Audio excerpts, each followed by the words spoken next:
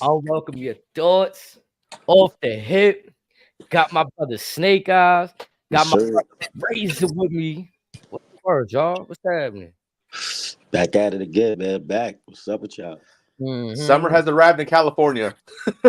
Man, it's Ah, getting there in New York City for sure. It's 80 degrees today. That's probably the best it's been. yeah, Wait, yeah. Weather turning. I'm loving it. I really, yo, Razor, you been here with me. Snake has been busy the last few weeks. So I really want to put his mind on the state of everything that's been going on in the WWE right now. Right. I'm a fly on the wall. Yeah, nah, I want you guys to really get off though, cause he told me that he got a lot to talk about. So where you want to start off, my brother? Well, just to like not drag it out too crazy, I'll just try to sum up the things I've been seeing lately. I seen shout out to Liv Morgan, new women's champion. Oh wait, Dom, you're in trouble. I don't know what's gonna happen to you. You're in trouble, Dom. You fucked up, brother. He's the Fucked most up. hated and most respected man in the game right now. You know what I mean? Like he fucked up big time with that. Even the following. I mean the cage match. Like he just you can't get right, bro. Just stop showing up, man. You look bad. Judgment Day is on the rocks. I don't know what's up with them. It looked like they're going in the direction of maybe everybody going solo again or something. Maybe. I see that. What I do notice out of this Judgment Day shit too, like they've been giving JD a lot of love. JD's been getting a lot of spots. JD's been getting a lot of time. Like you know what I mean to like progress and shit. So I see JD a lot. Braun Strowman is back. oh Braun wait, Strowman, the monster Braun Strowman. I see him come back. You know what I mean? That's dope to see him. He got the hair back too. he Right, getting there. He getting there. right. I seen Carmelo Hayes get implemented nice, you know what I mean? Getting these nice, these this LA I got Knight. something to say Yeah, about Carmelo when we done later. yeah. Yeah, I see they trying to Oh, do something with Carmelo Hayes and LA Knight. Like you know what I mean? Those been dope back and forths. Of course, the bloodline business, the new bloodline. Tamatunga arrived. Then Tongaloa arrived. Just the new 2.0 bloodline, solo at the helm, gloves now, new cut. Like, I see what they doing. I like what they doing, but that nigga mm. Kevin Owens said some real shit. This ain't the real shit. This ain't the real. This ain't the niggas I'm really scared of. This ain't the OGs. Like, that shit hit to me. I ain't gonna lie. That shit kind of hit. Like, Roman return is finna be mega, y'all. That shit's finna be box office on another level. So I like what the bloodline is doing. Paul Heyman still being amazing, still selling this shit to the T. You know what I mean? Like he needs help. Somebody need to save Paul right now. He's in hell right now, fucking with Solo. That whole shit is dope right now with Randy Orton and all them. That shit is fire. And I would say this: finally, they did something good with Cody, man. I feel like Okay. from his title reign, I was like what they doing. I like this AJ. Yeah, get dirty. I like this feud. Let's give him a nice feud to continue on with. You know what I mean? Like I like that. Let's see them go at it a couple times. I like the OC Hill and all that. So now I I'm gonna just get think, into that a little later. yeah, like so. That's a couple of things I've been noticing and shit. If I miss anything, yeah. Just pointing out something you called a minute ago. Nia Jax winning Queen of the Ring. I don't know if you touched Mm. that right there. You Yeah, didn't yep. call that. Shout out to Nia Jax, man. Shout out to Nia Jax. She ain't get the title yet, but that's the next best thing, I guess. That's good. You know what I Oh, mean? he said yet. He said yet. Hold on. Oh no, I Yeah, think I think she's getting it mhm. too. Yeah. Yeah. Yo, the way she won it was amazing. Like the way she won, she smashed that girl Lara bad. There was no way she could win that. You know what I mean? Like they pushed that's another thing. They pushed that Lara girl. You know what I mean? She came over that Valkyra girl. Like, what's with her? Like, she's getting a big push. So like Becky Lynch gave her like a head nod on over on NXT during her time. In that title match. Yeah, Becky Lynch dropped the NXT title to her. So that became the push right there. That was the very first I ever heard of Lyra Valkyria. Honestly, like Wasn't it the other way? No, I think it was the other way around. I think Becky won it off of her. did she? Cause I think so because that's when they were doing that thing of main roster guys popping at NXT or whatever, doing some usual bullshit. And that's what really, I know that's what kind of shocked a lot of people because a lot of people thought that Lara was going to win then and there, that Beck's going to pull up, give the rub and run. But then they put the belt on Becky. Everyone's like, wait, what? Yeah, and then Another that's thing when I they have their noticed, little moments. yeah, with that right there too, like why Tiffany Stratton didn't get a king in the ring? You know what I mean? Why she wasn't involved in this? You know what I mean? Why was Tiffany Stratton not involved? I feel like they want Here's my theory with her, and the same thing goes for say if they want to put the Rocket on like a Maxine Dupree or whatever, or even like a Mariah May in AEW. With her specific style of character, we saw this with Eva Marie. We kind of saw this with Dana Brooke back in the day. We kind of saw this with Summer Rae. Say you put the belt on them, then what? Right. Yes, the athletic ability is there, but you can't really put them with just anybody because they're not there yet. Yeah, I think she had. If you put the title on her, it's more like have fun with the title kind of thing. He's gonna run around. Here's a bonus for a couple weeks or whatever. We'll comp you a free vacation, whatever the fuck. But again, she's good, but she's not there just yet. I think the strap is about to get put on Drew McIntyre too at Clash of the Castle. I think we gave Damian, like leading up to WrestleMania, everybody was like, "Yo, what the hell is Damian Priest doing with this damn Money in the briefcase? He missed my opportunities." I think they found the way to slide him in, so it didn't look like a wasted thing. They got him out, got that out the way. But Drew deserves to be the champion right now, man. That's how you roll out that him and Punk shit is gonna be even more popular. Y'all think Drew win? I think Drew get that at the Castle. I'm glad you mentioned that. I have one concern with this story right now. I'm worried that WWE may dive into their old habits and ultimately give us a triple threat for the belt. They doing too much right now. They doing too much right now. There's a lot going on with that right now with all three of them. It's like it should have just dropped with Punk. Four to me. Punk should have been irrelevant to this by now. Because you still got Goldberg getting that title match at SummerSlam. Yeah, what about Seth Rollins? He got to make a return, don't he? Again, Seth's healing his wounds. Gunter, I'll get to that here in a minute. But as far as the main thing right now, it should have been solely Priest and Drew. Punk should have been irrelevant to this whole big thing. But because he's still the fold or whatever, because Drew's character or his personality, whatever the fuck, ain't letting it go. Right. He's backed himself into a corner. So again, whether he's a transitional champion or if it's a triple threat and Punk pins Drew, all of Drew's hard work is all for naught. And this is what all that progress, all that work, all that time, money, effort, it's all gone to waste. I told both you guys what I think. If they really want to fuck with Drew, he loses money. He loses via Money in the Bank cashing twice in 1 year. You did text me that too. Mm-hmm. But I do have another but. Given what they've Snake, did you happen to catch what NXT did this past Tuesday? Man. I did watch with Trick with Ethan Page coming over. That and Jordan Grace coming into the fold. Right, against for Jordan, the title, TNA. Jordan Grace did appear at the Royal Rumble, and then there have been some signs of TNA again, everyone knows that TNA and WWE, they have a partnership right now, whatever, to a degree. We don't know the lengths of the extent of that partnership, but after that happened, a lot of folks from TNA started basically calling out folks from WWE saying who won it. More particularly, Moose called out Drew. Okay. That would, again, could we possibly see Drew challenging for the TNA World Title at some point? They never faced in TNA? Drew yes, they did a few times, and it was magic. It was money. Can y'all see a world with WWE champion, a current WWE guy signing WWE with the TNA title? Absolutely. That's fire. That's fire. For this reason alone, unfortunately, Kenny Omega already did it in the early stages of AEW. Christian did it too. He was holding their TNA belt while in AEW. Yeah, it's been done a couple times before. But then again, this is pro wrestling. Everyone works everybody. Everyone takes inspiration from everywhere else. One person hasn't really understood that quite yet, but for the most part, Triple H would say it's just the game we play. I think it'll be a win. It'll be a win. We are world wrestling entertainment. Now, Triple H, that your man, like I don't watch much of that other brand, but I mean, because I'm loyal. But I did see their main guy make a return, and I see you with your little Triple H jean jacket. I see your little test. We see the little. He had that 1996 Hulk Hogan tan. Yeah, oh, it's darker than me.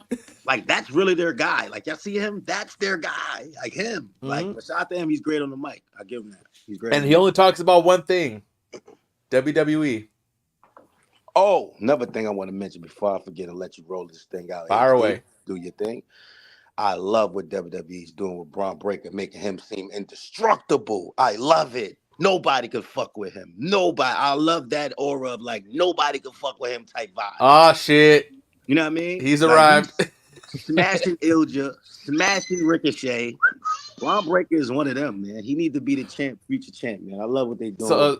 So Snake, I want to ask him real quick. So you seen that clip on Twitter of Braun crawling from the crowd, hopping guardrail, and just spearing Ricochet, one motion. Right? That's some real athlete shit. Tell me he can't smoke Tyreek Hill in a foot race one time. That's some real athlete shit. That boy moving. You heard?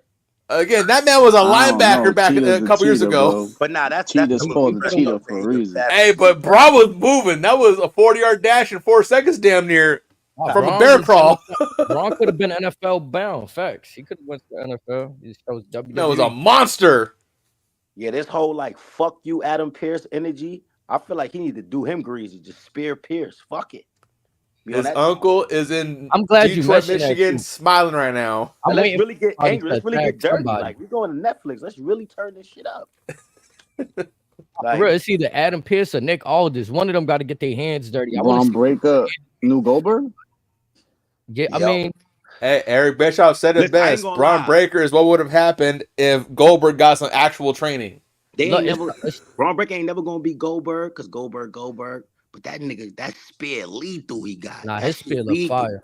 Yeah, that shit lethal. Bobby Lashley's my man's, and I think Braun Breaker's spear is better than Bobby Lashley's. Like, I don't like Bobby Lashley his roll over and all of that. Like he does. Roman shit. He kind of cradles when he does it. That's why. Yeah. Roman last one versus The Rock. Braun is running through you. that was yeah. Oh yeah, the Rock sold that too. The Rock sold the one from Roman. He got split in half. Like that's another thing too. We got to get back to the selling. Like, you know what I'm saying? Like they got to take notes out there. Ilja, that nigga Ilja, the Russian dude, he's great at that shit. He sells them. He's a great sell. He's killing it.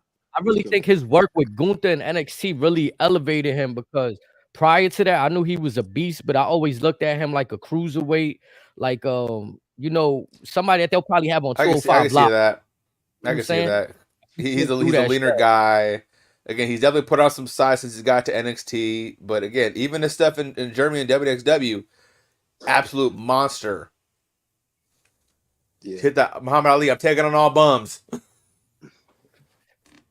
I like what they doing over there. I just feel like the main event scene for Raw is lacking something. Like Snakes was saying, the Judgment Day is starting to slow down. Rhea's hurt. It don't got the same vibe with Carlito in the mix. Like that, what they doing with that's a little weird. You got Braun Strowman and JD McDonough beefing. You know what I'm saying? It's just what I was thinking though, HD too though, like because last week was the first time niggas ain't give niggas Jay Uso. Niggas definitely went crazy about that. Like, whoa, no Jay. You know, show was cool, but like no Jay. He's powerful. He's really powerful, but it's so much people on the roster. It's so much, you know what I mean? Programs, you know what I mean? That, you know, it might have to be a week where we don't see Jey Uso. You know what I'm saying? And also with that, like as Snake Eyes calls it with the other show, everyone's just coming back from injury. Both shows are just put everyone out that's coming back from injury saying, hey, all right, go get your sea legs wet. We're going to get you 30 back in the mix right away. Let's see if you still got it. I'm not going to, just because you said that too, we didn't, when we covered it, there was no news of Edge breaking his leg yet when he did that spot, right? When we covered it, like, we had a feeling. We had a feeling. But I'm gonna go on record now here that we got everybody. We do not need spots like that. And from a 50-year-old fucking man. I'm not gonna Sting would have cleared that shit. I'm gonna be honest though. Edge probably wanted to do that. That's the problem. That's the problem. He said he got too cocky. He said it in that little Twitter upload. Have you learned nothing from Jeff Hardy in the 30+ years you've known the man? You're too old for this shit. Yeah, nah, he really. So that's a real injury he caught. Yeah, he out till spring of 2025. But knowing Tony, he'll be back by World's End around Christmas time. You know, it's wild. That's crazy because damn, he just popped out with Gangrel, bringing like that brew vibe. And damn, like I was, you know, I don't rock with that other show, but I see clips and shit. I'm like, okay, he brought Brood in there. Like, you try to, that's some WWF shit. Like, them niggas trying to like steal the They vibe. didn't have the music though. Yo, Gangrel still wrestling. That's fire, man. That's fire. They didn't have the music though. But Gangrel, he never really stopped wrestling. He's been doing indies out in Florida for a minute. Right. WWE just wasn't rocking with his look, his style. They feel like he was old, out of shape. That's why See, Mark Henry contract is up. I think he makes a reappearance to WWE. Mark Henry. Oh, most def. Yo, Even as a trainer or a scout. I said the best thing he did for AEW still fell on WWE's hands. He found Jade Cargill. Yeah. Oh, by the way, they're looking amazing as tag team champions. Just keep the belts on them. Just let them walk through the hallways. I'm not gonna lie. That new finisher they have after they created that new finisher, I kind of want to see them split just yet. Like they on to something. They got the matching outfits, finish it. Like all they missing. Jade got better in rings. Give them their own song. Their own song, their own tag team name, and boom, it's over. You didn't got to give them a name, to be honest. You don't think so? You don't really have because everything else is firing already. They don't really need a name. I mean, the one can come organically, but again, you don't need it. You could just shorten it down, Bianca and Jade. Boom, that's it. I mean, look at most duos in sports. They don't have a nickname, really. Shaq and Kobe. The 2-man power trip, though, that was crazy. Austin. I mean, so was Rock and Sock Connection, whatever. But still, again, it's not really needed unless you're really trying to push the merch. Right. But this is WWE. The merch, that's it. You said it right there. That's what sells everything. The merch. I see. Speaking of which, on that quick topic, yeah, the top as a couple weeks ago, the top 5 sales for WWE shop are all women. I can see that. Rhea leading that pack, right? No, it's Liv. I think the Rhea was like 2 or 3. The crowd, the thing for bad girls, like you see how like the heel men works. I think the heel woman is starting to catch on. That whole like, oh, we fighting for women's evolution pay-per-view. Like, you know, that was cool. They got past that, but Rhea Ripley, Liv Morgan, those on the contrary. Do you 3 gentlemen remember a saying that was made famous in the 90s? What's that? Sex sells. Of course. Absolutely. Everyone's doing it right now. TNA's doing it. AEW's doing it. Stardom is doing it. WWE's doing it. Hey, I tell you this. Like you said, Raw's going to Netflix in a few months. When they bring up Jada Parker and them, boy, they really got some shit. Like it's some Jada, Lola, like, it's some Nikita. They got some joints, man. I like too. Another thing I want to point out. I like the see EO getting frustrated. I like EO mad. Ain't EO Sky angry and shit. I like that. Shout out to her. I like her. I'm worried about her repackaging. Do you feel like this is this consensus I'm getting from a bunch of the groups and factions that we're seeing? It feels like their times are coming to an end. Do you feel that way? Good times? Yeah, like we got the Judgment Day. They've been at it for what, almost 4 years now, maybe 3. Yeah. I never would have thought they'd bring a Carlito on. Like I never would have thought that. Like they just thought like the R-Truth shit. Cool. And it's like they just add in whoever. Like, but I guess it's I don't know. Rotating piece. Judgment Day to split. I like them. We never got Judgment Day versus the Bloodline. We never really got that. Who's to say they don't really split up? They just, I guess, weed out the folks that ain't really benefiting them. Priest is so focused on the stuff with Drew and Punk, he's forgetting the main mission with things. Remember, Priest was trying to tell everyone, hey, it's me. And Finn getting that dirty look like, nah, bitch, it's we. They might bring Rhea back on some leader type. She might be like the leader when she come back. Like, you know what I mean? Folks always said she's running that shit. Right. Mommy wear the pants in that family. Another thing I was seeing floating around, how they got feel about this AJ Styles Cody situation. They're saying that maybe Arn Anderson is going to be implemented soon. Like Arn Anderson. His contract did end this week. I mean, I've always said get Arn Anderson like back with him. That's fire. I ain't gonna Nightmare Factory in WWE.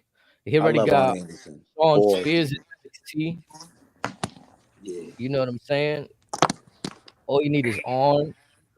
He'll have 2 out of the 3 missing MJF, but we don't really need to worry about that right now. Oh, Ricky could be gone soon. We don't know. Yeah, Yeah. Ricky Starks, right? Yeah, All right, so about all him. right, all right. Speaking about AEW people coming over, right? Y'all think Cody has his hand in all those, right? Cody and Punk, in my honest opinion. All right, so that Ethan Page, right?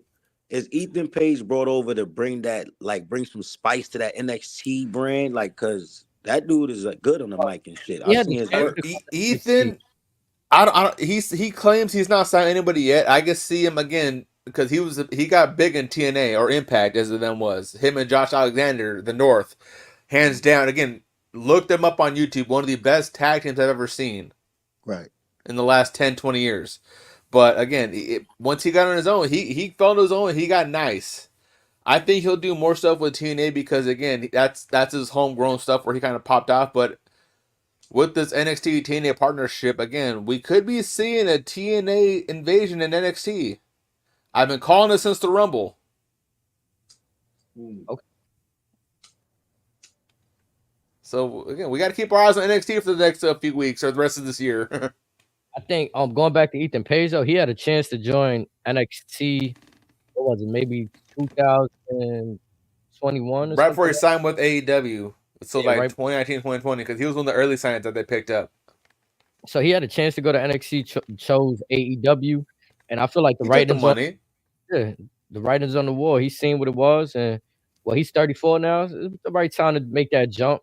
And they barely used him on top of that. Again, like I've touched on a few times, just with the names for the men alone on AEW's roster on their website is more than the combined names for the Raw and SmackDown rosters. Just the men alone. There's too many boys there, too many bodies. So They fell of in course, love with Will Ospreay. I see that. Yeah, but that's not a surprise. yeah, They was gonna go crazy with him. As It's soon like as they put like Swerve just won the belt. He already got defended against this dude. This man just won the belt. Like, goddamn. they have wasted Swerve Strickland's title run. Because again, this is the match with Swerve and Ospreay alone should be something maybe end of this year, maybe even next year.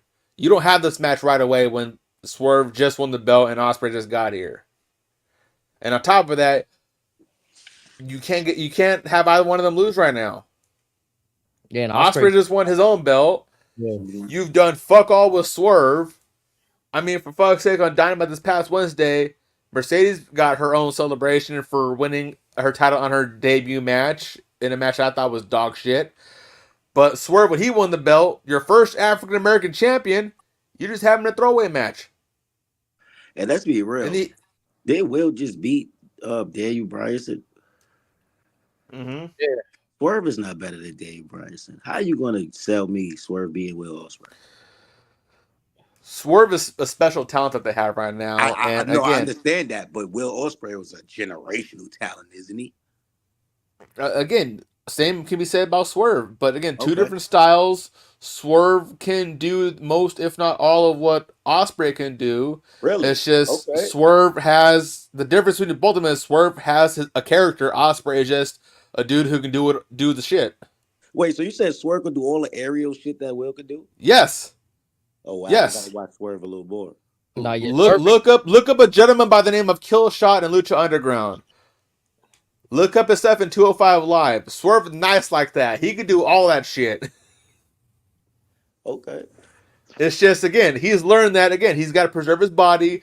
That shit can come when the moment is right, when the bag is right. Until then, he's elevated as shit.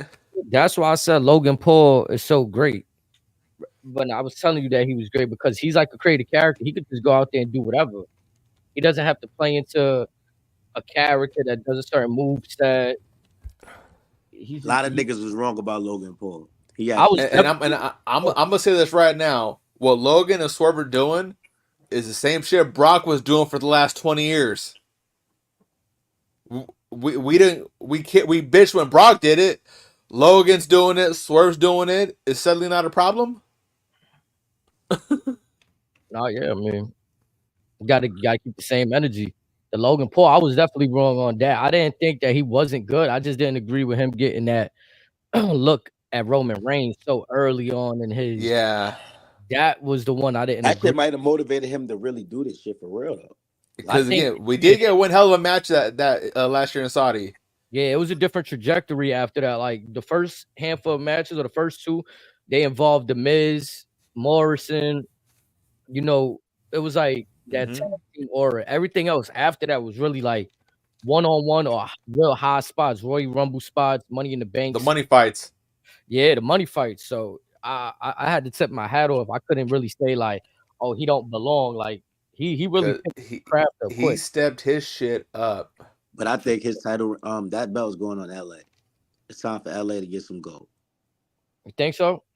Yeah, he's like one of the only guys that had a hell of a run last year that didn't really truly get rewarded. So, all right, let me ask then. Do we see LA Knight versus Logan Paul anytime before SummerSlam? Because remember, they're gonna have no. It'll be he's not SummerSlam. beating Logan in his hometown. It's not happening. Ain't SummerSlam in Cleveland? You think happens at Clash? SummerSlam is in Cleveland. Logan Paul's not losing the belt. Yep. Maybe in Money in the Bank. Toronto. I can see them doing the old WWE stuff and the champion loses in their hometown type bullshit. I can see them doing that legitimately. Wow.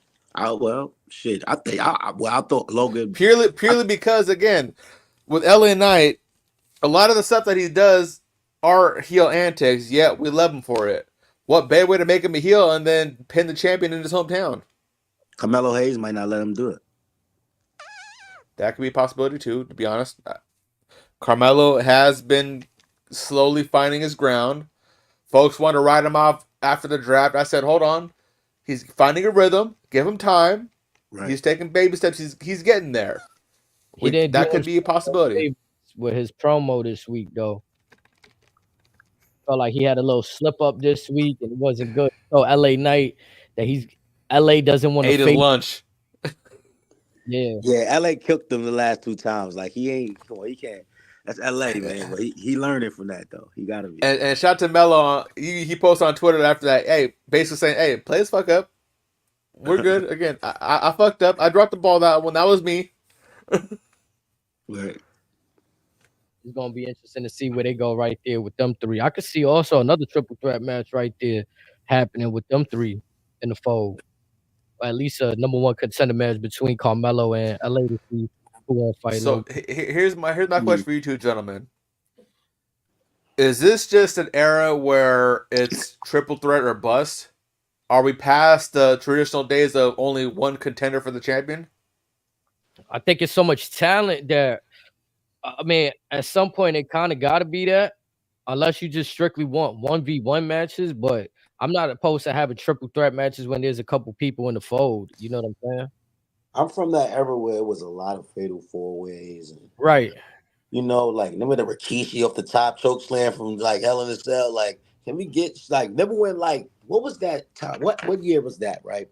When the whole year tied them together, and then I think Mankind was the GM, and he's like, Undertaker come out. And they all had beef with each other for all the shit they was doing to each other over the year, and that's how that 6-minute Hell in a Cell got put together. Mm-hmm. Like, they need to do some shit like that with all the contenders. You know what I mean? Like, but my point is, it seems like more often than not, that's usually what both shows are reverting to. So again, is this just the new thing now? Is the days of the 1v1, are those antiquated now? I guess triple threat just adds that extra element of you don't know what's gonna happen. You throw in an extra part in the match.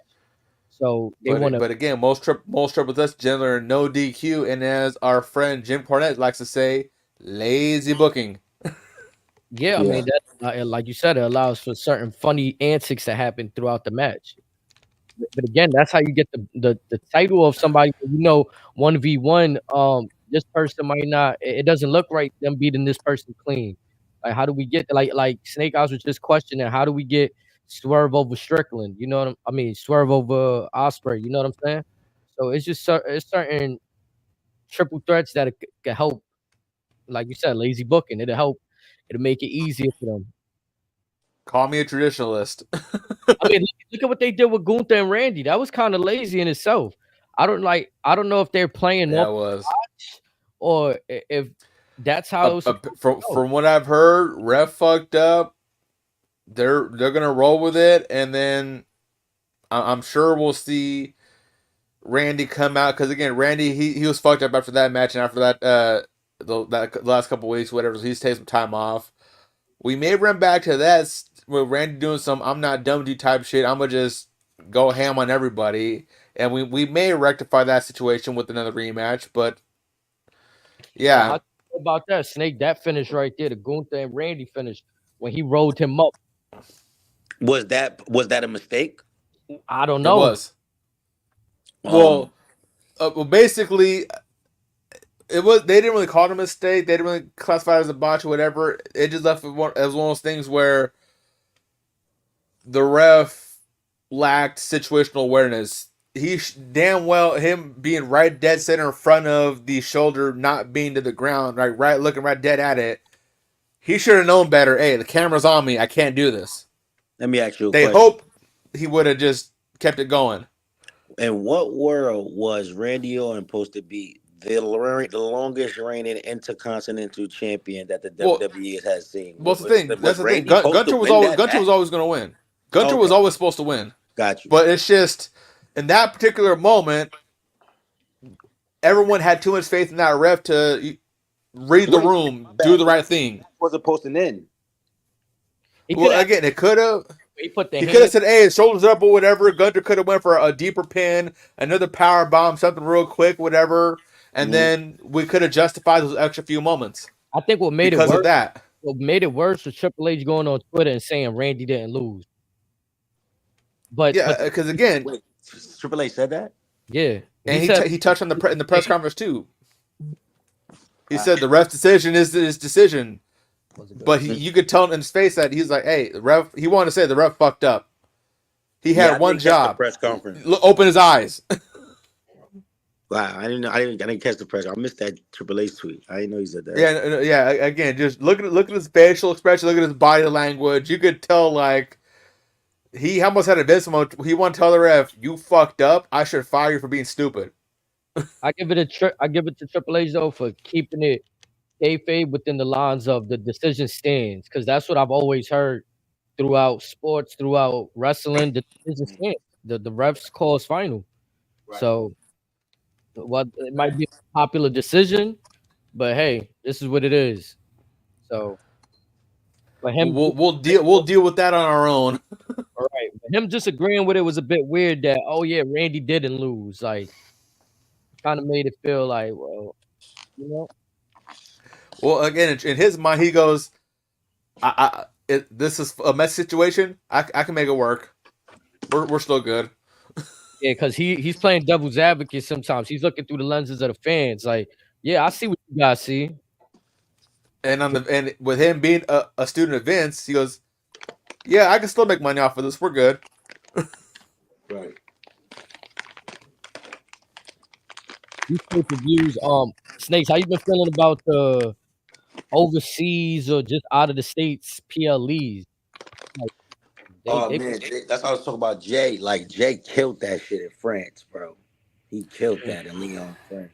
That was an all-time entrance. That's an all-time all-time entrance. I asked HD this. I want to ask you, Snake. What's your honest to God opinion on essentially the crowd and JoJo gifting Jay the coveted and hollowed fireflies? I feel like Jay should just be like, he's running with it. He's honored. You know what I mean? It's attached to Bray Wyatt. You know what I mean? Anything with him, you embrace it. You know what I mean? So I feel like now it just adds more to his entrance. You know what I mean? Because it's just everyone gonna be lit just because of that. You know what I mean? That's fire. That's dope. Mm-hmm. Yeah, it's definitely gonna be lit now. It's really gonna feel like a party when the lights go off and everybody throwing their fireflies up. So, was there any people that don't like it? Like, you know what I mean? As far as again, there was some noise on Twitter about a few things regarding the Fireflies and regarding the YS6. A lot of folks kind of felt that the Fireflies should have just been left alone. They should have just called it something else or whatever. Don't just leave Bray out of it respectfully. And I get that. But again. Okay, so hold on. Damn, you just unlocked something in my brain. Yeah.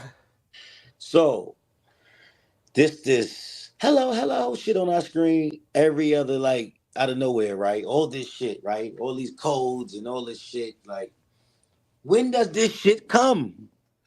So, what if Jay is a part of the plot and he get his ass whipped for using his brother's shit? Like, what if Uncle Howdy never gonna beat Jay ass for that? Like, I feel like they gotta come powerful, right? When the six come, they've been planning something. Cody, somebody's finna get worked by them. Somebody powerful. So I like, maybe that Firefly shit playing to that. I don't know. Like, and that's the other point I wanted to get. That's the other point I want to get to. And AC, you and I touched this a while ago, but but again, when we got the White Rabbit stuff during the latter part of Bray's career, most of us were kind of okay with them kind of dragging on because we kind of knew it was going to happen. Just we want to see what the next QR code showed. This go around with Bo Dallas and the YS6 with whether it's Dreadmere, whatever you want to call it, whatever it's going to be.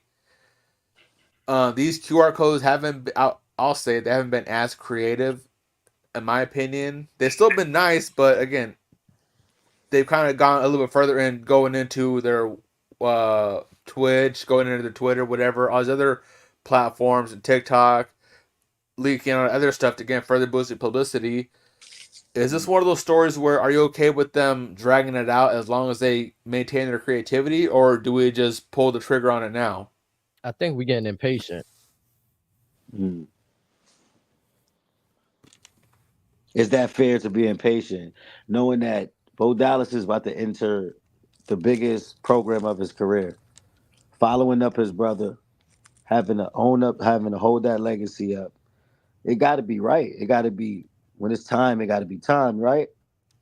Well, that's true, but also if you guys remember, what Bray was able to accomplish in his run was phenomenal. It was special. It was a treat to watch. For the most of Bo's career, with the exception of the B team stuff and his tenure in NXT, he wasn't really presented as nothing special to begin with. We saw bits and pieces here and there, but I think with us as fans being conditioned to the old Vince stuff, a lot of folks are concerned that the bar is set too high for Bo Dallas, and they're worried it's gonna be a crash and burn situation because Bray was Bray. Bo Dallas is, yeah, who knows? I think that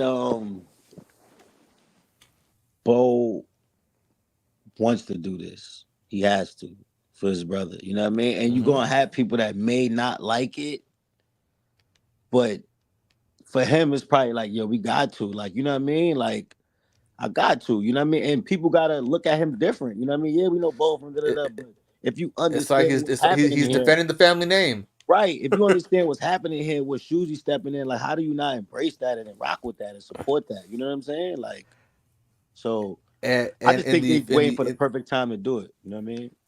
And in the very few interviews that he's done since Bray's passed, that's kind of what his MO has been. He goes, I need to do this for Bray. I need to do this for our family. Again, we as a family need this. And the family's kind of had the same testament. It's like, he wants to do this for his brother. We're going to honor that. And that documentary, the Bray Wyatt documentary, shown that he's not just like signing up, like he's in the gym. He's like, all in. Yeah, he's with the person that was working with his, like, you know what I mean? He's probably like literally trying to like continue all Bray's thoughts. You know what I'm saying? Whatever he was planning to do, the things he was thinking about, all that. He's trying to like probably bring that shit to life for niggas. Like, and also, I'm not sure if you two have seen what Bo's doing on his version of what Bray was doing on YouTube. He had the whole separate channel. Bo sound with his voice, I shit you not, and I'm getting goosebumps talking about it. He sounds just like Bray.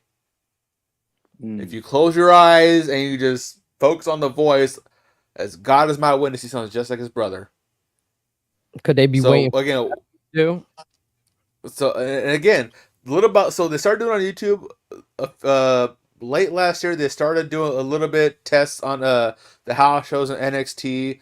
I know they've been doing more of the teasers on the house shows than Raw and SmackDown. But again, much like with the White Rabbit stuff, they're easing into it.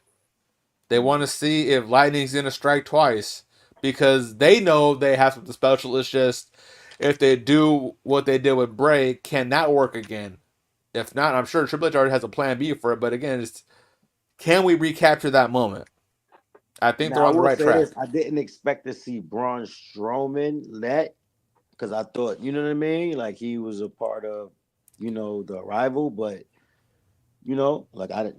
that's one thing. That could be part of us. That could be a whole other story once they come in because we know that they signed Eric Rowan back, and he's rumored to be part of that.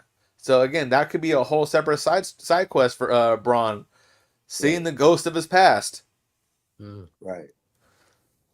What if they waiting for Netflix deal to pop through and they could do more on Netflix with the story? So again, back to my point is knowing what we saw with his brother. As fans, are we okay with them stretching this out as long as what we get in between then, satisfies our entertainment? Yeah. Right, so let me ask y'all a question. Fire then, yeah. All right. You got Roman's return. You got a new YS6. Like, can you run both of those at the same time? But they're gonna be different shows, right? So maybe you could. Who knows? Who knows? We don't know. Roman is technically a free agent. What if the YS6 fuck Roman up with his return? Like they come again. This is a beautiful problem for Triple H to have because with those two stories alone, you can go in a million and one directions, and either way, it's probably going to be fucking amazing. Triple H said after Roman lost, he's going into a new storyline that's going to blow our minds. I remember he said that. And he said years ago, there's always a plan for the plan. Mm-hmm. So do you think the plan, since now we're talking about plans, I've always felt this deeper plan would be fire if it would just made sense somehow. You got Tama Tonga, obviously in the Bullet Club with the OC members and AJ Styles. I feel like, do we get a interaction between them sooner, or do they like you said, holding off? Do they keep that away, keep them separate for now? I honestly think that will be saved closer to Cody Roman 3 for this reason. We'll get the stuff with AJ and Cody out of the way, and then somewhere down the line, Triple H will piece together that it was one of those, hey, they're both from the same faction, brothers fight, it's good, it's all love now. So once we get the Cody versus Roman into that, Roman's got the bloodline, Cody pulls up with a too sweet, here comes the OC, you have AJ, Carl Anderson, Gallows have a stare down with the Gorillas of Destiny. That place is gonna erupt. I don't care what city you're in, what country you're in. They're gonna lose their fucking minds. That would be. And again, you could keep that on the back burner till next year if you want to. Maybe even at the Rumble. Just you got that on ice. Definitely, and you got Finn Balor on the other side too, just waiting for, That's a whole nother thing too. That's a whole separate deal. That's a whole separate deal. And they got a lot going on with the. Like I said, New Japan. Like I said with Triple H, he has a lot of problems, but these are great problems to have because again, no matter which direction you go, it's literally not the wrong answer. Whereas with the other show. You want me to just get into their stuff now real quick? Just get it out of the way? What, the other show? Yeah, just get it out the way. Go ahead. I had high hopes for them. I'm going to be honest. These last 4 or 5 weeks, they were slowly getting my attention back again. And like clockwork, they piss it away. I wanted to like this Team Elite versus Team AEW stuff, but after the bullshit we saw at Double or Nothing, I want it done sooner rather than later. Because that was one of those things where, again, because of story continuity, the Team AEW should have won. Yet, instead, we got Darby getting hit by a bus on camera. Darby setting Jungle Boy on fire. Darby getting hung by his broken ankle by a cable and being hung there for about 10-15 minutes. Crazy. All for Jungle Boy to pin Daniel Bryan clean. All within like 30-40 minutes, half an hour after the 4-hour mark of the fucking pay-per-view. It was a long pay-per-view. Very long, but again, like I told you, after the Swerve Christian match, which I thought was incredible, again, Christian is a consummate professional. He can work with anybody, literally. He's proven he can work with anybody, any style. He'll make it work. The finish of that was perfectly crystal clear. Swerve hitting that kick while Christian's mid-spear. They catch. Someone caught it mid-air in slow-mo. Fucking amazing. But when that match ended, there was probably about 7, maybe 9 minutes left in the pay-per-view. Now, granted, I thought that was rather entertaining. Start with, again, usually they pick a random song, play it. They played Mox's song. They played the EVP song. They played Final Countdown, which everyone lost their minds. Matt Jackson did a whole cut the music. This song's costing me money, whatever. Around that time, the match should have ended. Instead, they went an extra 25 minutes of a whole bunch of bullshit. The crowd was sitting on their ass. I wouldn't be shocked if a whole lot of them went home after that because they were like, nah, fuck this. Fast forward to this Wednesday. Like I said earlier, you had Mercedes get her celebration. They had her get attacked by Sky Blue. Sky Blue revealed that way back when promoting Mercedes versus the winner of the TBS champion at the time, when it was Julian Willow, when Mercedes got jumped, it was Sky Blue. A few minutes after that, Tony Khan announced that later in that show, it was going to be Mercedes versus Sky Blue for the TBS Women's Championship. Yo, hold on. Wilder just got KO'd by Zane. No. Yeah, man. It's breaking news, man. He just KO'd Wilder, bro. This is crazy, bro. I don't know. So this is Wilder's second knockout? And I don't need to mean to transition into a different sport because I know we talking on wrestling. That shit just came on my time. Oh, we need that, right? Man. So Wilder did a 360 and got punched. What the hell? Who's training this man? This man literally did a 360 in the ring. So this is back-to-back knockouts for Wilder, essentially. Yeah, he signed his contract too quick. Wow. That Chinese dude ain't no game. I don't know why niggas keep fighting him. Like, that nigga's a problem. Every time I see that Chinese dude in the ring, he's pounding on some shit. Pause. No Diddy. Oh, he violated Wilder, Ray. You got to see that. You seen it? That's nasty. Bro, I ain't gonna lie. That was some video game shit. Like, nah, man, like the opponent. I'm gonna quote Musha from Mulan: "Dishonor your family, dishonor on your cow." That man took your soul. He said, "Your ass belongs to me." Crazy. But again, back-to-back knockouts. Is it safe to say Deontay's done? Oh yeah. He got it. He's done enough. You know what I mean? Like, he's done enough. You know what I'm saying? His. If you really wanted the bag, you could have fought Joshua. You could have fought Ruiz. Everybody else but Tyson. But that was one of the greatest feuds of all time. Like, he could have stopped there, even in defeat, bro. Because people really thought he won the first one, so he always had that. At the end of the day. So it's like, yeah, and then he had the rematch where he blames him getting his ass whooped on him wearing heavy ass gear, and you chose to wear that shit, bro. All I remember is fucking Fury getting up like the Undertaker. That's all you remember out that series. After that, that moment was crazy. Memes and gifts with the Undertaker gong, and you just see Fury getting up. But real unboxing real quick. Usage taking out Fury. How we feeling about that? I'm about to say that. His time finally came. That nigga Yeah. Usyk feet work is immaculate, bro. That Like, man you is know an what I mean? animal. That boy was on him. Like Fury could get away with that intimidation, being big and lean and all that. That nigga Usyk was But on usage, that. he's just as big, wasn't he? Yeah, that nigga's on that boy. So what's the next fight for that division?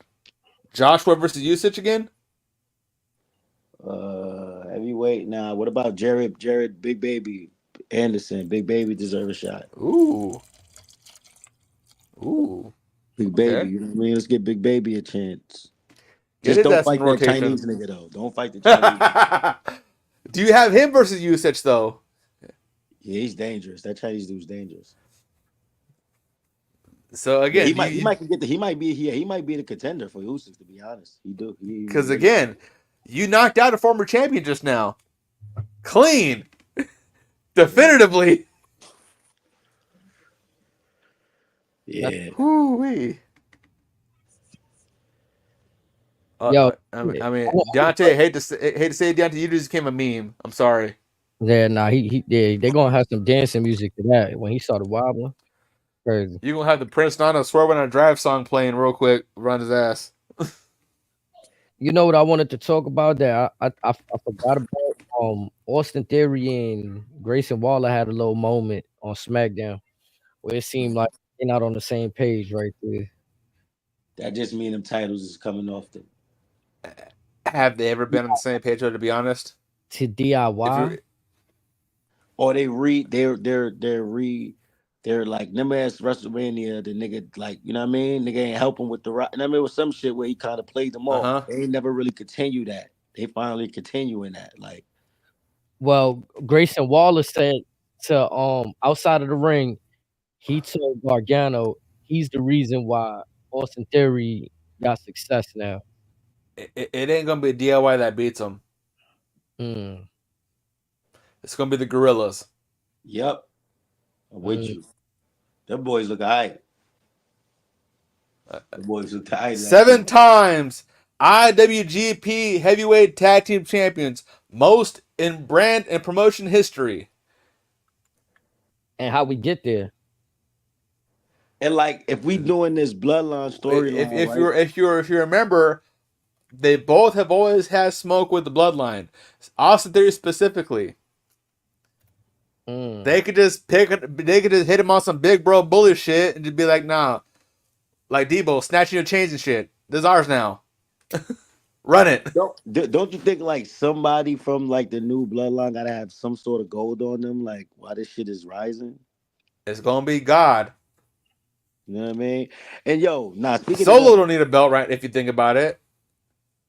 How do y'all feel about the conversation with Paul Heyman though? The final, like, they're finally like kind of, we, like, who's we? Like, they're finally, I'm glad yeah. Paul said something that I've been feeling. He said, all I've been seeing is random acts of violence. Like, that's how. Then, they promoted Tonga not being able to come to the pay-per-view because he's a felon and like these is real gangsters. Like, you know what I mean? Like, that's crazy. Yeah, I mean, I like the angle that Paul Heyman taking because now it's looking like he's standing up a little bit. Like, so that tells me somebody's gonna have his back sooner than later. You know what I'm saying? We can expect just planting the seeds. Mm-hmm. I'm gonna be real. He's on his way. The way they swung in Tonga is like, who else did they sign? We don't know about this shit. Like, you know what I mean? Again, like, there's rumors of Lance. There's rumors that WWE also signed the Gorilla's 7-foot baby brother Hikuleo. Mm-hmm. And he's still a little bit green with everybody again. Little brother is 7 feet tall. Wait, Tom and them got a 7-foot brother? There's another brother, Hikuleo, in New Japan right now. There is a third son of Haku. That's the one I this motherfucker in earlier, but they ain't bring him in though. Yeah, they got a little big brother on the way, maybe potentially. I could see that Lance guy coming though to be with Roman in them. Like Lance. And then again, we could see Pop Haku in the mix too. Folks have been thinking about Haku and Rikishi popping up one time. Yeah. Listen. Let me ask you a question. Shit, what do y'all think is the ideal thing for Roman when he does come back? Like, does he win the Rumble? Does he win Money in the Bank? Does he shot? Like, what does he do? I think if he comes back, it'll be before the Rumble, reuniting with the Usos, and he'll have his little match of Solo real quick, just assert dominance, say, no, we the actual ones, and him and the Usos will be called the ones. Then Roman will casually be in the Rumble, tell Cody, hey, I got my eye on you too. He may even just do some other shit, maybe steal Money in the Bank from whoever wins the Money in the Bank, and just tell Cody, hey, this is in my back pocket, I'm going to save your ass for later. Roman, you don't have to just throw him in the timings right away because there's so much else he could do. Whenever Seth comes back, Roman still got to run it with Seth. Oh shit, Seth. Forgot about Seth. Shit. So again, Roman, you can do a whole lot of things. He don't need a belt. He's just gonna do his shit. We're gonna be here for it, and then when we do get Roman Cody 3, it's gonna be we're box forgetting office. about The Rock though. The Rock is in here. Rock is in this. Like The Rock. That is true. For sure That is true. This. Like he. But again, that could be after Roman wins the tiebreaker. To be honest, that's gonna be the icing on the cake. Because Roman will say, all this, you were the prize the whole time. So belt or no belt. All right, so who's Solo taking orders from? Rock. Right. So I think Rock gonna make another appearance this year. Again, much later, but he already said it's gonna be against Cody. Roman and Rock doesn't need to happen right away. Because again, that's gonna be the final boss, the final chapter, the final page of the story of the bloodline. Okay, so let me ask you a question. They're going to Vegas for WrestleMania. What do you think they're doing? Like, you think they're going to Vegas with a okay card? Like, again, that could be Rock versus Roman. It could be Roman Cody 3. Me personally, I think that Roman Cody 3 should happen Survivor Series, which possibly could be at the Garden. Now, again, they may do Barclays or whatever, but again, for historical purposes, Rock debuted at Survivor Series. Roman debuted at Survivor Series. It's at the actual grassroots backyard of WWE, the Garden, the Mecca. So much history behind WWE there alone. Ain't no better place than to have that rubber match. Think of all the legendary fights that happened there outside of wrestling. Okay, but that could just be another thing. We got Jacob Fatu.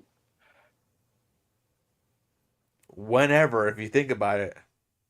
Because again, once he comes in, that's going to just be a big major thing or whatever. But also, I don't think he's going to side with Solo. Nah. I think he might side with Roman and the Usos. That's what I'm thinking. Zilla might go with Solo. Time is ticking. But again, like I told HD a while back, Roman knew real quick that he can't control Solo on his own. What better way to contain the beast than get a bigger beast? Get a nastier beast. Get the one that everyone said was the black sheep of the family. I'm gonna recruit him. He gonna put your ass in check. This big dog over here. Yeah, nah. This. I'll say this though. WWE is doing a great job. You know what I'm saying? With everybody else, you know what I mean, involved. You know what I'm saying? Building all these other superstars and shit like that. Without Roman here, they've been doing a good job. And that was the big question we had: is can they survive without excessive bloodline stories? Can everything else survive on its own? So far, it's doing a pretty fair job. Listen, no Seth, no Rhea, no Roman. That's three of your biggest dogs, not on no program. Who would y'all say is holding it down right now? Dominic. I don't think Cody. Nobody. Yeah, shout out to Solo. Dom. I like how you shouted out Dom. Dom been putting in pain for real. Dom, Cody, and Solo are the ones holding it down right now. Dom's holding down a 3-hour show. If you think about it. Right. Nigga, Dom got a whole soap opera going on right now. Like, Nigga just got Who would kissed have on thought? TV. Like nigga just got kissed by Liv. Like this shit finna go up. Like her and Rhea He has shit been finna go up. blessed by Latino Heat himself. Yeah, that's a fact. Arguably too, AJ Styles been holding it down. Aside from his time away from injury, let's not forget he fought Seth Rollins. I think with AJ, he finally fell back in with his mojo because he was gone for a minute. He found his rhythm. He's locked in now. He fought Seth Rollins for the championship when they first had that tournament. So they already had him in that position where they trusted him with Seth Rollins. You know what I'm saying? Then they trust him with Cody Rhodes. They trust AJ's hold the top prize there before. He knows what it is. Mm-hmm. Like all of the people that got the titles right now, I don't think they really holding it down. I think they chased was an intriguing story to get there. You know what I'm saying? But I can't say Damian Priest is holding it down. I can't say Miz. You can't say Logan Paul's been holding it down. Logan Paul's been champ for 6 months. What, to watch SmackDown and him not be there? I mean, yeah, you can hold down the title. But think about it. As far as China for that belt, who else would have been worthy throughout those 6 months? Who's holding what down on a weekly basis, on a monthly basis? What question are we asking? If you asking, I'm just saying in general. I meant like as far as like without Rhea, Seth, and like who's like who's one of the main characters? Like you know what I mean? Got like Dominic is a good choice. Like he got a great storyline. So on Raw you got Dominic, you got Jey Uso, you got Gunther, you got Liv Morgan now. You still got stuff with Priest and Drew that's cooking right now. Yo, but on the SmackDown side, niggas is sleeping. But WWE actually doing a great job with that Otis character too, bringing him into this shit with Chad Gable. That's becoming like that's another thing. Like that's another must-see storyline that they building with that. I gotta give credit. That on Chad Gable, they said his contract was coming up. A lot. But again, both sides, a lot of contracts coming up. It's just it's gonna come down to what on AEW's side, we don't know their financial situation. We don't know as of right now. They're off of TV as of October this year. Unless something happens in these next couple months. But assuming that happens, how much is Tony really going to fork out for folks? But on top of that, is it even in Tony's best interest to sign more folks? Because how many folks that have gone from WWE to AEW and have gotten lost in the shuffle in 4 to 6 weeks or less?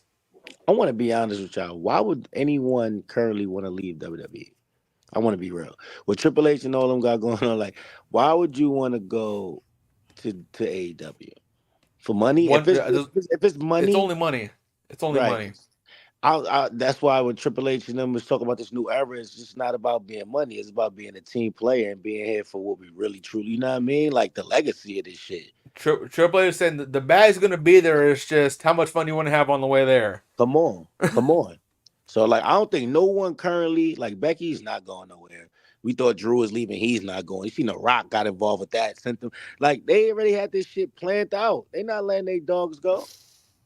I can see Ricochet leaving realistically.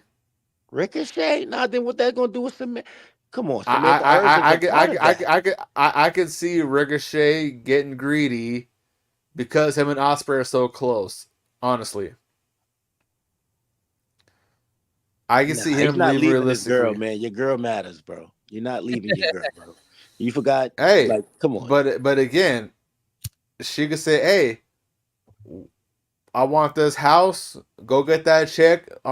You'll be back here in a year or 2 years." Bro, Ricochet is a part of a good program right now with this Braun Breaker shit. Like he's in part of some good shit right now. Like why?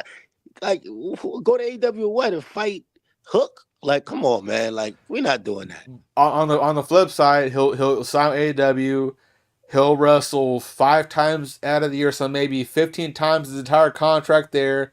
Get a quick bag, go right back like nothing ever happened. Man, this shit real. This shit beef. You going over there with the ops, bro? Stay over there, dog. We not doing that, bro. This ain't that. If I'm Triple H, this ain't that. If you leave and go over there, you not coming back. I can see Natalya going too. Well, like in certain instances, it's like, okay, we got so many good females going on right now. Natalia's done so much for us over the year. Like, if you want to go, okay, cool. You know what I'm saying? We ain't letting that our new gunners. We ain't letting none of the real. No, no, no. That's not. No, no. Natalia's been around forever. It's like, you want to go start a new chapter in your career before you really retire? Like, all right, cool. We'll grant you that. Like, don't even call Jade. Like, don't ever call Bianca. Don't call none of us. Don't. No, it's over. It's over. It's over, Tony. It's over.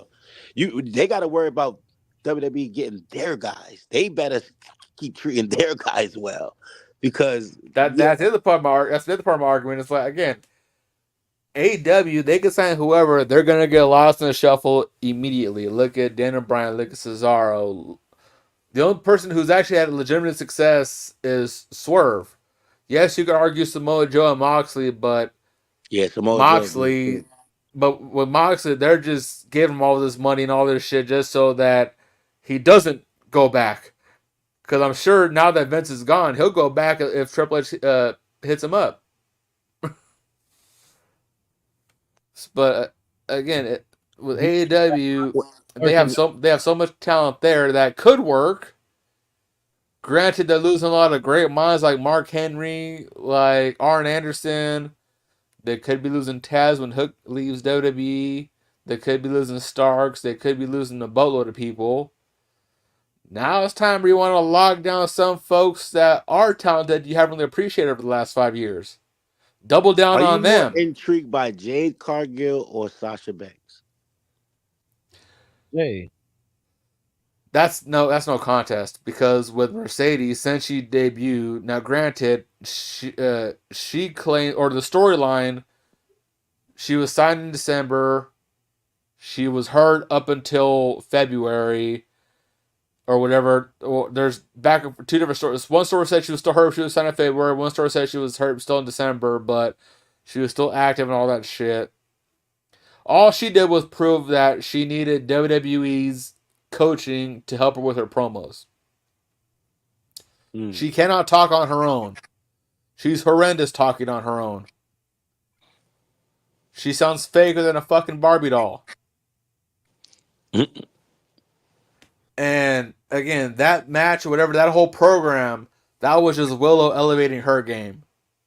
And she's another one. Rumor has it her contract could be up soon, because there's rumors that her and, or maybe both her and Chris Statlander could be on their way to WWE after their blow off.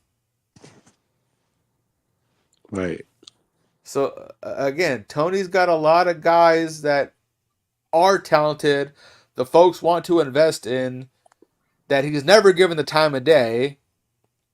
Now is the time to zero in on them. Don't stop worrying about all the hand-me-downs from WWE. Stop snatching guys from New Japan, because you ain't doing shit with them anyways. Stop getting guys from PWG and GCW. Focus on what you have already. Build them up. Because once you build them up, since they've already been there, that's how you get asses in seats. That's how folks actually want to watch your programming. Right. But back to them, I'll keep it short and sweet. Will Ospreay is now the, again, current number one contender for Swerve Strickland, as we touched on earlier. Mm-hmm. That battle royal was dog shit. The initial rules for this, and I cannot make this up, it was supposed to be a 21-person battle royal. There was 20 minutes left in the show. However, at any point in time, the first pinfall wins the match. So, as we saw this past Wednesday, less than a dozen folks had officially entered the match, and the match was over. Why have those stipulations to begin with?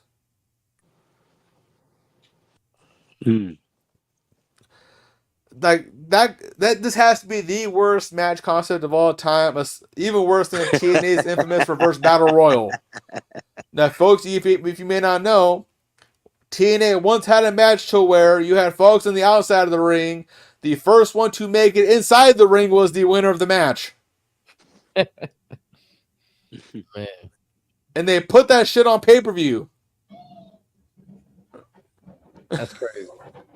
I'm gonna be honest. I can't keep up with these damn programs. Dynamite, all the other shit. I don't know what's what. I'm gonna be honest. The way they run their shows is different. For real. It's too random for me. Like I just But don't. I do think they have good pay-per-views though. They do. Like Yeah. their pay-per-views be dope. Again, this is their problem. Their pay-per-views are supposed to set up the TV for the next month. It should be the other way around. The TV should be set up for the pay-per-view. Right. Because all they're doing is maintaining a certain portion of fans, and little by little, they're getting less and less. So what happens if Warner Brothers picks them up? Well, again, there's been rumors about their negotiations. When Warner Brothers had their big media rights conference, not a single peep about AEW in those 2 days.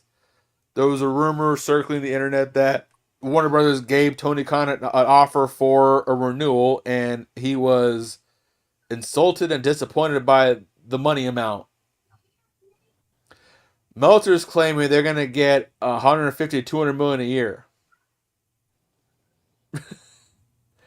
But again, it's like, if you think about what it, is Warner Brothers supposed to do? What comes with that?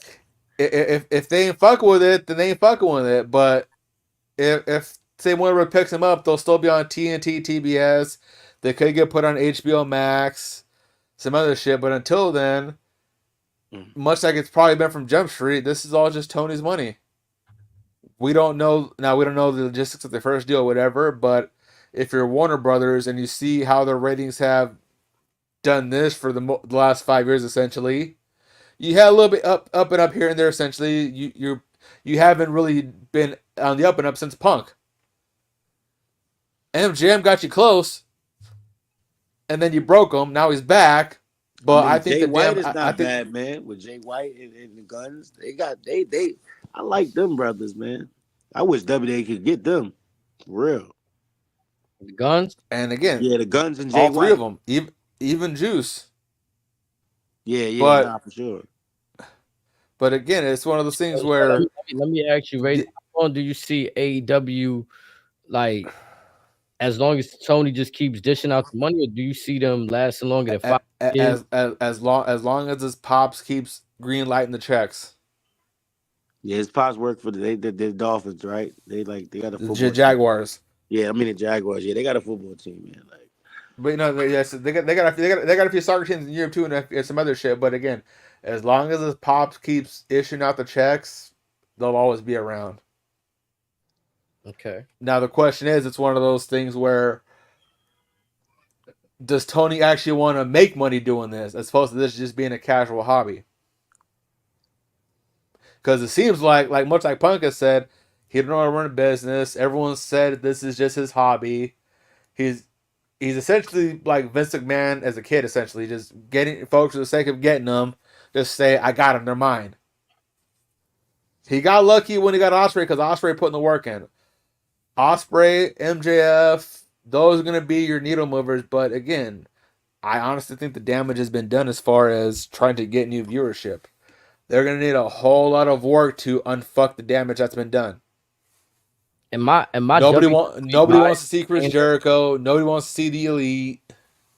My WWE boss for saying this, I feel like the AJ Styles angle, this retirement angle, it takes your eyes off. Like for me, I kind of forgot everything AEW was doing this week. It was just kind of circling around. Okay, AJ, we kind of knew what it is. I texted you. I was like, oh, he doing the Mark Henry angle. Yeah, and I wasn't really on board with it because, again, he made it look too obvious. Everyone knew it was coming because, again, we saw this before with Mark Henry. AJ, I don't know if he's capable of displaying that level of emotion. Nothing against his ability. It's just, how did y'all know immediately that this is Mark Henry? Like, I felt by the jacket. It was like a jacket. The powder shirt suit gave it away. Okay. The fake crying, the crocodile tears. But the difference is, Mark Henry was actually crying. Whatever. AJ, you could tell he was just trying to act. Right. It's the salmon jacket moment, man. When Mark Henry came out there with that salmon jacket. Once I seen AJ with the jacket, I'm like, nah, like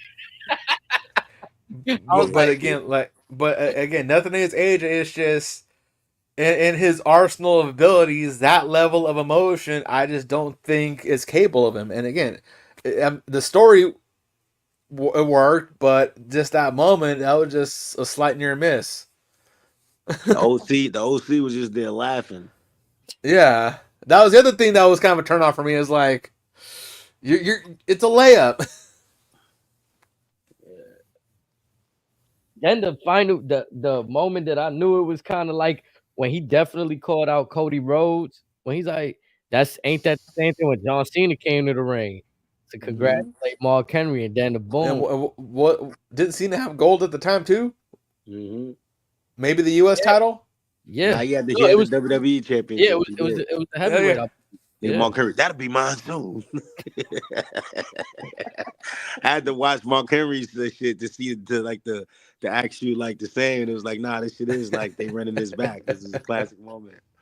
Thanks. But again, I'm here for it.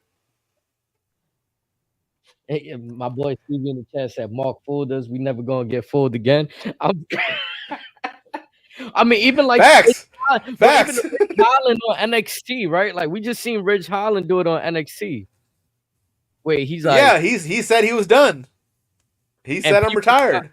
And people, I bought it. You know what I'm saying? Then there were reports online saying that it was a work. I don't know. Like you just never know these days, right? But again, some folks know how to sell it, others don't. It's just one of those things. I'm being how many people takes on Sexy Red at NXT? Like, what was your thoughts on it? Now Sexy Red or Booker having heart palpitations.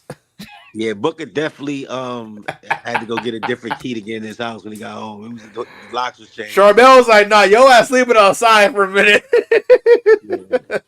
I'm not gonna lie, she looked cool on TV. Like it didn't cross. Like I was trying to figure out how they're gonna incorporate her. It was a little bit of cringe. It was a little bit of cringe. That was purely for the ratings. When she started dancing and she snatched the title, I'm like, damn, she doing. Nah, the entrance is dope. Her just coming out, like that was cool. You know what I'm saying? Her trying to act, she ain't. You just want to see her pop that ass, Snake. Don't lie. I mean, man, we got a bunch of Sexy Reds on the block right now. Like that shit ain't nothing. There's a whole bunch of Sexy Reds where we from. That's a fact. How soon before Shawn Michaels books Cardi B and Meg Thee Stallion? It should have been done, but I think Cardi been saying for years she wants to pull up. She's down to pull up. She had got just broke. She the first to do that. Like, you know what I'm saying? Definitely fire right there. It was a good look too. Like, you know what I'm saying? She got a little. Shawn Michaels one of them, man. We got to give Shawn Michaels, man, to be, you know, the role that he's in. Like, you know what I mean? NXT, like that nigga still making shit happen, B. But given how he was back in the day, whether he was on drugs or not, should we be surprised? He's always been with the shit. Yeah, he knows what's good. I like how they incorporate the celebrities. Like they don't just make them look like Drew Carey out there. Remember when the likes of Drew Carey eliminate himself? Like Drew Carey, like you don't know why you here. Like remember Drew Carey, Pete Carroll, Pee Wee Herman. Sue's getting tombstone by the Kane and stuff. Like they used to just be celebrities getting washed for real. Like you know, what was it? Didn't Seth Meyers, Scott Powers from Austin Powers get it too a couple times? Bro, they had everybody else. Like, not everybody can be Wee Man at WrestleMania. Nah, it's dope to see that crossover for sure. Like, I think it's even when Stephen Amell did it. When look at Bad Bunny. Bad Bunny and Logan Paul to me the best two to have. Come now, like that nigga. I'm in the way. Like, nah, he was doing it. He had a great match against Damian Priest. It was crazy too. A year later, Damian Priest walks into that same pay-per-view as champion. Like, how a year changes things. Puerto Rico ain't been right since. Yeah, that's crazy. Damian Priest is alright as the champ, I guess. I feel like they doing too much for him right now. They put too much on his plate. They got Drew McIntyre lined up for him. They also have like Gunther eyeing down the barrel if he gets past Drew McIntyre. Well, again, that part is fine, but again, the monkey wrench in the hole is Punk. Yeah. Punk never should have been involved in any of that from Jump Street. Now it's helped Drew, but again, Priest had to work double time. Essentially, he's been making it work, but again, he shouldn't have to be working this hard for all this. So, what's the more likely situation? Drew wins at Clash and fights CM Punk at some point via Money in the Bank. I think it'll be this order. We'll get Drew will beat Priest at Clash. Then Priest will get the rematch and lose at Money in the Bank.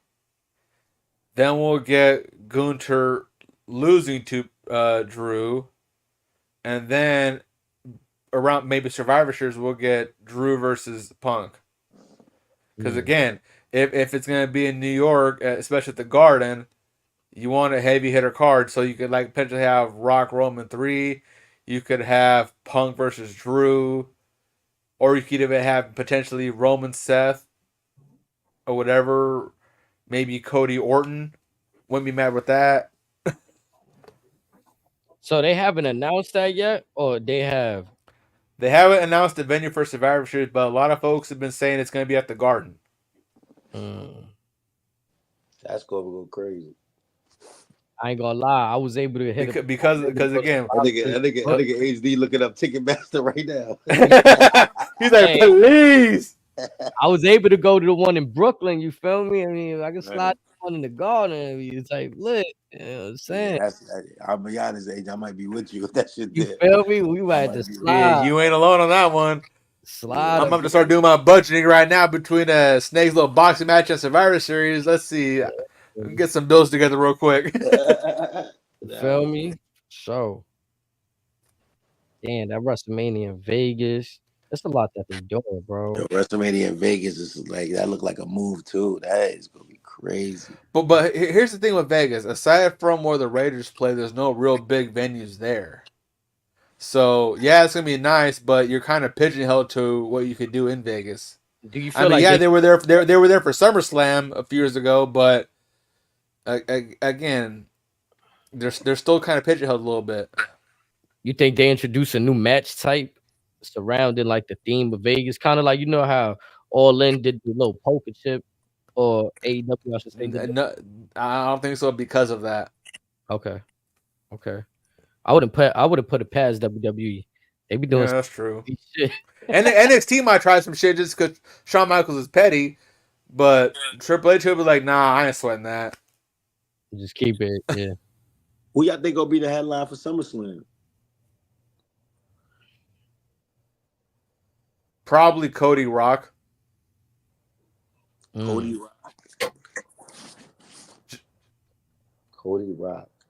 If not, whoever Logan Paul's opponent is going to be. Cody Rock. So we getting Kevin Owens in Solo, right?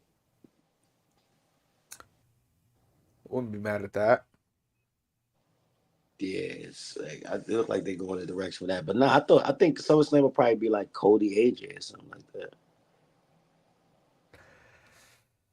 Nah, because again, I don't think that's one of those stories. I don't think you want to drag out too long, because it's an end of August.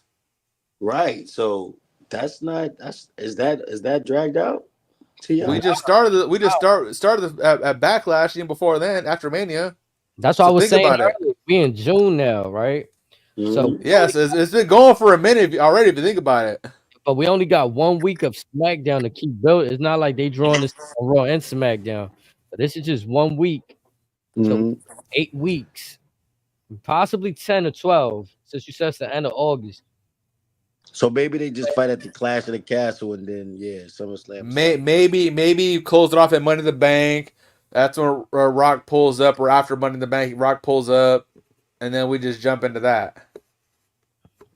Yeah. surprises everybody on a regular old episode of SmackDown. Because much like Logan Paul, Rock showing up for the money fights. SummerSlam is a big money fight. That's one of the big four right there. I think WWE gonna be in. Let me see. They're gonna be here in June. June, I believe, or July. What? What? Doing what in the city? Yeah, doing SmackDown. SmackDown gonna be in my neck of the woods in mid-September. I'm probably gonna pull up to that. I'll tell you where. Yeah, I gotta make it. June 28th, they're gonna be in the Garden for SmackDown. Wow, June 28th. So I don't know if they'll do anything significant there. June 28th. They could because it's the Garden. But also I wouldn't put Bastion just to have it as a regular show either. SummerSlam is actually August 3rd. Oh, it's early beginning of August. Yeah, I thought it was the end of August. Nah, I'm looking at it right now. August 3rd will be WWE SummerSlam, and then August 5th will be Monday Night Raw out of Baltimore, Maryland. So we actually got about 8 weeks, right? Maybe less than. Yep, 2 months. Yeah, that's enough time though. I think shit finna get lit. Shit finna turn up. We there. I feel like that last, like I said it though too. This King and Queens of the Ring was a distraction. It was like that, to get us through that month. It was what it was. While they working on the rest of the year, right? Writing out all the other shit, right? Yeah, and it was fire. They gave us some fire content. They gave us 2 to 3 weeks worth of tournaments happening on Raw and SmackDown, leading into a pay. Remember, I said, Razor. Remember, I said I wanted shit to mean between the brands. I wanted Raw and SmackDown, and that's exactly what they did. You have we're getting there. Yep.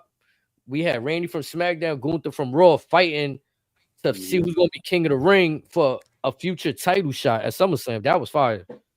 Right. I couldn't ask for more with that one. I feel like they nailed it there. But now it's much like years past. Can they actually commit to 2 separate brands, both fighting for supremacy? They tried before and given up. Can they have the talent on both rosters? Can they actually commit to it? I'm from that SmackDown versus Raw era. That game was immaculate. We need that again. For real. Like I said, they got the crews that could do it. It's just they just got to commit.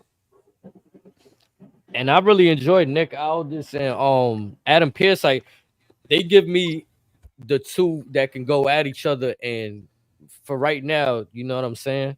Until anybody else starts to fill the slot. But right now, I feel like they're the good 2 starting managers that I've seen in quite some time. Yeah, I've been holding this hot take till Snake joined us again. Nick Aldis, if not The Rock, will be the one to fuck Cody over when Cody drops the belt to Roman. Nick, say that again. Nick Aldis, if it's not The Rock, Nick will be the one to fuck Cody over when Cody drops the belt to Roman. As the manager? As the talent. Aldis can still go. He's still a dog in the ring. Yeah, he's still nursing a torn bicep, but he can still go. They do have history. Yes, that history isn't really needed for WWE, but again, that could be another match we could see at the Garden. Aldis Rhodes 3. Aldis Rhodes 3. Once in NWA. Once in AEW. Third time in WWE at the Mecca. I'm crying. My nigga Razor put the crazy card together. Adam Pearce versus Goldust. Like, I ain't gonna lie, we got it. Yo, get him like. Hey, I'll sell the Garden on my own goddamn stuff. I'll give a fuck. You heard? Razor got the, you know what I'm saying? Oh, Heyman ain't got shit on me. Nah, you know it's crazy because I've never really seen Nick Aldis work, so I gotta look at his in-ring work. Definitely look at his ascendance on TNA from Magnus of the British Invasion to becoming Nick Aldis, becoming TNA World Champion. This man, again, he busted his ass. He's always had the talent. He was much leaner then, but again, he got in the gym, whatever. He developed a new style. Magnus Should was have what TNA. But again, another guy, much like Swerve, he could do the shit. You don't think he could do it, but he got it like that. And I feel like that little gimmick that Cody's doing right now, coming out with the suits and holding the championship, I feel like Nick Aldis did it better. I'm gonna be honest with the 10 pounds of gold. You know what I'm saying? Like, And he was doing that Impact too with the whole suits, whatever, holding the Impact World title like that. He had his own throne from Dixie Carter. EC3 was his muscle. That was some good shit back then. yeah, Nick Aldis was definitely holding that style of championship, like that style of champion that Cody's attempting to be right now. Nick Aldis was definitely he was It's on that old school 1980s style champion. a throwback for real. Nah, that's dope. That this week's SmackDown, the Bloodline and the Street Profits. How y'all felt about just seeing It them? was fun. Seeing them as a tag team finally. It was fun. Gorillas in the ring. I want to see those two respective tag teams in a program alone. Just nothing else aside. What belts going line or not? Just give me Street Profits versus God for a good couple months. Now, is this too just early? Alone as standalones? Is this too early to ask? Like the way that the Bloodline look with them as a tag team, and then the way that the Usos were presented. You know what I'm saying? Is it fair to ask that too soon? No, for that tag no. match. Well, the tag match that they'll probably say that for Mania because it's Mania, but again, Tama Tonga, he's won the smoke with the Usos for 10 plus years. He's won the smoke with Roman Reigns for the last 10 plus years. He's saying run it up is good. I'm here all day, twice on Sundays.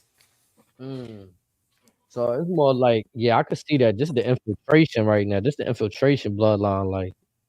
And also, I could also see, like I said, I see a role to where the Gorillas become SmackDown Tag Team Champions before SummerSlam. And then I can see Tama Tonga talking to shit to a Jey Uso down the road saying, we did this shit quicker than you. You may have been in this game longer than us, but we did it better. We did it stronger. We're just better than you all around. You'll never be as good as us. Yeah, remember at the end of the day, Tama did take Jimmy out. Yeah. So like, yeah, man. That's all. Like, a lot of planted seeds, like a lot of storylines. Absolutely. Back to and spend a block on. And the beautiful part about it is that they're not shy from what they've touched on back in Japan. They're slowly introducing that little by little, and then the fans on the side are doing the research on their own, and they're seeing Tama was that dude. Tonga Loa, he wasn't the strongest singles competitor, but as a tag team, those two are filthy. And they're gonna learn soon enough. Tama nice on the stick by his own damn self. He don't need a Paul Heyman. Yeah, I think that's the moment. The way into the match was fire. Like the way he tagged in, niggas ain't know he was the legal man. I'm not a fan of that finisher though. You don't like the jump hoop bow? You don't like that? What's the name of that? I don't think they've given it a name yet, but here's the reason why I don't like it.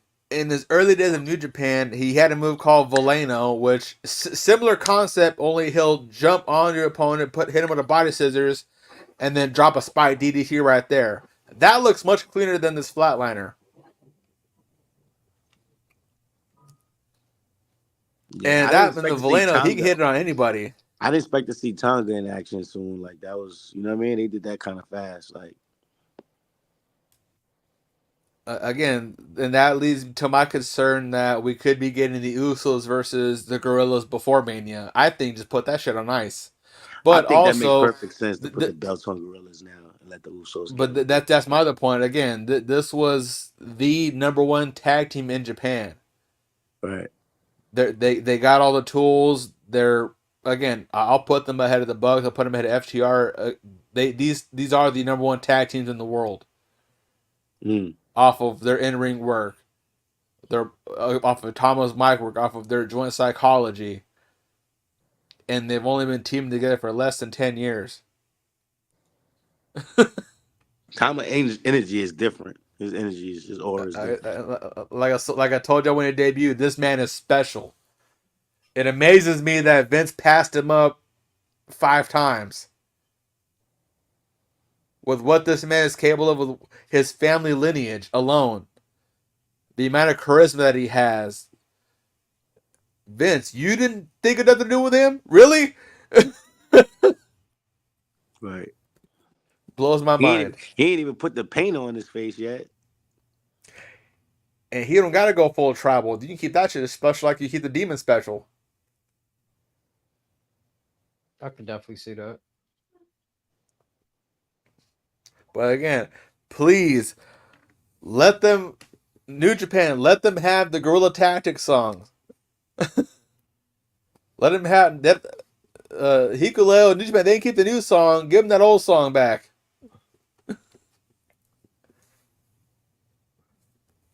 Yeah, that nigga Solo in a whole different leader role right there. That shit crazy.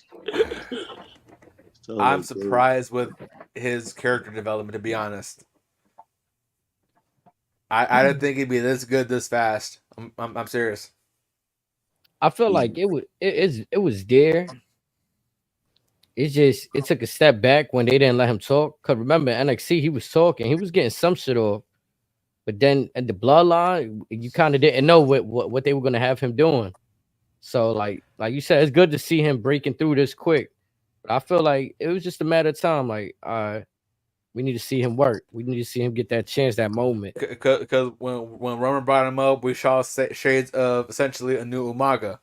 Yeah, exactly. And then he started talking on his own. And again, I thought they were gonna somewhat stick to him being like Umaga, he's gonna run shit. Paul Heyman will be like the Lion Tamer essentially, but no, they went a whole different direction, and I'm not mad at it. Mm-hmm. But again, like I said, with most of WWE's top stories, they go this way, that way, that way, that way, that way, that way. It's gonna work. Without Paul Heyman, does this work? Without no. Okay. Yeah, you can't. Nah, Paul Heyman has to be a part of this. Yeah, no. Yeah, like nah. This would be honestly about as relevant as the old what the hell were they called? That faction of Alberto, Rusev, Sheamus, and Kozlov. League of Nations or the League of Booty.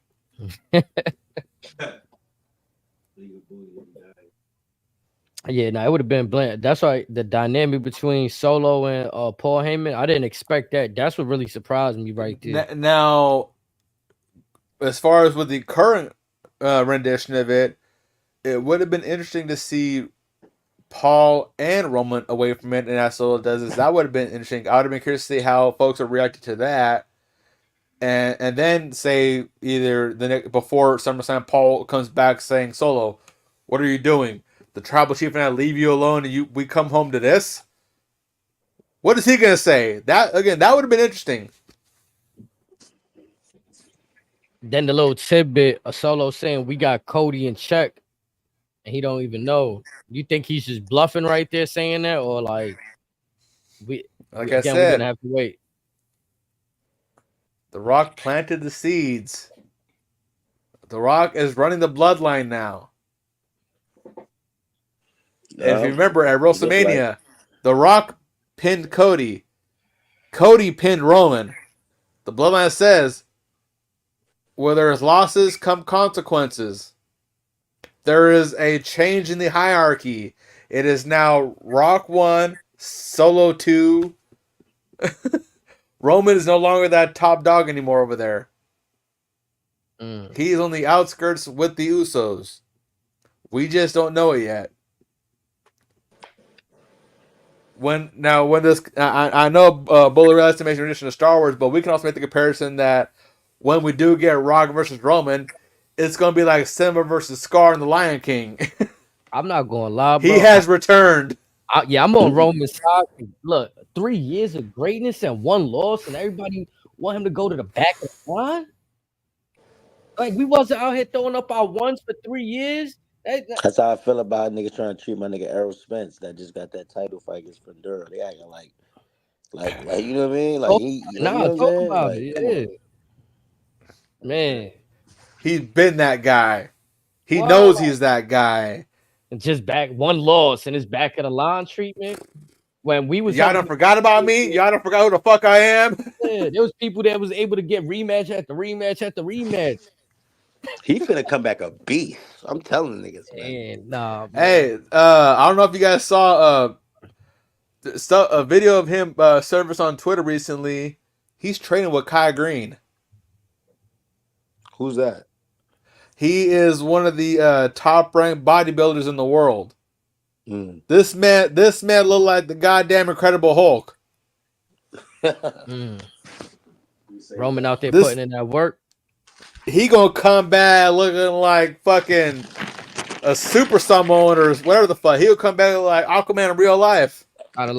He'll come back with a fucking 20-pack. Y'all thought Ultimate Warrior was Jack? See the big dog when he pulls up. He on that Randy AJ Styles diet. When they first came back, he could be on their diet.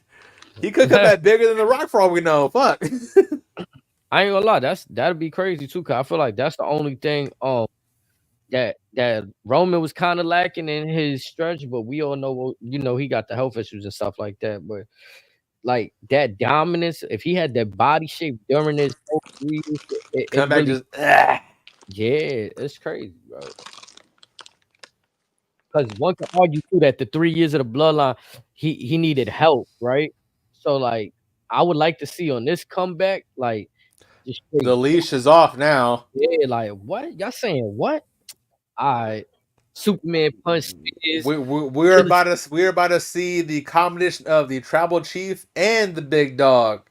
We're gonna see the finished product, and it's gonna be a monster.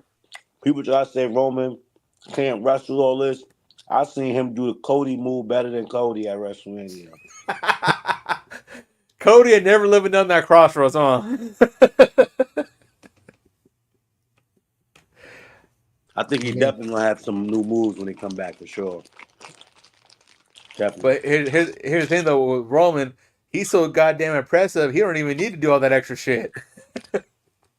Nah, this shit about to be that Superman punch for him to be some other shit. Like when he come back, he seen how Braun throwing on the spear. He's like, all right, I gotta hit harder now. You feel me? Like Braun got that. Like I really gotta let you know it's here now. I gotta let you know. Right. Real shit. Wise man once said, "It's easier to apologize than ask for forgiveness." Yep. He gonna lay it in one time and be like, "Hey, my bad. Your dinner's on me. Here's a massage on me. Whatever is good." You know what I think probably gonna happen too? Paul's finally gonna get in contact with Roman. And he finally gonna find out that them niggas been playing the game, and Paul's gonna play the game with Solo on them. But like Roman and them gonna be playing together too. He did that in the early stages of Brock versus Roman. Mm-hmm. He had both of them on speed dial. He would jump back and forth each time. And everyone knows that he's kept in contact with his tribal chief at some point in time. He just acted along because he don't want Solo to just drop him on his head. Put that Samoan spike through his head. But let me ask you a question, right? Because at some point last year, wasn't Roman running wild, mushing Jey Uso? He was doing a lot. He was doing a lot to Jey and them. That's how this whole Sami Zayn and all that, like, Roman got a little crazy, you feel me? That's how everything kind of crumbled for him. So Solo and them, man, do Solo and them really got beef from Roman? Is it like, nigga, this shit need order. You lost the title, dog.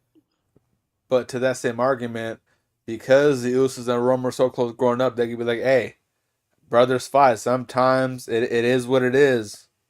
You straight, I'm straight. All right, let's go get it. That's probably the story that we're going to see in these next few months. I think the end all be all is, The Rock is going to have his control over the bloodline at some point. But Roman is going to remind them, like, yo, like, The Rock is good, but he ain't really hold y'all down like I held y'all down. Like, you know what I'm saying? And he's going to regain control at the end, and he's going to go over the Rock time need to be.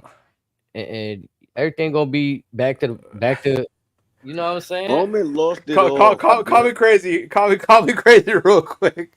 So again, I can practically see it now. It's gonna be a moment. Paul finally tries to tell Solo, "Hey, you need to quit this shit." The tribal chief wouldn't approve this, whatever. Solo drops Paul. Boom, done. Everyone goes silent. Couple weeks later, Solo's talking shit, whatever. Return to the big dog. Then, like I said earlier, we get the returning Simba versus Scar for supremacy of the Pride Lands. I could see that. Mm.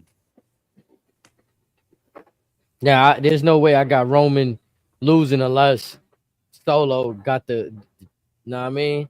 He got his side of the bloodline, and Roman don't have nothing. No Usos. And like I said, I wouldn't be shocked if Jake goes with Roman, but then if Zilla goes with Solo, but if Zilla and Jake both go with Solo, then we could be seeing the decline of the ones. This is literally Roman lost it all for being selfish. Let's be real. Yeah, because Right. he heard the Shield music, he saw he had red in his eyes, and then he got caught. Now this is what happens when you get too ahead of yourself. You got these new gunners now came into control. They're running wild. You got felons. These niggas is different. Now you gotta kind of humble yourself and get back with the niggas that held you down from day one, which is the Usos. And To get back my to that point, like he gotta like humble. He gotta like I was wrong. Like Rumble gotta come back. I was wrong how I treated y'all. You know what I mean? But we gotta these niggas. You know what I'm saying? Like it gotta be in that form. here's my sidebar question with that whole theory. Does that plot even need Sami Zayn involvement or not? No, but he could be inserted. Yeah. I say keep him out of it altogether. Have KO tell him, hey, that's a family affair. You got burned once. It ain't worth getting burned again. Just it is what it is with them. But shit, maybe in the perfect world, Sammy do come out and help them in the match. Like, oh shit, Sammy. Like, And again, like that's probably what they're gonna do. But I just feel like that's one of those things where that story doesn't need any cheap pops here and there. It's got enough steam going on. It's gonna have plenty of steam moving forward. That extra shit ain't needed. I just think like the craziest shit could be The Rock with Jacob for 2, and it's like he got everybody. Like Rock really got all the killers. And they like Jacob and Roman got that face to face. Like they go, like you know what I mean? Like I want to see how that go. What if it's just the ones against all of them? Like that's crazy. That's another scenario. Or could there be like 3 separate bloodlines as to where The Rock comes in with his own set, Solo has his own set, and Roman has the Usos? That's too much. That's too much. Yeah. Yeah, because again, I see what you're saying. at that point, you made this SmackDown is gonna be a bloodline for the finish, and then that's just gonna over dilute shit. Right. So there's no way y'all think they could spin it to where it wouldn't be too much. It'd just be too much regardless. It's fine the way it is with just the 2 camps, and then everyone knows who's gonna, for the most part, who's gonna be in said camp. It's just where's Zilla gonna go and where's Jacob gonna go. That's basically it. Everyone else is kind of set in stone. The battle lines are drawn. But yeah, I mean, But now can I say this though? I feel like Tonga Loa joint was kind of like a curveball. Not too many people seen that one, right? You think that changes things? I had a feeling that was going to be the case once they announced Tama Tonga on that side. Okay. Because I honestly thought that Tama Tonga would have been his own deal. If anything, they would have linked him up with AJ or tried to get Finn away from Judgment Day and go that route. I didn't have a peg to be with the bloodline stuff. I feel like before Tama Tonga joined, we all shaped the bloodline 2.0 to be a certain way. we kind of shaped it to be Jacob Fatu and maybe Jimmy, and then Roman, Jay. You know what I'm saying? We shaped it a certain way. Yeah. Where the They where fucked me up with these Tama and Tonga. I ain't gonna lie, they fucked me up with them. They did. I didn't expect to see them. Yeah, cause I think we shaped it. It'll be the Rock Solo, and then it'll been Jacob, and then it'll been Roman and the Usos. That was the first 3-on-3 we was eyeing down. That was like, okay, Bloodline versus Bloodline. But that's gonna be like Solo is Rock's man. You know what I'm saying? But Solo got his gang. Like these are my Right. niggas, though. They run it with me. And also with the inclusion of the Gorillas leads me to believe that Rock is running that camp because Rock calls Haku his uncle all the time. That's his uncle. Correct. Granted, Haku's Tongan, Rock Samoan, but again, that's his uncle right there. Therefore, the Gorillas, those are his cousins. And remember that tree? That tree they put up. That tree was for a reason when they showed that tree. You know what I mean? That bloodline tree. Like There's a lot. Yeah, yeah.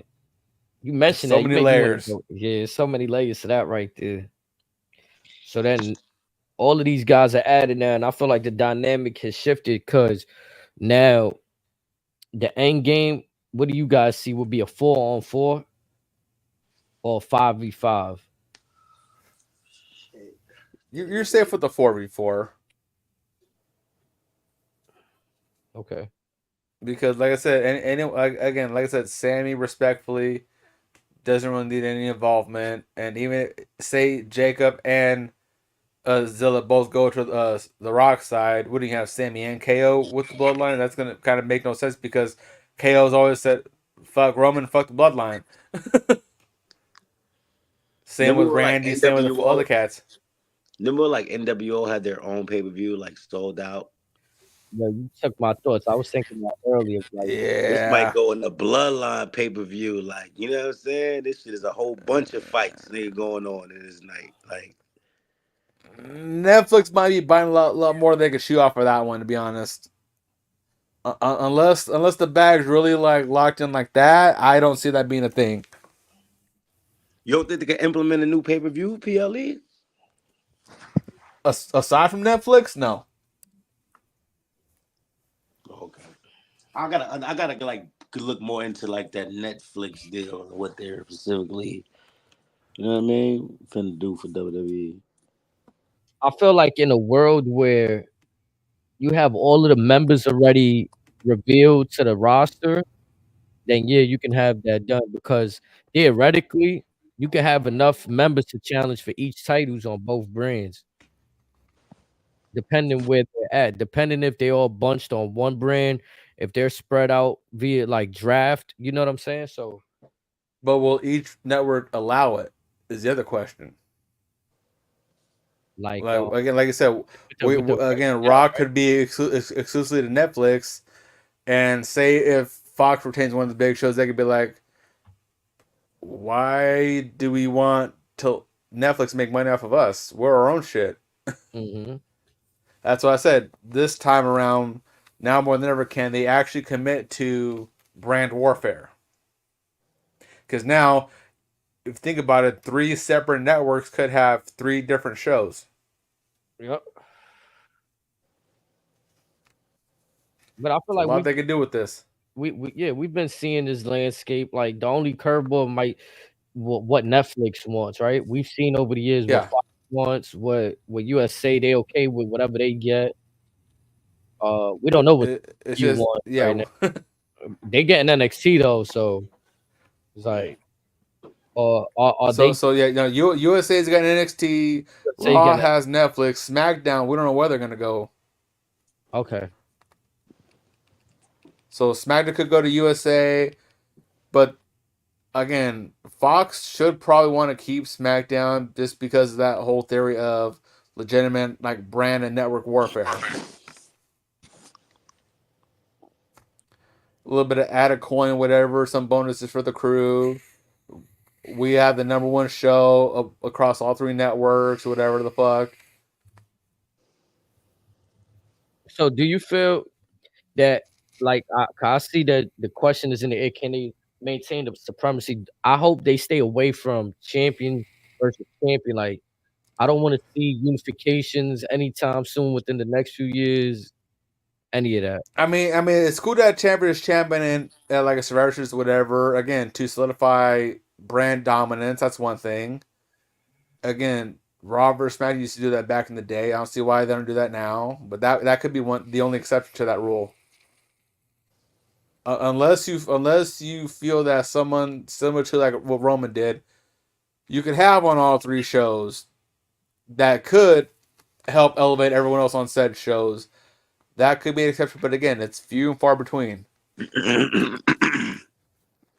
Excuse me. Yeah, I think I really enjoyed what Triple H did with the whole stipulation with King and Queens of the Ring, because the reason I enjoyed it, it was announced the day before that. Was it the day before that? I think so. Yeah, like that the day night before, they announced it. That night that the winner would go on to face for the title. Remember, that's also another curveball. We were booking that King and Queens of the Ring. Well, you already had Gunther winning. A lot of people had Gunther winning, but I'm pretty sure had I had the knowledge of that little bit of information, I probably would have booked it differently. You know what I'm saying? How so? Because I would have not felt like Tama Tonga would have won to challenge for Cody's belt, and I would have not felt Jay would have won and challenged for the heavyweight belt on Raw, because I had them two going in the finals. So you think so? Say Tom would have won it all hypothetically, and he challenges Cody. They tease the whole Bullet Club background that they're probably going to do down the road anyways. You think that what Tom was taking the L would have been a detriment to him? Nah. Okay, so then what would have been wrong with him winning then? What, winning the championship? I don't. No. I don't see. You didn't say he had to win a championship. The stipulation is he has a title shot. Mm-hmm. No one said the winner of the King has to win the belt. Now, Gunther could be an exception. Yeah, I think Gunther. That's what I'm thinking. I think that the whole purpose is to bring importance to the King of the Ring tournament again and make it so that the winners are actually gonna win. I don't think they go the route for the simple fact is, look what happened with Money in the Bank back in the day, in the OG days. Everyone thought that whoever's Money in the Bank, all right, they're going to be champion in a few months. The King of the Ring, it doesn't need to be that type of stipulation match. It could be just another accolade. Like the Royal Rumble victory, like everything else. No, but the Royal Rumble leads you to WrestleMania championship match. But it doesn't guarantee the belt. But the statistics say that, not like, I don't know what's the statistics, but it's over 50% that the winner that won the Royal Rumble wins the championship. Okay, so it's slightly more favorable. But again, look at that. Look at Money in the Bank or whatever. You don't need every stipulation to be you get a title shot or whatever. Otherwise, you end up with a shitload of AEW eliminator matches. I mean, I think it's just a creative way to get certain superstars a look that wouldn't traditionally get it in another standard, right? Like the Money in the Bank, which Royal is Rumble. Fine, but if we can do that, just do what New Japan does: have a G1 tournament, King of the Ring tournament. But again, the G1 winner going crazy because he wasn't in that. but here's the thing though, with the G1, what makes it different is whoever wins that, Braun going crazy, leading up to the big pay-per-view, that winner has to defend that right.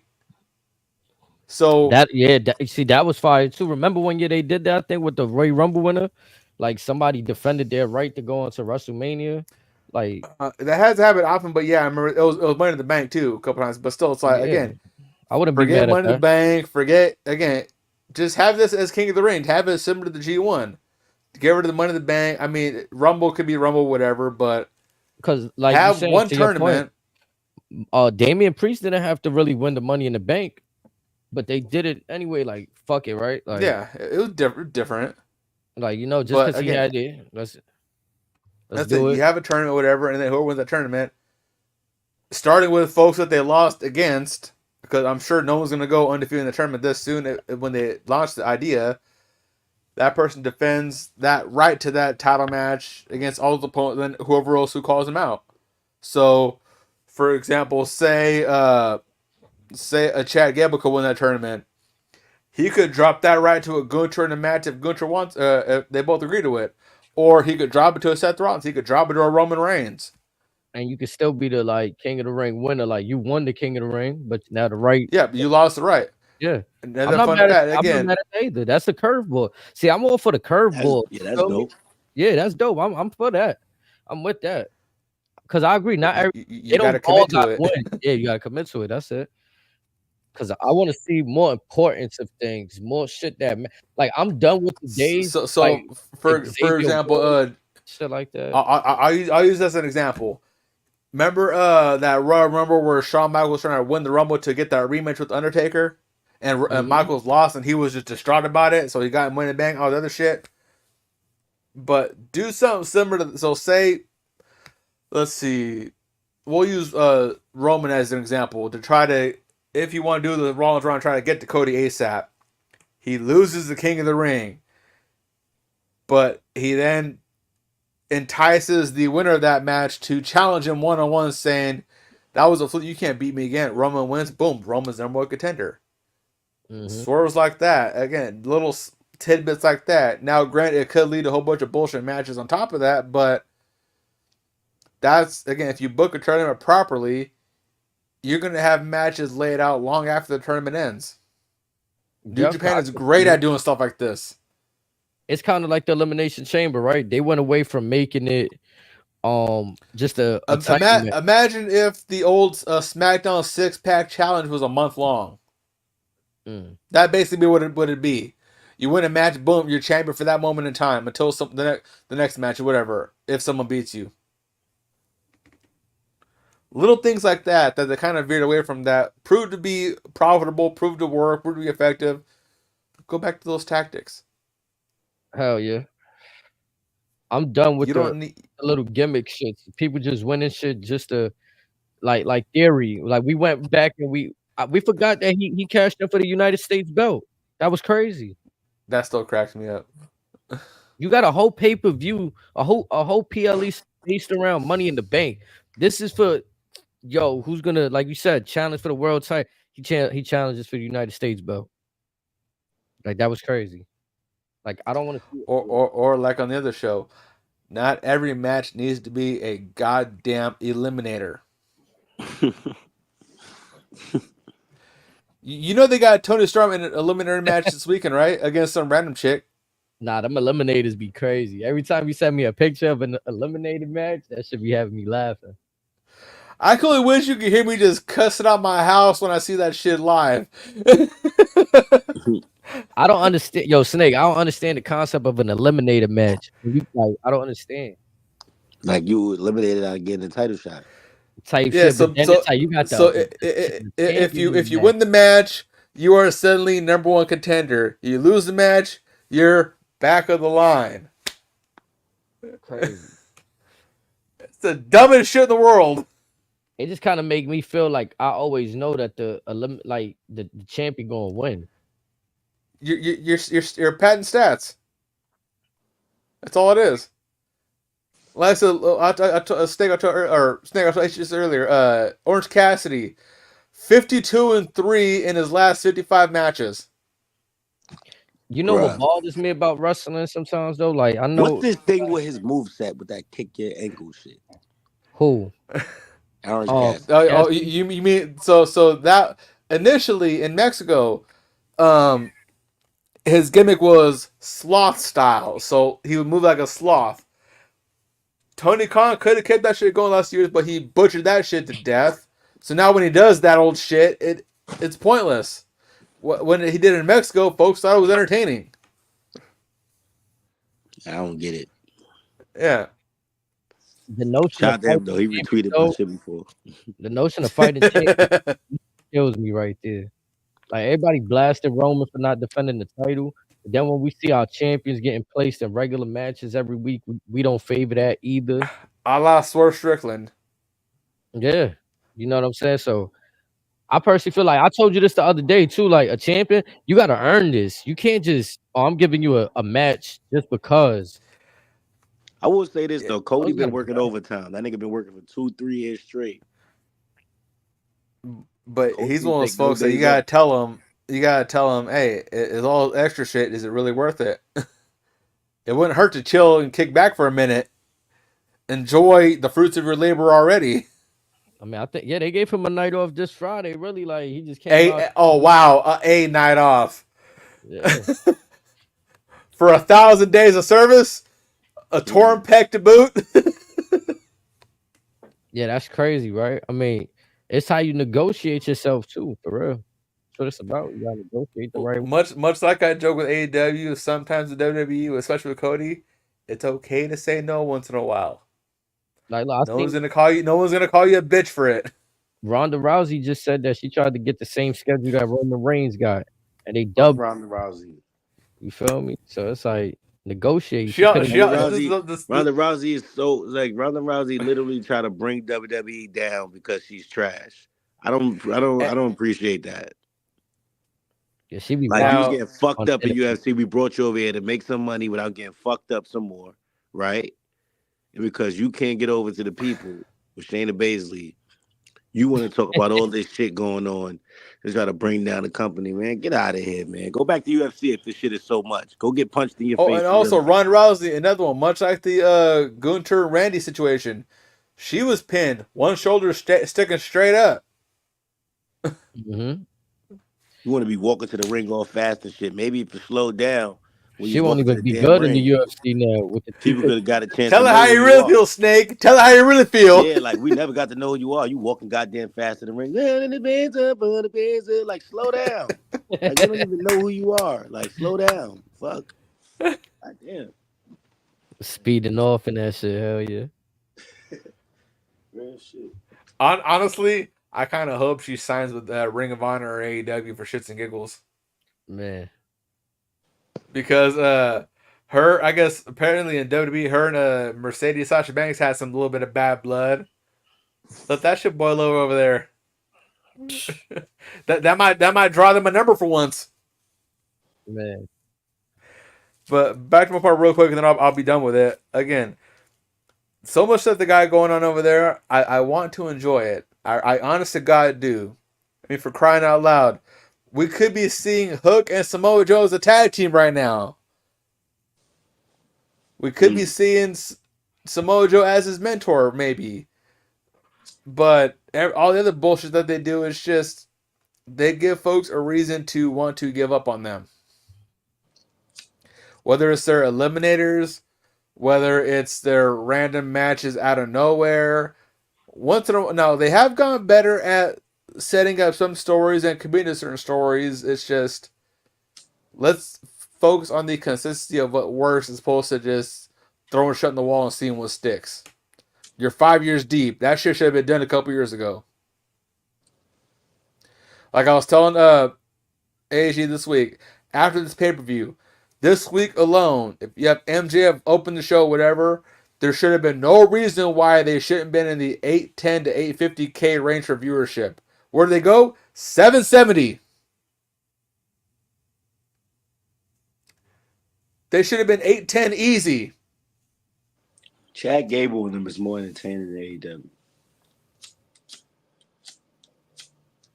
I just think it's like I've been saying, this production. When I tune into AEW, it's kind of hard to watch sometimes. Like when I watch WWE, everything is what it needs to be. The lights are bright out there. It just look live. It look lively. When you watch AEW, sometimes it looks dark and grim. It's kind of like watching Marvel versus DC. It is what it is. DC could do what they needed to do, and they just still wasn't pulling in the Marvel numbers. It is what it is. Them niggas got Tony Schiavone and Jim Ross. All that shit played a part in them niggas being something, bro. Like them voices, them legendary voices, bro. Like, what if we had Jim Ross on the call for any of this shit we just had at WrestleMania? You know what I'm saying? Like, bro, that should be crazy. I was watching the old NXT and hearing Jim Ross on old NXT. I was like, damn, I forgot he was calling the old NXT. Like, yeah, it was Jim Ross and what the fuck is his name? Mauro Ranallo. Yeah, I was like, damn, that's crazy. Yeah, Ronaldo, what's that dude from Showtime Boxing, right? Yeah, he's still doing that, and he's still doing MMA stuff on the side. That was a next level commentary right there, low key. He's still doing commentary. He used to go crazy, Mamma Mia, like he was wilding out. but I guess That's fire. But I guess because of his mental illnesses. He said he'll probably never go to WWE because certain folks there that he didn't quite really fuck with, whatever is bad over there for him. So, but he says he's happy with what he's doing with everything else. It was that Raw run. That Raw run was crazy, fam.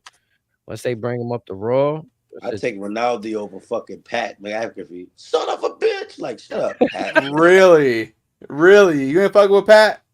It's just like Pat, like let Cole lead, man. You know this nigga be so you know what Pat's problem is, right? Who is it? I think it is. Like let Cole do that. Like why you doing Cole shit? Like let Michael Cole do this shit. Like you just follow up and get in where you fit in. Like I hate maybe before Raw goes on the air. Maybe before they go on the air, Pat could ease up on the tree a little bit. Maybe cut back a little bit. Man. Because it's the Rock coming out. He'd be like, what? He do be enjoying his edibles. Right. But back with TNA, it's just one of those things where presentation generates perception. How you show people, how you display people, will ultimately tell us how we should feel about them. If you have your top champion, your number one guy, in random fuck off matches, when he's in a big deal match, all of this past weekend, has probably one of the best matches your brand has ever had in your last 5 years. And this week, you're so focused on showing his number one contender, and his now number one contender is the guy who just won the fucking belt of another third tier belt, the same pay-per-view. Same shit. So again, so now you have two guys at a show, and again, honestly, so AEW's next big show is Forbidden Door. It's supposed to be AEW versus New Japan. If I'm New Japan, the sooner that deal and the partnership ends, the better. Since day one, not once has it felt like a true cross promotion. Not once has it not felt like just a money grab for AEW. Not once has it felt like a genuinely productive partnership. It's that Forbidden Door. They coined the term, right? That side coined the term, like. I mean that term's been around for a minute. They got better titles though. I ain't gonna lie, the Forbidden Door, like that shit. Oh, I fuck with that. But again, that's a term that's been around for a while. I said better titles. I'm tripping. They don't have better titles, but they got some cool creative titles. Yeah, I mean, yeah, you have Forbidden Door, you have Dynasty, Double Nothing, All Out, whatever. But again, that's the thing. They just created shows for the sake of creating shows. How again, they make great pay-per-views, whatever, but how often do you hear about folks willingly rewatching said pay-per-view? Are they even on a VOD format after you buy them? I mean, shit, you pay $50 for them. Right. Can you rewatch them on Bleach Report after you watch them? Can you rewatch them on Triller after you order them there? I know you used to do a Ring of Honor shows. I know you can do it with AAA shows in Mexico, whatever, and the other show. Are they on a VOD platform? Whereas WWE, you have folks all the time saying, I just rewatched SummerSlam 95, WrestleMania 7, WrestleMania 17, Backlash, blah, blah, blah, whatever. You don't hear that with AEW. It's just for that shock and awe moment, nothing more, nothing less. But you got to sit through 4 hours of pay-per-view to watch that. 5 hours if you watch the pre-show on YouTube. It's crazy. AEW, they get these characters, they get these guys and try to build something. It's kind of they really do what WWE do, bro. They instead of embracing their history, they kind of just like, we just gonna do something new with them.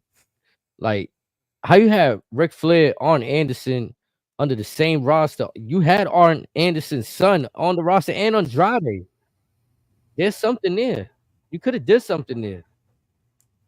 They damn near almost killed Ric Flair. You have Christian. At one point in time, you had Christian, Edge, and both Hardys on the same show with access to both Dudleys. You could have did something right then and there. You had Snoop Dogg there. He ain't been back since. You had Shaq there. He ain't been back since. Bro, Mayweather You had Tyson there. He ain't been back since. Mayweather was with Swerve, and we didn't even know. No one talked about it until Swerve brought it up at the fucking press conference. Like, that was You know how bad that pissed me off? Money Mayweather was in the building. Front fucking row. God bless him for sitting through 4 hours of bullshit. Man. Ain't no way. He probably just pulled up a Swerve. I was expected. Even then, it's still like, again, ain't nowhere to park over there. Hold on, y'all. Yep. You good? Yeah, that's insane. Like, they really had a lot on their hands. Like, and here's the sad part with them. 99% of the time, it's gifted to them, handed to them on a silver platter. Then they'll tell them, you can do no wrong with this. And as God is my witness, they always find a way to do something wrong with it. When you think it is impossible, it happens. It blows my mind every time. It kills me that there's still so many folks that, again, I'm still consider myself a fan of them at times. I'm a very critical fan of theirs, but I want them to succeed because more wrestling or more quality wrestling means a better product across all boards in North America and all across the world, whether it be WWE, TNA, AEW, New Japan, CMLL, MLW, whatever the fuck. see, I'm cool with that. But the wrestlers got to stop with the unhappiness of being on this pre-show so they can get put on this pre-show. Well, it's one of those, Tony got to have a set of balls at the end of the day. He got to have a set of balls, and he got to tell folks, I don't care if you're friends with the Bucks. What I say goes. I don't care if you're friends with Punk. I don't care if you're friends with Cody. What I say goes. That's all he's got to do. Wrestlers though got to keep it a stack too, though. Like in the sense of like you ain't got to say. And if they want to go ham on Twitter, he could just say, "All right, you're in breach of contract. I can fire you for this. Whatever. Right. Just have a set of nuts."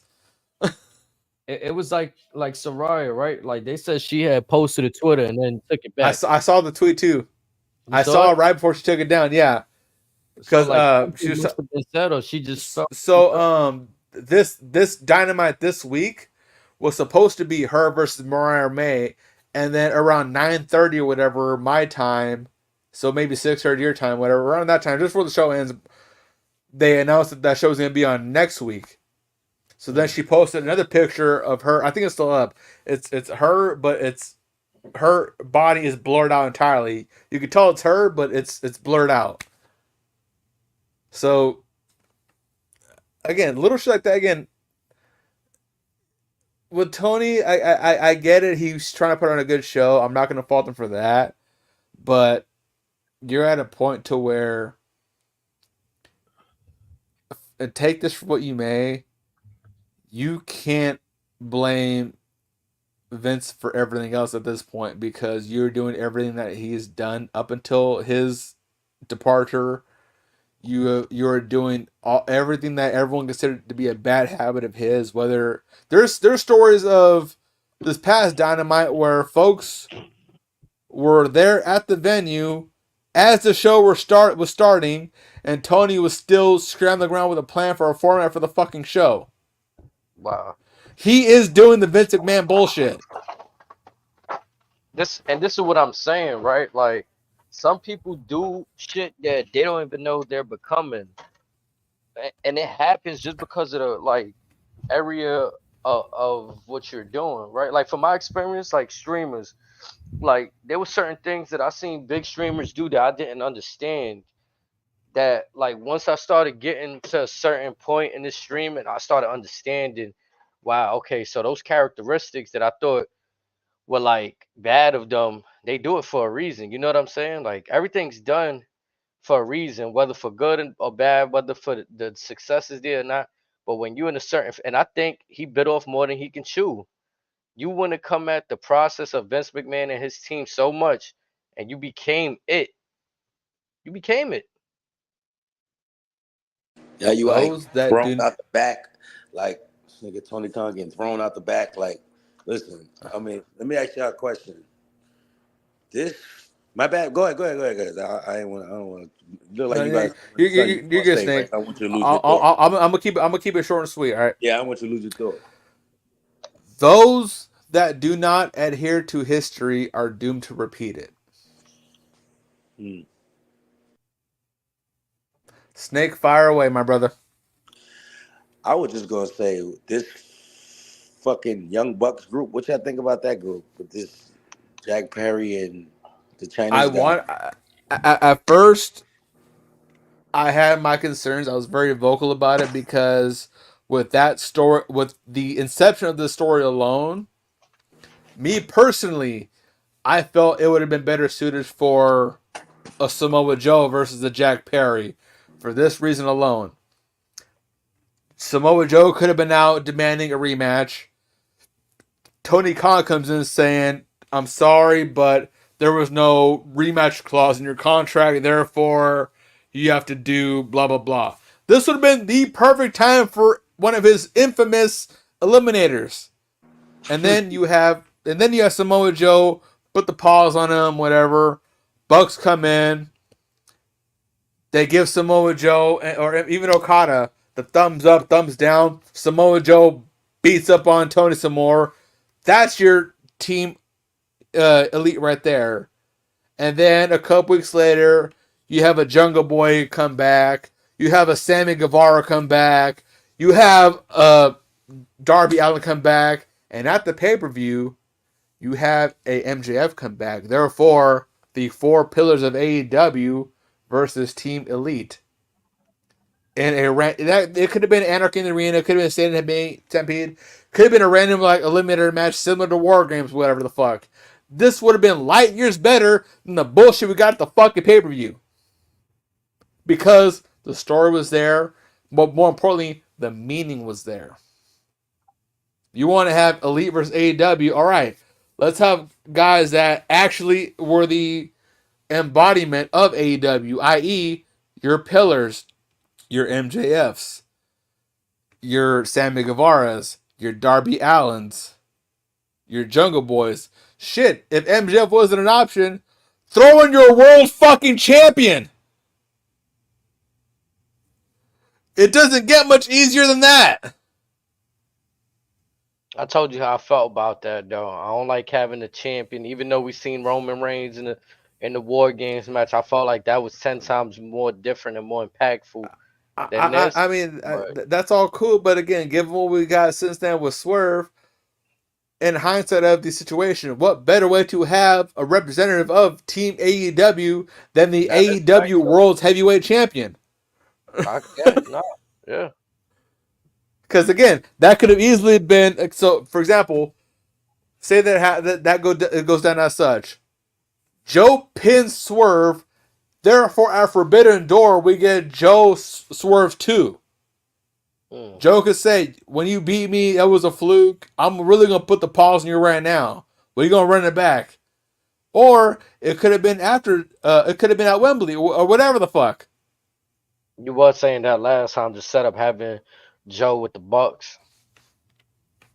And again, you could have had Jungle Boy on the other side because, again, once the video with Punk came out, I was very concerned with how they were going to present Jungle Boy upon his return.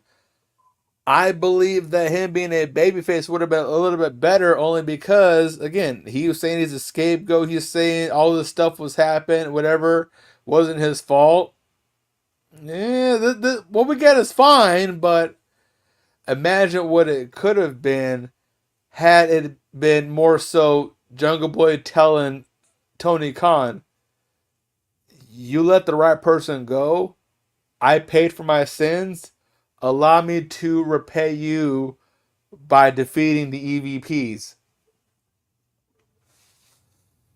Allow me to vindicate myself. I can see that. I can see that.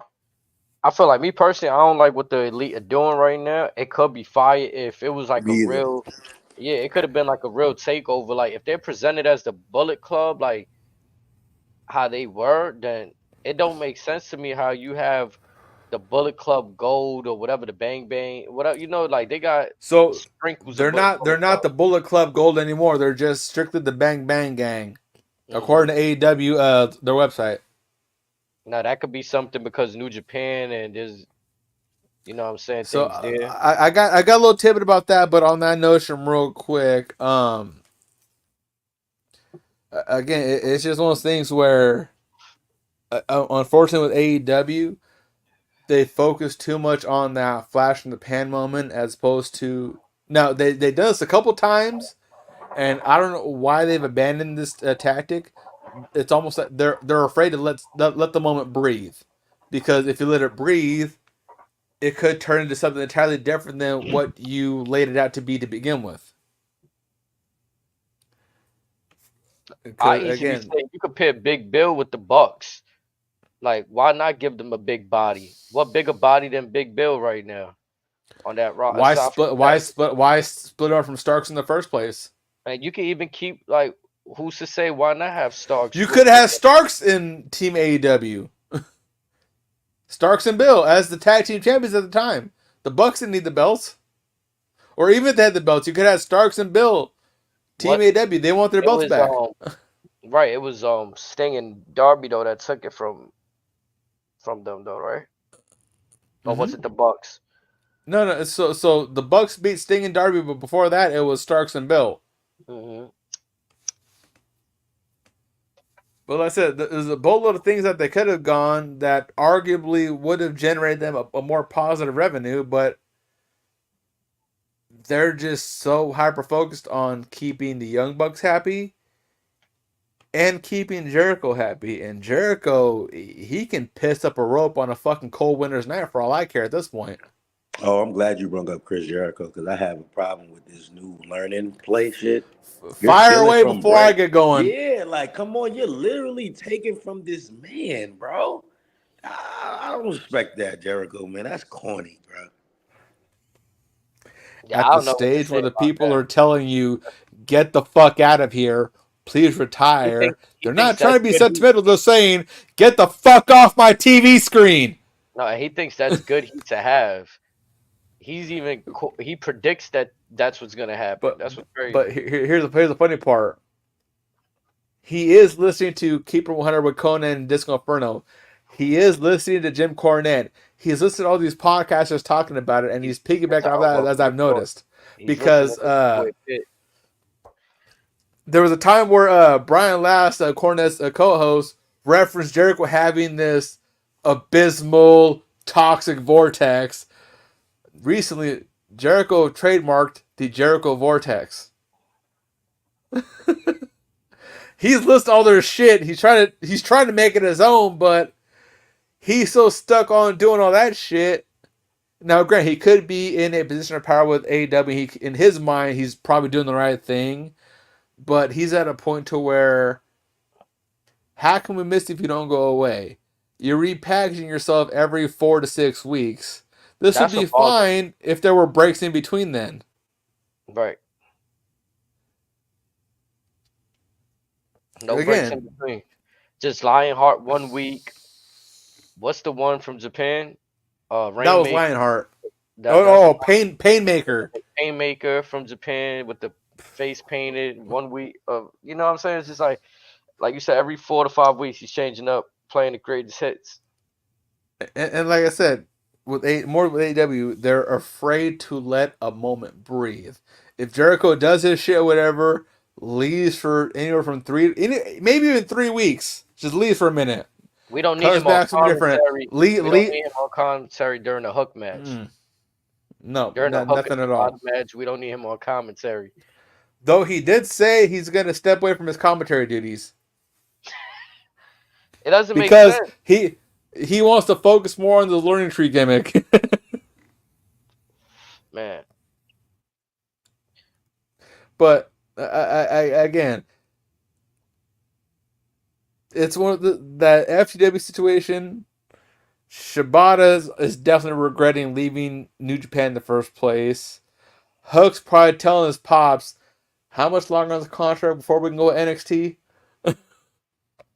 Big Bill's going, God damn, I miss Enzo. I mean, I can only imagine that right now, you know, the crop at NXT is only getting more special. Like the coaches, if everybody that I think is gonna go back, if Mark Henry goes back, they already have William Regal back with Shawn Michaels. They've already had that for a At the year. end of the day, it's quality over quantity. Hmm. WWE has the quality. AEW has the quantity. Big facts. Just facts. Hmm. That's a fact. And I always said this too, that I felt like AEW, they don't have an NXT, and they're trying to They could have it if they really want to commit to it, but that's Ring of Honor. like everything for them right now. Ring of Honor is already established. It should be the other way around. AEW should be the feeder for Ring of Honor. In all honesty, in all respects. I mean, there was more prestige for Ring of Honor. Like we got some Ring of Honor greats in AEW right now. I mean, you got Punk, Seth Rollins.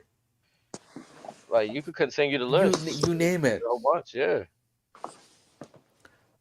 From Nigel McGuinness on commentary to Daniel Bryan to Christopher Daniels, Cedric Alexander, to newly returning Jimmy Jacobs, to Mark fucking Briscoe, Samoa Joe, Claudio, Bryan. You can go down and down till the cows come home. That is Ring of Honor to the core. Crazy. Y'all should be feeding them. Y'all should be keeping them afloat, not the other way around. But Tony Khan knows that that's not going to help his business doing that. Oh, no. He's got the library. Oh, go fuck yourself. Because obviously the numbers aren't doing so well. So putting stock into ROH ain't going to benefit him. I still don't understand why Athena isn't on. She's not on AEW programming. I don't see her anywhere near the. Like, she should even be defending. Even if, all right, you want to keep her away from Tony Storm. You want to keep her away from Mercedes. That's fine. Everybody else is defending their ROH championships on AEW. I wouldn't be opposed to seeing a setup for Julia Hart versus Athena. I wouldn't be opposed to seeing a Deonna Purrazzo versus Athena. Maybe even a Britt Baker versus Athena. Anna Jay versus Athena. Fresh matchups. Or even you have Mercedes Martinez, the OG badass Ring of Honor.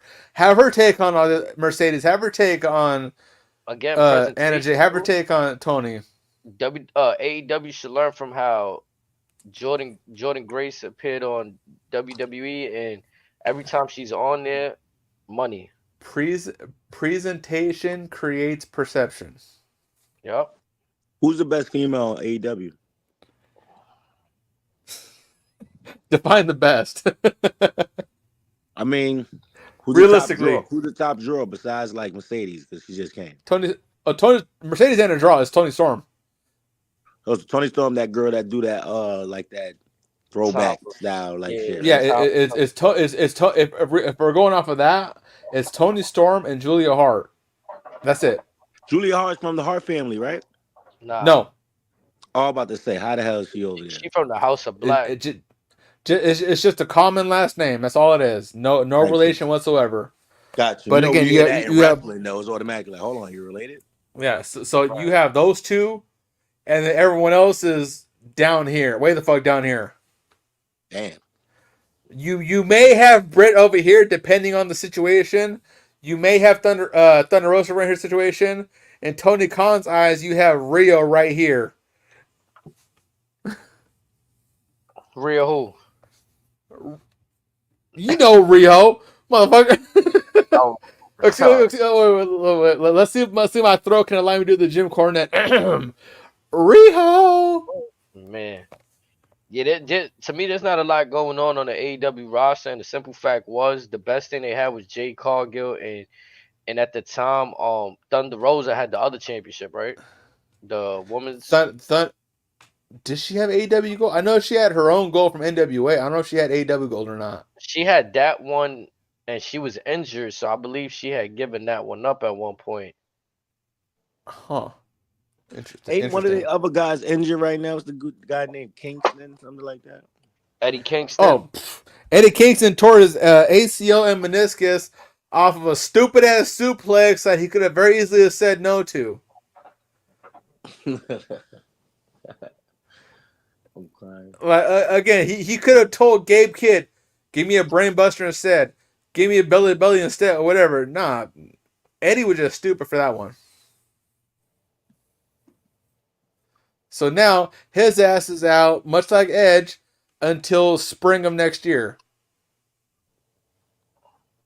Edge, I thought like Edge really won't come back. Oh, you think Aaron Rodgers? Thunder Rosa beat Britt Baker for the title.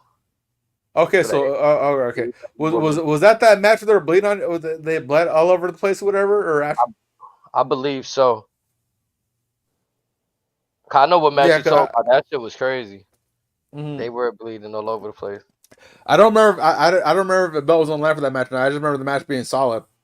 She had Thunder Rosa held the belt from March 16th, 22 to September 4th, 2022. But again, as far as the hierarchy of the women, like I said, you have Tony and Julie right here. Realistically, Willow respectively is right here. Statlander could be up here if presented properly. Tony Khan considers Riho to be fucking Ronda Rousey. When I take shit's bigger than her. Is Sheeta still there? Hikaru Shida? I don't fucking know, to be honest. She's a two-time AEW. When was the last time we seen Hikaru Shida? I don't know, but she's a two-time AEW Women's Champion. And Shida, nice too. And Toni Storm took the belt off her last. Yep, because they had about 3 or 4 matches out. Again, they got better the more they got on TV. Sheeta's a 3-time champion, excuse me. Yeah. Because she was the first 3-time champion. I remember that. Yeah, pardon me. But again, that division could be talented. There's no reason why it can't be looked at as one of the top divisions in women's pro wrestling. But it's just Tony. He gets in his own way. Realistically speaking, Serena Deeb should be the one booking those women's shows. Or use Maria Kanellis since you had her in Ring of Honor already. She wants to book the women. You see how WWE hires outside writers sometimes for their staff? Like they'll go into Hollywood writers. They even have Freddie Prinze Jr. a few years. But more recently, they've gone to writers from ESPN and more specifically the Sports Center. So they're dabbling more into that sports-based atmosphere, which AEW said they were going to be a sports-based promotion. Yet AEW is trying to do a watered-down early 2000s WCW, Wish.com Attitude Era mixed with 2015 TNA bullshit. It's gimmick shit. It's you need me to promote this? All right, we're gonna have a fucking Texas Chainsaw Massacre match just to promote the movie. Swerve's match this past Wednesday I believe it was a eliminatory match for the AEW World Heavyweight Championship, a House of the Dragon Who's House match to promote season 2 of House of the Dragon on HBO Max. Now, many of us have knocked WWE for doing that shit like with the Walking Dead or the Slim Jim bullshit match. If we're knocking that shit, Mom makes me think we're not going to knock this bullshit right here. I don't care if it's the world title or not. Facts. Like, again, if it don't work, I get it. You want to do some cross motion, get a cheap bag or whatever. That's fine. At least make it work. Put some fucking goddamn effort into it. Pretend like you care about your fucking promotion. Yeah, I've never seen. I don't mean to do this, but the UFC is on right now. Oh, that's right. Their pay-per-view just started. Yeah, we got a convicted candidate president getting cheered for. This shit different. You can't vote. He actually showed up. Yeah, you can't vote and all that being like, but you could be a convicted nigga and run for the world. Like this shit different. Facts. This nigga Trump is walking in there like nothing happened. This is incredible. Like wow. All eyes on me. He did for his man Dustin. All right, that's his boy. Well, no. To be honest, to keep it a buck, Donald Trump, he's actually a legitimate fan of mixed martial arts. He's one of like the original celebrities that kind of like back Dana White saying, no, this sport is going to take off. He's been at almost every UFC pay-per-view there's been in history. So he just walking out. I'm surprised he ain't there with Vince. Now Vince on the other hand, old boy got his hands full go around, especially with you got what was it, the DOJ involved, you got Homeland involved, you name it, they're involved now. Damn, this is I kind of low key forgot this card was on tonight. A little 302. It's not a bad card. Now here's my local sidebar question: who y'all got in the main event? I got Dustin. So do I. But there's talks that this could be Dustin's last fight. I just think he got good. He could fight. Like that shit he did to Connor. I was like, nah, he did Connor bad. Well, we're talking about a student of Khabib. But then he beat him already. No. Wait, this dude is undefeated. He's fighting. He got one loss. He has one loss, but again, I don't remember who beat him, but it wasn't Dustin. But Islam's one loss was like very, very early in his career. But we're talking about one of Khabib Nurmagomedov's proteges. Now, granted, I would love Dustin to win, but again, for Dustin to win, he'd have to keep the fight standing up, stay away from the ground game. So if he get to the ground, he gotta make this almost like a Max Holloway, Justin Gaethje bout to where it's rock'em sock'em robots. Yeah, that one loss he took was almost 10 years ago. Yeah. Like Poirier, the diamond has to like keep this like rock'em sock'em robots type shit to have a fighting shot at winning the belt. Other than that, again, the man he's got a very successful hot sauce business. Shout out to him. But I thought Oliveira was gonna beat him too. And he took care of Oliveira. Oh, Islam? Yeah. Oliveira, he's one of those cats, much like a Cheeto Vera is. Same with Logan Paul to a degree. Until he learns to fully commit to his training camp, we may never see how good they actually are. Because they show glimmers here and there, but they're never fully committed to their camp. If they're fully committed to their training camps and their sessions and all that and put the work in, they could undoubtedly be monsters. Because especially Oliveira specifically, he's missed more weight more times than folks have had title opportunities in their lifetime.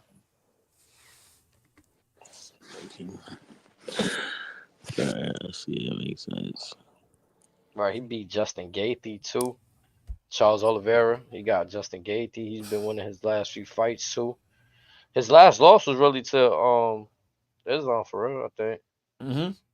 Yeah, but again, even in that fight, Islam, he's locked in, whatever, ready to kill and all that. Oliveira's like, we're chilling. He's a cakewalk. We good. They be sleeping. So that's the thing. Where you sleep. And I said, but again, if you fully commit to that camp, you might be something. I ain't gonna lie. You might be what these people want to believe you can be. No, them dudes be disciplined though, bro. Like Habib, Islam, like them dudes from that camp and shit like that, they be disciplined as fuck. They don't be playing no games. So like you said, they gotta match that same intensity, that same energy in terms of focusing on in the camp. Mm-hmm. I feel like the last few, I can't say the last few losses, but when Dustin had lost recently. So did he win or lose his recent bout with who did he fight recently? He had won his recent ones. He was in a close one though. Who did he fight? Was it Gage that he fought recently? Yeah, he beat Gaethje. He beat Benoit. Oh no, it was Benoit Saint Denis that he fought recently. Yeah. And Saint Denis, he's supposed to be some like animal from France, and Dustin put that work, and he said, "All right, you supposed to be the new hot comer? Guess what? I'm the OG. What's up?"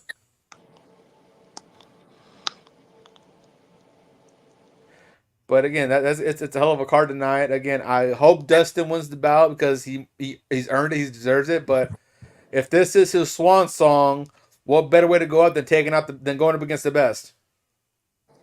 And I mean, that'll be his get back. He can't get it against Khabib, so get it Because against also with this fight is the very first time his daughter will be in attendance. Mm. So a lot of folks thinking that this is the swan song.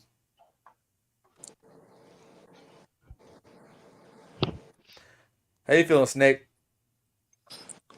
I'm gonna be honest, bro. I was just rolling up. I got thrown off. I got thrown off. I ain't gonna lie, I got thrown off a little bit. It was the bulletin point for this one, for that part right there. My bad. No, we're just going over just Dustin's brief career or whatever. Like again, if this is a swan song, the hats off to him. Yeah, the point about him as far as the fight, like he got to stay away from the ground, like for sure. But didn't mean to throw you off focus there, pimp.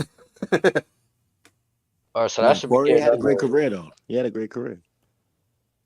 Because again, not many guys can move up from 105 to whatever he is. Just keep moving in weight class and just keep dominating. Yeah, like his career got better at the back end of the career too. You know what I'm saying? I would love to see him and Conor running back, but again, if it's not meant to be, it's not meant to be. Yeah, Conor needs to just stay where he at, selling his liquor and all that. Conor fighting Chandler in a couple months. What you mean? Yeah, he what he doing? 304? Is it 304 or 30? What is it? Michael Chandler? Yeah. Michael Chandler, Conor McGregor, signed, that was sealed, supposed delivered. to happen when they did that damn show though. It's happening in a couple months. Is it for real? It's for real. As a matter of fact, tomorrow in Ireland, there's going to be a press conference with Dana White, Michael Chandler, and Conor in Dublin at an arena to promote this fight. Conor will not be in that ring unless he's 1,000%. He's locked and loaded. He's coming off some injuries. It's gonna be 303. It's gonna be the next UFC card. It's gonna be 303. Oh, next month then. Oh yeah, he active. It's gonna be at the end of this month, June 29th. Oh, is this month? Yeah, June 29th. He got to be careful with that Chandler dude. I'll tell you. Hey, but again, it's one of those. It's gonna be a Rock'em Sock'em Robots type deal. They both could try to come for the heads. Conor got that Gold Glove background. It's one of those. Can that old dog? Can he still get it out one more time? Is he still Mystic Mac? We gonna see, right? It's one of those. We gonna see. That's it. There's a lot of good fights coming up. Cause I ain't gonna lie, Conor used to be real sick and deadly in the ring, and I feel he had a solid run. Yeah, he definitely had a solid run. I don't know, like. Oh yeah, we didn't get to speak about this since this happened. How y'all feel about Ryan Garcia getting caught cheating? I'm more surprised that he's not being accountable, just owning it, saying I fucked up, because he's had several appeals for retests. Each test pops up with something. Just own it. Just say I fucked up. Instead, you're costing yourself money, and you just make yourself look stupid. Yeah, I'm glad they're not gonna get that nigga Haney back his loss. That shit stays like that. Is Haney still the champion? Yeah. It wasn't for the belt once he came overweight. Well, no, because there was talk that should Ryan win, then the belt would be vacated. Nah, but Ryan missed weight, so that shit got up. That was off the table. Okay, no. Okay, I thought that part was still in effect though. Okay, so yeah, Ryan kind of fucked up. He could have been champion if he would have made weight. Exactly. Right. got the champion, got a bigger purse, and said you basically gave your purse back, and you're spending more money off some dumb shit. Me personally, I think he worried about being like a name, a gimmick, like Jake Paul. Like he just want to do wild shit to get booked in these Much fights. like Charles Oliveira, much like Chito Oliveira, put the work in camp, knock some motherfuckers out. The publicity will soon follow, best believe. Roy Jones wasn't a sensation overnight. Tyson wasn't a sensation overnight. They had to see what he was doing in the ring beforehand. A nigga Tank fight next week too. I ain't gonna lie though, Mayweather Already? really laid out the foundation. Who Tank fighting? Frank Martin. Oh yeah. Ooh. June 15th. Ooh. That's in 2 Ooh. weeks. It's a hard hitting Ooh, summer. It's a lot of fights happening. Yeah, it's a lot of That's honestly that's a good matchup for Tank, to be honest. I mean, Tank's probably gonna run away with it, honestly, and just outclass him, but that has to be a good fight to watch. Yeah, I'm gonna tune in for sure. Ain't missing that. Again, 'tis the season. Bring on the violence.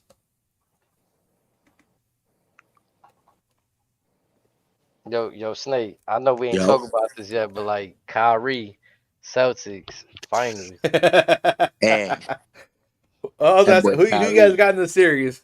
I ain't seen y'all since the Knicks lost. I'm gonna come clean, but Facts. Yeah, man, we tried, man. The Knicks. I just want to say, by the way, y'all had one hell of a run. Yeah, man, we did, man. We'll be back next year, man. Healthy, we would have been in the finals against Dallas, but this is a hell of a story for Kyrie. They try to write my man This is off. legacy. This is legacy. Yeah. This is legacy for Kyrie. I ain't gonna lie. Y'all shitted on it's me not top legacy 75. for me.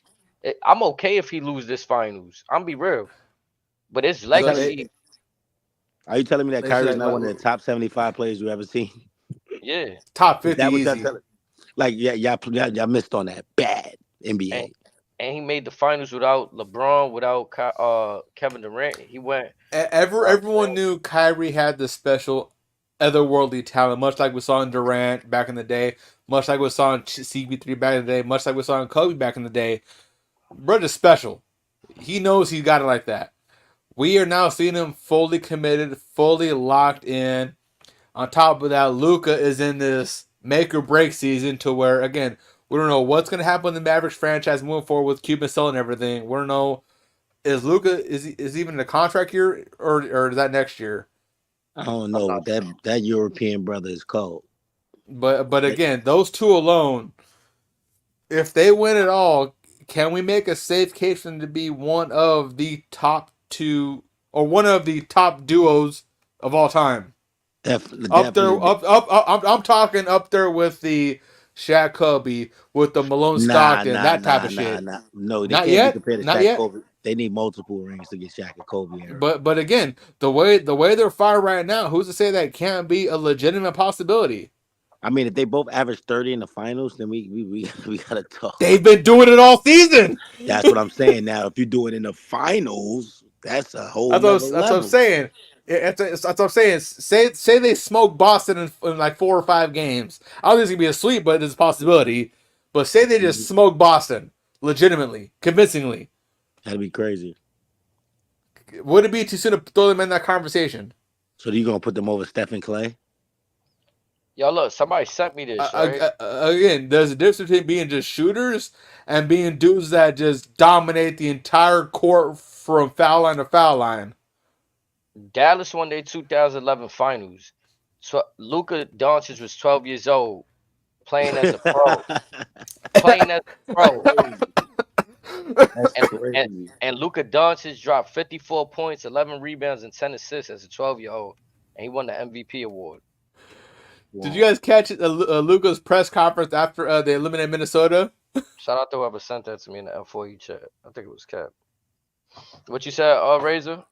Did you guys catch Luka's post presser after they eliminated Minnesota? Nah. Basically, he was like, I have avenged my Slovenian brother, Nikola. I think he was talking about Ant-Man. He's like, when he had talking shit, I had to put him in check. Let him know, hey, we here. Mm. Kyrie just on the side just busted up like, you really going there right now? I'm screaming. And your man Kyrie. I have avenged my brother. Kyrie finna get a real ring, not a bubble jaw. Like since LeBron, get a real ring. Man. Real. And that's what I'm saying. That's what I'm saying. He's going back to the place that kicked his ass to the curb, left him for dead. I ain't gonna lie too though. In my who the Warriors beat for their championship? Just recently too. I'm not talking about the worst. They beat Boston, right? Mm-hmm. Yeah. Yep. So if that Warriors team that wasn't so good with Andrew Wiggins and all that, like if they did, Hold on. Wasn't so good. You saying that Dempsey wasn't that good? What you mean by that? Where? Like what? Who? That Jordan? What you mean by that, era, HD? That was cold. It was crazy. I'm talking What about you mean by that? that was the worst Warriors team probably we've seen them win the championship. What? Fuck out of here! The worst? What? Yeah. Get the fuck out of here! No. Wait. See, let me think. Worst though? Hold on, HD. Hold on. Where the Henny at? Where the Henny at? You had Kevin Durant win a championship with them. There's no way that Wiggins team was better than the Kevin Durant team. No. I'm talking. What about the first year they won it?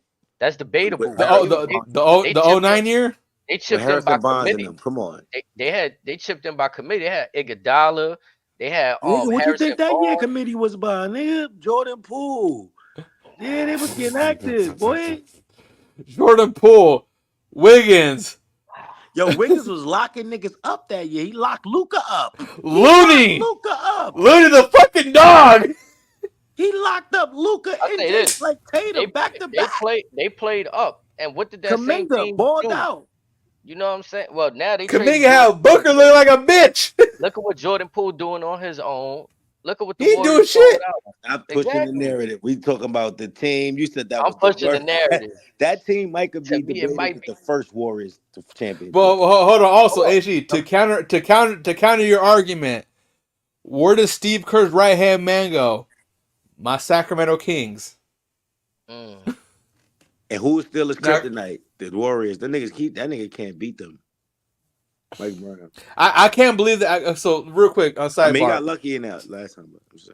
So earlier this week they announced the Kings announced that they were offering Mike Brown basically $7 million a year. He said, "I ain't staying for no less than 10." The Kings handed his $10 million a year. I thought that was fucking stupid. I'd have let his ass walk back to Golden State, to be honest, because you're essentially 1-1 with the Kings, with a team that went shot for shot with the Splash Brothers. We may not have the physical. Great coach every year, every place he's went. Who? Mike Brown? Yeah. Now again, a great coach or a good coach? He went to the finals with Bron. But again, a good coach. But again, a good coach or a great coach? It's a big difference. I'm just saying, like, he's always had like his win percentage. He got a good win percentage. Mike Brown. Again, he's a good coach. And he's look not what he's a great doing with coach. this young squad. This team, he's not. A bunch of kids running around. This nigga got these niggas really playing, like Monk, Fox, Murray. Like he got these niggas really. They've been those dudes. That's the thing. Yes, he showed them. He allowed them to elevate their game, but they've always been those dudes. It's just with him, it's his particular coach. Look what Mike Brown did when Kerr was on suspension when we were in the playoffs. They damn near got eliminated by the fucking Kings. Man, but then it's like Luke Walton had a great record when Kerr left, but then what he do when he went to the Kings? Nothing. So how you ain't gonna give? Look what Luke Walton did with the Lakers too. Look at what Mike Brown did with the Kings. Look what Luke Walton couldn't do. Look what Luke did with LeBron. Who? Look what Luke Walton did with LeBron in LA. Luke Walton was coaching LeBron. In the early when LeBron first got there, Luke Walton was still there. I'm almost certain. I forgot about that. Bad Luke Walton coach Bron. Yeah, because LeBron got Luke ran out of LA. When LeBron got there, he was supposed to be the be all end all. He was gonna be the game changer. He was gonna be the reason why the Lakers win 5 out of the next 6. All this other bullshit. Luke Walton gets kicked to the curb. Yeah. Also, a quick sidebar. Rest in peace, Bill Walton. Yeah, nah, for sure. R.P. Bill Walton, man. Classic voice in this game. Northern California native. Man, it's Yeah, I think damn near a Bay Area legend over here. this finals is gonna be fire for sure. Yeah, nah, for sure. Yeah. Boston and Dallas is kind of dope. It's dope. But I got again, Mavs though. I got the Mavs. I got the Mavs too. But again, it's one of those. Can Kyrie and Luka put them away in less than in 5 games or less? It's shit finna come down to the big men. Bad. Lively and Can Gafford finna Jason be active. it's gonna come down to Jason Tatum, to be honest. Boston has wanted him to be the dude for years now. My opinion, this is his last shot. Are you the franchise or not?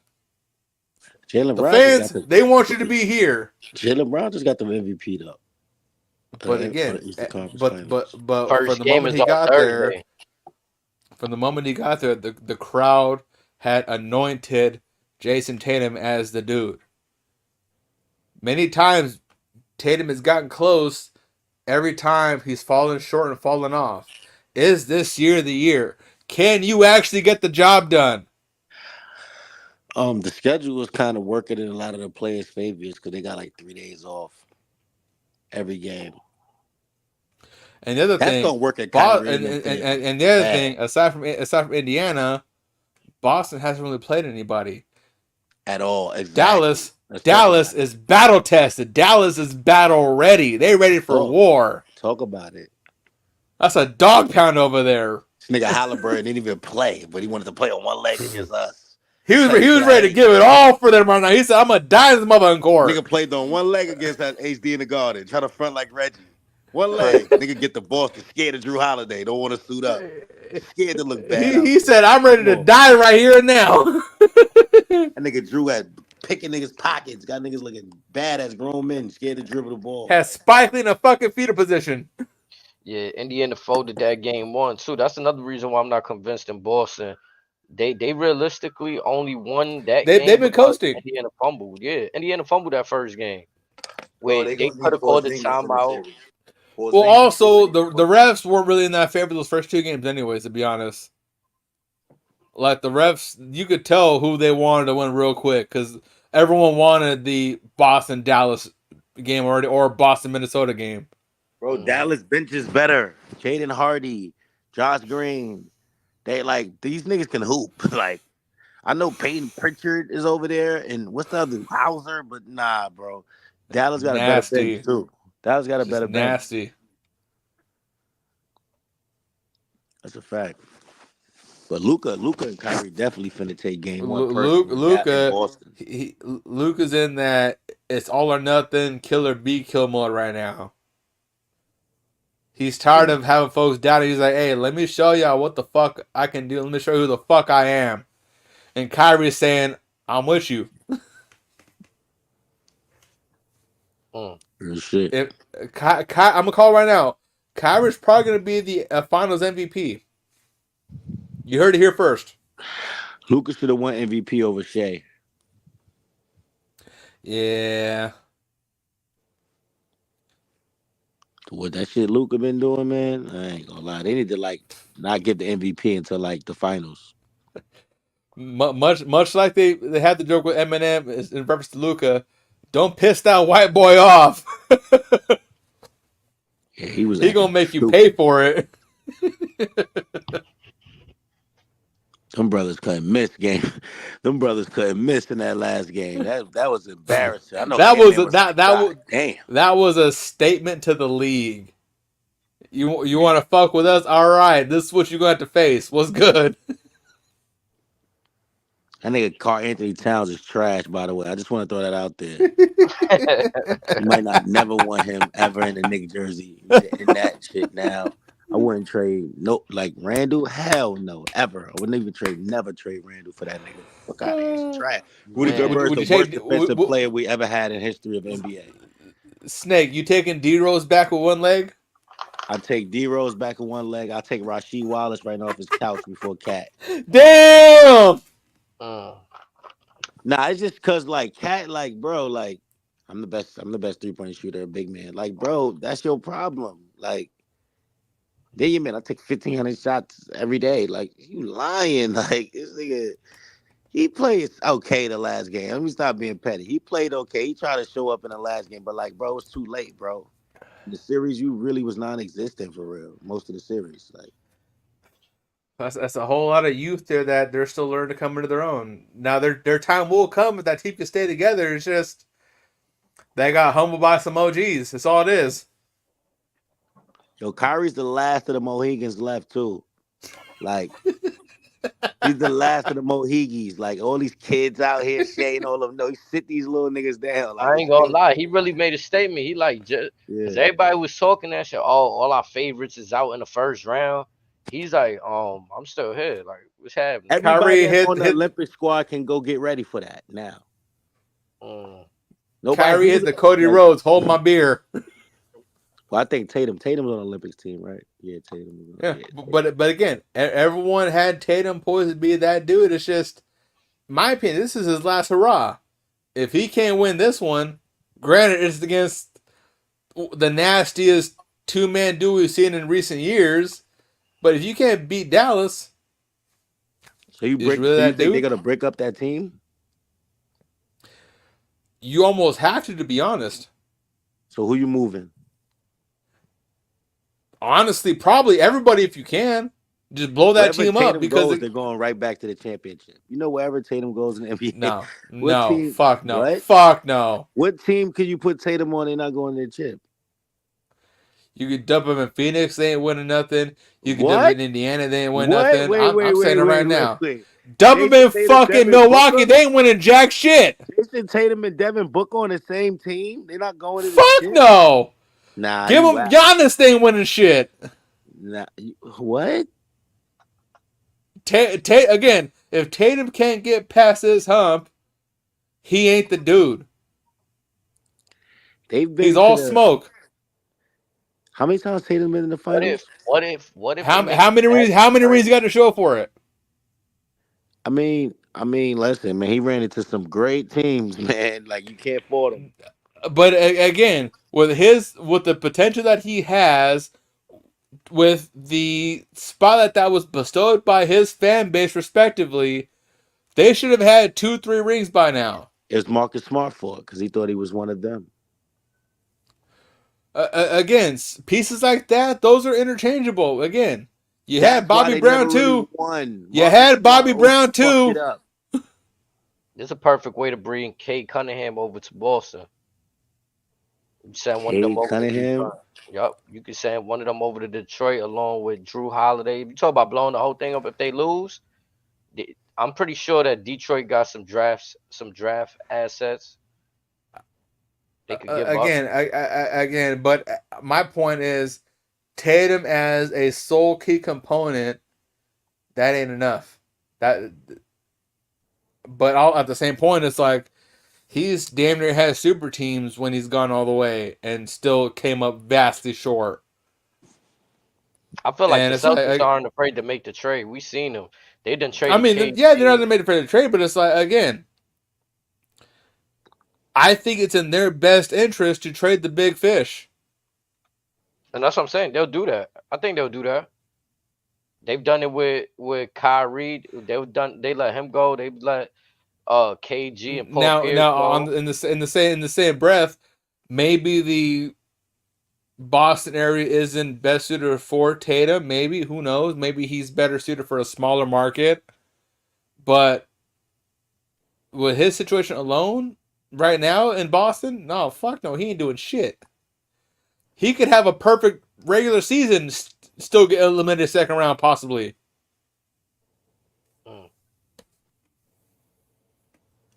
Fuck, send him to Sacramento. They ain't doing shit with him. That's crazy. Tell them how you feel, Razor. That's crazy. Just being honest. Y'all can cry all you want. It's just the facts. Rangers, man. God damn. What happened? Panthers eliminated the Rangers to go to the Stanley Cup Finals, man. I kind of saw that one coming, to be honest. Damn. Child, I thought we was gonna at least get one New York team and something. Because again, Florida, if I'm not mistaken, much like the Vegas Golden Knights, they got everybody back from last year. But this difference between now and now this year, everyone's going into the finals healthy as a horse.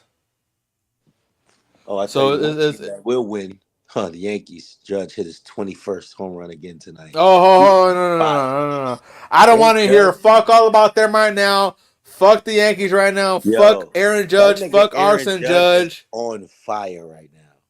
Like, fuck them right now. I'm a Giants fan, therefore fuck all of them right now. I don't want to hear anything about them for the next 2 weeks. Oh, you a Giants fan? Hell yeah, to the core. I'm from that Buster Posey era. I fuck with Buster Posey. Shit, I'm from that JT Snow, Rich Aurelia, Barry Bonds era with that Kirk Reeder, Jason Schmitz, Benito Santiago, Will the Thrill Clark. Shit. Barry Bonds, that's crazy. But again, my thing with Aaron Judge is what he said after that the game on Friday night. Fuck you for that. You a bitch for that. No, I think you wanted him to be a Giant, low key. And then again, I honestly with him, because of how injury prone he is, he's known to be much like Stanton. I was indifferent, but the fact where again you go ham in San Francisco in your first time there, and you're gonna do the whole it's a dream come true, blah blah blah blah blah blah blah bullshit. San Francisco is trying to offer you damn near half the Bay Area for you to come here. You go get the Yankee money. Don't do that little babyface bullshit here. We have the best because you come off as fake as fuck. You have the best 3, 4, 5 in baseball history with Soto, Judge, and Stanton. What three you putting up against that, bro? That is insane. Soto, Judge, and Stanton. Soto ain't shit. I'm gonna be honest, he ain't shit. What? He wasn't shit in San Diego either. You tripping? Juan Soto, one of them. Nah, fuck no. I take Machado over Soto, to be honest. Oh, I fuck with Machado. I ain't gonna lie. Let's see, a better 3, 4, 5. You can't find a better 3, 4, 5 right now. Honestly, it's got to be either Philly, Atlanta, or Arizona that got a better lineup altogether. Okay, so you got Bryce, you got Arenado, Bryce, Arenado, and Schwarber. Wait, Arenado's on that team with Harper? Let me see. Or is he on the Cardinals? Well, that's what it is. Or fuck it, go St. Louis. Go with St. Louis. Crawford, Schwarber, Goldschmidt. Nah, but I was gonna say Harper got Trey Turner, right? He got Trey Turner. Trey Turner ain't been doing shit either. That's why LA got rid of his stupid ass. That nigga got the bag though. Trey Turner just got the burners. That's it. Yeah, I watch a little baseball, man, you know. But let's see. You said a 3, 4, or 5, correct? Yeah. I'm checking. Cubs got a respectable 3, 4, 5 with Bellinger, Morel, and Ian Happ. That's respectable. Soto, Stanton, Judge. Come on, man. What are we talking about? Huh. No, again, I gotta go St. Louis. Carpenter, Goldschmidt, Arenado. Bro, we just went back to back the other day. Do you know that? You beat the fucking Giants. What you fucking do? Hey, we ain't doing shit either. Yeah, back to home runs. We ain't doing shit either. You know what type of luck that gotta be? You either got luck or you got 3 kills. It's like you know what I mean? Again, if we make the wild card, it'll be a fucking blessing. Nah, we're trying to win that whole thing this year. I ain't gonna lie. But again, with so we had Cardinals and Phillies this weekend. So Cardinals got again Matt Carpenter, Paul Goldschmidt, Nolan Arenado. Phillies got Bryce that's Harper, solid Aaron right Bohm, there. Stott. Them three is solid right there on Cardinals. Now here's my question for you guys: what the fuck is going on with the Mets right now? Terrible. I go to the hood right now and get free Mets tickets, man. Right now. Yeah, I don't know. Shit. Again, if the Giants get logged if the Giants get logged down the polar bear right now, I'm buying his jersey at midnight tonight. Yeah, Mets ain't been shit since Mike Piazza left. But again, even the Mets, you got Pete Alonso, Brandon Nimmo, and what the fuck's his bitch's name? Tyrone Taylor. Again, another solid 3, 4, 5 right there. Yeah. And they lost 10-5 over the Diamondbacks today. Diamondbacks got a squad to this go around, but again, holy fuck, the A's dropped 11 on the Braves. Matter of fact, the and Angels. won. Who's Mike Trout? Who's Mike Trout? Mike Trout. The Angels. Who the Angels got? Mike Trout. I think Trout's hurt right now. Already, Yeah, but Angels ain't got nobody. Oh, they got Kevin Pillar. That's it. Former Giant. Oh, and they got Monakas from the Rockies too, but he's batting 170. He ain't doing shit either.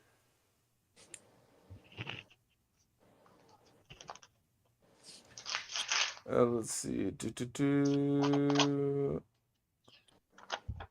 Orioles got Gunnar Henderson leading off. That's about it. I ain't sweating them. Yo, HD. Yep.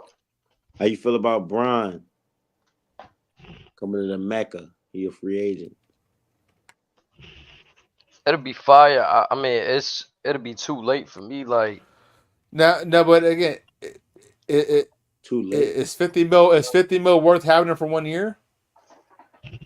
If you would get the one championship, that is like. But you also got to figure, whoever gets him is probably going to land Bronny too, potentially.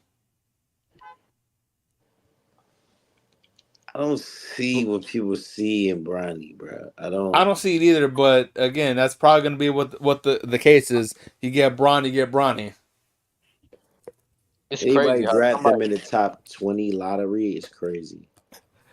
I think Bronny will go second round, to be honest. Right. Last pick, one of the last. Now, again, you guys are the basketball aficionados. Is it wrong for me to think that Bronny will probably go second round instead of first? He might go first just off the fact that he's his father's son. But I don't know. I'm saying again, you take name value out of the equation. Is he a safe second rounder or a fair second rounder? Nah, he's a late first rounder. He's got some good upside, man. He's young, you know what I'm saying? Like, he could play. I'll be honest, I haven't seen, like, on some big level, I haven't seen enough of his game, like March Madness, none of that. Because from what I see from him, I just saw a whole lot of just, I mean, he's got the fundamentals, but again, a lot of folks in that league got fundamentals. Yeah, USC didn't make it, HD. Like, he had a season, but they ain't make it. No, hold on. USC men didn't make it. USC women's, on the other hand, won the whole damn thing. Nah, for sure. One of their star players was hurt though. Isaiah Collier, that came to the school with him, was out. So I'll give Bronny some slack. You know what I'm saying? One of his star players wasn't playing.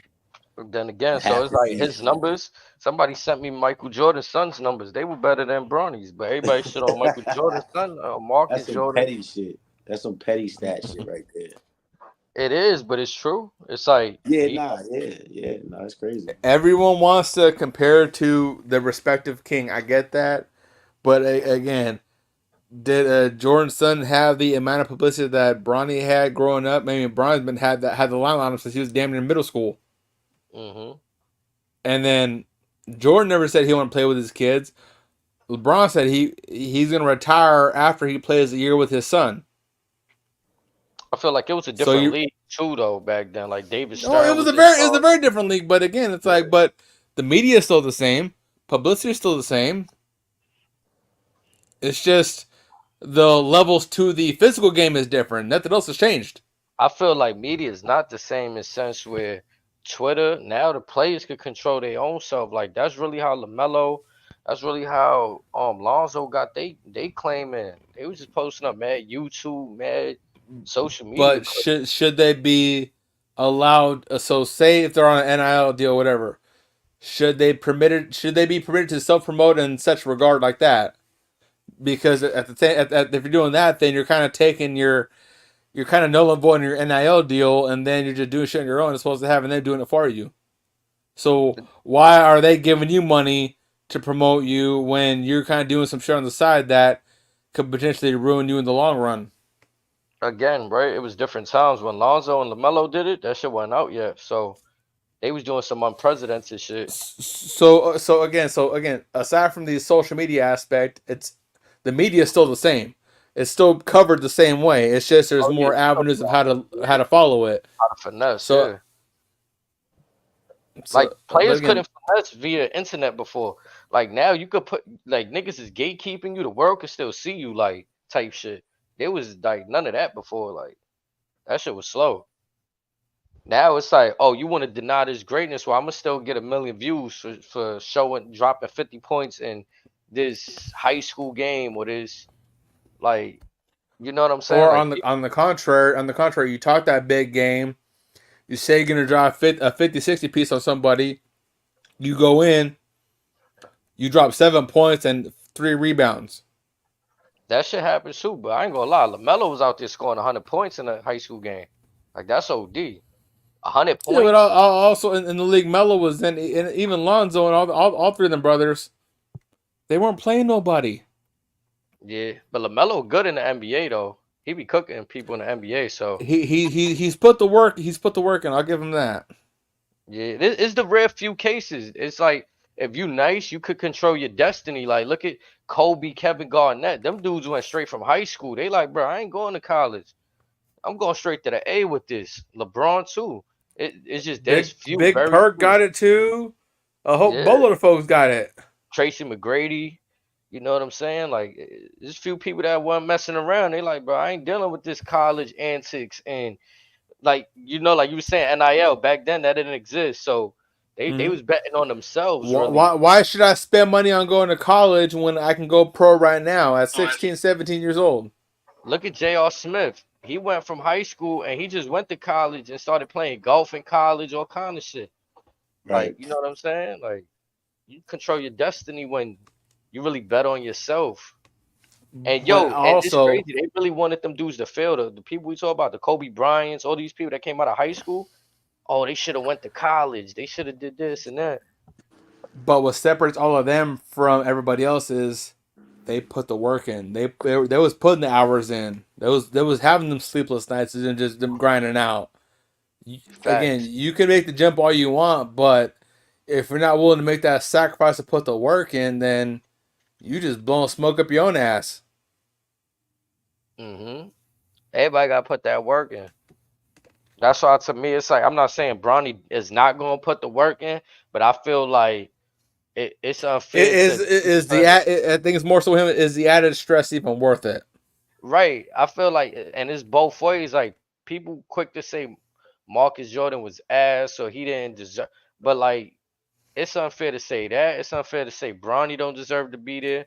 But what I say, history wise, the people that should be in the first round, the second round of the draft pick should be the people that was killing in March Madness, Sweet I think 16. I think a perfectly good example is for someone that folks are sleeping on right now is GP2, Gary Payne Jr. Mm. Again, Pop's dog in the league. Junior did his work in college, did his work in high school, put the work in here in the league, and I think he could be a mainstay as far as the next gen for Golden State. It's just that again, you have like the big three of Curry, Clay, Draymond. Pay could fit in that Clay role. Looney or Kaminga could fit in with the Draymond role, it's just who's going to take the Steph role as being the shooter.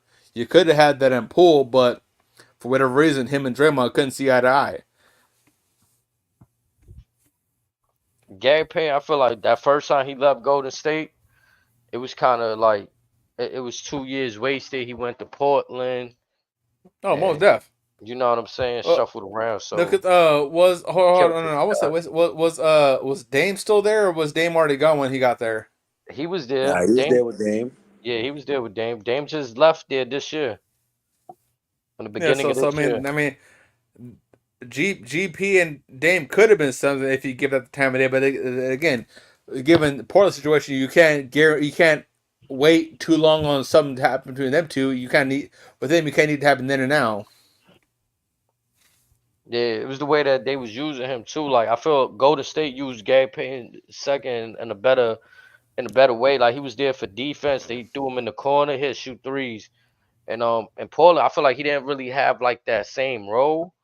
He just lost in the shuffle of already what Portland ain't know what they was doing. They traded away McCollum. A lot of shit was going on in that time period. So I felt like they my opinion, Payton, much like Malik Monk of Sacramento, the two best 6 men in the league. Those two are 1 and 2 as far as the 6 man for all of the NBA.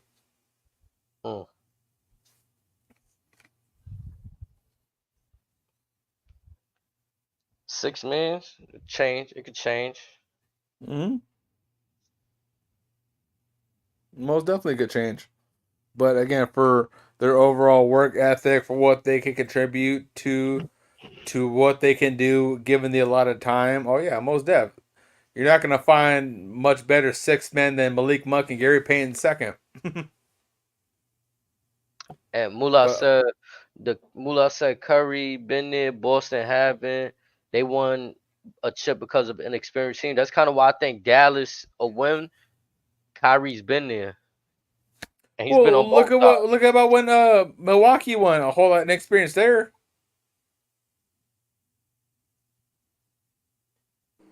Good point. Milwaukee went an unproven and ran the table during the pandemic era. Granted, a lot of us thought they were probably one of the better teams, but again, were they better than Golden State at their peak form? No. Were they better than Boston at their top form? No. Were they better than Boston at the top form? No. They just got lucky and just got advanced. Giannis and them wasn't supposed to win that finals, though. No, they weren't. Just right place at the right time. I'm not going to lie, though. He played like the best player on that floor. They were that block called DeAndre Ayton. Like, he played like a 99 2K character. Dunking on people, blocking people, standing. But again, look at that whole squad from Phoenix. Aside from maybe Chris Paul, none of them were rated for that limelight. Unfortunately, Booker, big moments. Booker folded under the pressure. Crowder folded under the pressure. Bridges did it. Ayton Bridges played. Ayton was on his way out to begin with. Yeah, he sabotaged that shit. I ain't gonna lie. I felt that shit. I felt like he sabotaged them. Like, you already ain't buying into their play style, so you just gonna go out there and put minimum effort type shit. Like, I can't accuse him of that. And walking into that, DeAndre Ayton. Okay, Ayton ain't put no effort in. I hated that. No, he didn't. He had both feet out the door without by the time the tip off happened. Bro, it's just like, what is he doing, bro? Like, I mean, he did the same shit in Portland, though, bro. He don't care. Yeah, facts. That's why people trying to tell me, oh, he gonna show out in Portland. I'm like, nah, bro, I don't believe, bro. DeAndre Ayton has had his chances. He was on extremely talented teams that could have very well won it all, but the deciding factor, or one of them, was likely him, because he don't put the work in. Or if he does put the work in, he half-asses the fuck out of it. It's just like a player like that, when they start to become too needy, it's like, look, you wanted your own team. You wanted Portland. Here, you got it. Now what? Fucking one of the worst records in the league. Congratulations. He'll walk into a squad thinking he's Dennis Rodman to a Michael Jordan, when in reality he's a Brad Miller to a Chris Webber. My boy Murder said once a month. Middleton is crazy, bro. That's wild. And he from HD, I'll Milwaukee be too. back, HD. Yes, sir, Snake. Uh, My but boy again, from there Middleton's too. another one. When the effort is put in, lights out. But again, have we seen him fully committed yet? But this is Not what I'm really. saying though. Like we glorify the shooters in basketball, right? Like we glorify, like my boy Cap like to say, we glorify the sexy. We glorify the 3-point I shooter. look at the dirty game. I look at the stuff in the paint. And that's what Giannis did. He took the best efficient shot he could take, a dunk. And Giannis, he making his free Jokic, throws. That's what I'm saying. This is why like Luka, people be like, Draymond. I understand that Milwaukee team might not have looked pretty, but when you got to, it's like LeBron when he took his first Cavs team they weren't pretty, but the way LeBron was playing, it was kind of I'm similar. gonna drop a throwback real quick. Bill Lambier. Man, see that's nasty time right there though. That that's real physical nasty time right there. Hey, but again, there was some dogs then. Yeah, no, but look, this is what I'm saying. Everyone had to be a dog. Yeah, you couldn't be afraid to put the ball in the rim. And some of these dudes that shoot, like, I can see why it was hard for Indiana to beat the Lakers, you know what I'm saying, in the finals back in 2000 or whatever. I can see why it's hard for some shooter teams if they're not gonna hit. It was hard for the Warriors to beat LeBron. Like, you know what I'm saying? If LeBron would have had a healthy team, the Cavs might have two over the Warriors. In all honesty, that's the crazy part. Look at Nate Robinson back in the day with your Knicks.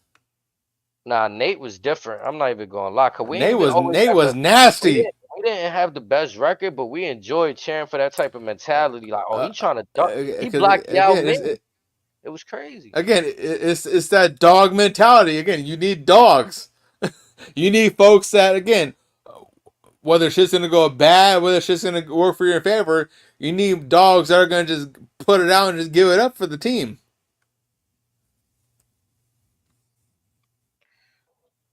You see, he's saying Middleton always hurt. Yeah, I mean, I just felt like in that game, in that series specifically, like it was too much uncertainty. Like you had Brook Lopez, you had a few big bodies on Milwaukee. You know what I'm saying? And the Phoenix was an offensive based team. As to where the Milwaukee team was more defense, like they had Drew Holiday too. So it's like you you know what I'm saying? If you're gonna come with your offense, you gotta come shooting right. Yeah, but again, with a match like that, if you're Phoenix, you can't come in scared. Nah, but this From is game one, they came in Paul. scared. They came in intimidated. They came in defeated. I think we don't want to admit this about Chris Paul, but he kind of folds in the playoffs too.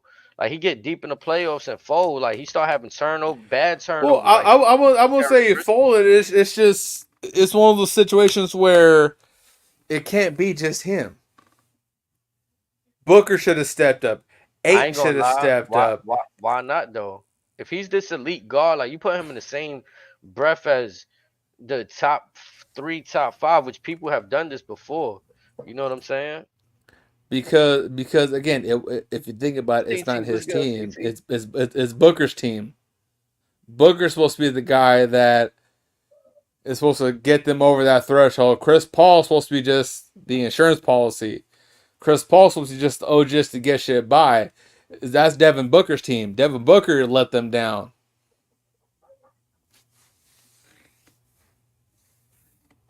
Yeah, Devin And Booker. then you have that's another one that I feel like gets a pass. Kind of like they kind of don't mention how, like in a sense, to me, Chris Paul and Devin Booker was supposed to show up. DeAndre Ayton didn't show up, and he got shipped out. The people that showed up got shipped out for Kevin Durant. And since then, Booker has been less than a shell of himself. He's been dog shit. He's had a couple of glimmers here and there, but other than that, he's been trash. And like, don't get me wrong, he's still like an elite. Like you said, if he needs help, then he's more like a Tony Parker to me. Chris Paul's more like a Tony Parker, and that's no disrespect because Tony Parker got what, 5 rings, maybe 4 or 5 rings. Like Tony Parker got his rings, And he was If, cooking. if, He was cooking my Miami. if Booker's not meant to be the star, ain't nothing wrong with that. But again, find someone who can be the star, because you can build a team around that roster. It's just you need a guy who can not only can be a dog, but can be a guy that can take your team over that threshold. Mm-hmm. And Booker ain't the guy. I feel He's like proven also, he ain't the guy. Just like I feared Tatum has proven he can't be the guy. I know it's only just a year one. Like we can't say, oh, this and that, but what we can say is that right now, Bradley Beal, I feel like the combination of Bradley Beal, Devin Booker, and Kevin Durant, they definitely need some help. Like, I don't know if it's in help of a big man and help of someone who's gonna help facilitate, give them the ball, but they definitely need some help. Now, this is gonna piss a lot of people off, and I don't care about that, but was Kevin Durant the move to begin with? I mean, maybe. Look, It they didn't work. both they both picked It where they didn't wanted to work in go. Golden State. They both picked where they wanted to go. It Irvin didn't work wanted in to Golden go to State. Dallas. Kyrie wanted to go to Dallas, and Kevin Durant wanted to go to Phoenix. My brother Bowie said 5 rings, 1 MVP. Yeah, they need help from Bill. That's it. Bill didn't show up. And this is another one that we like. Again, people want to glorify his time in Washington. Like, there's a lot. If we're gonna glorify the best and treat everybody the same, you got to get put under that microscope. You know what I'm saying? Bradley Beal, Katie we wanted to looking go to at Gold. the Katie street. wanted to go to Golden State because him and Westbrook couldn't beat them. Golden State did little to nothing with him there. Phoenix was no different.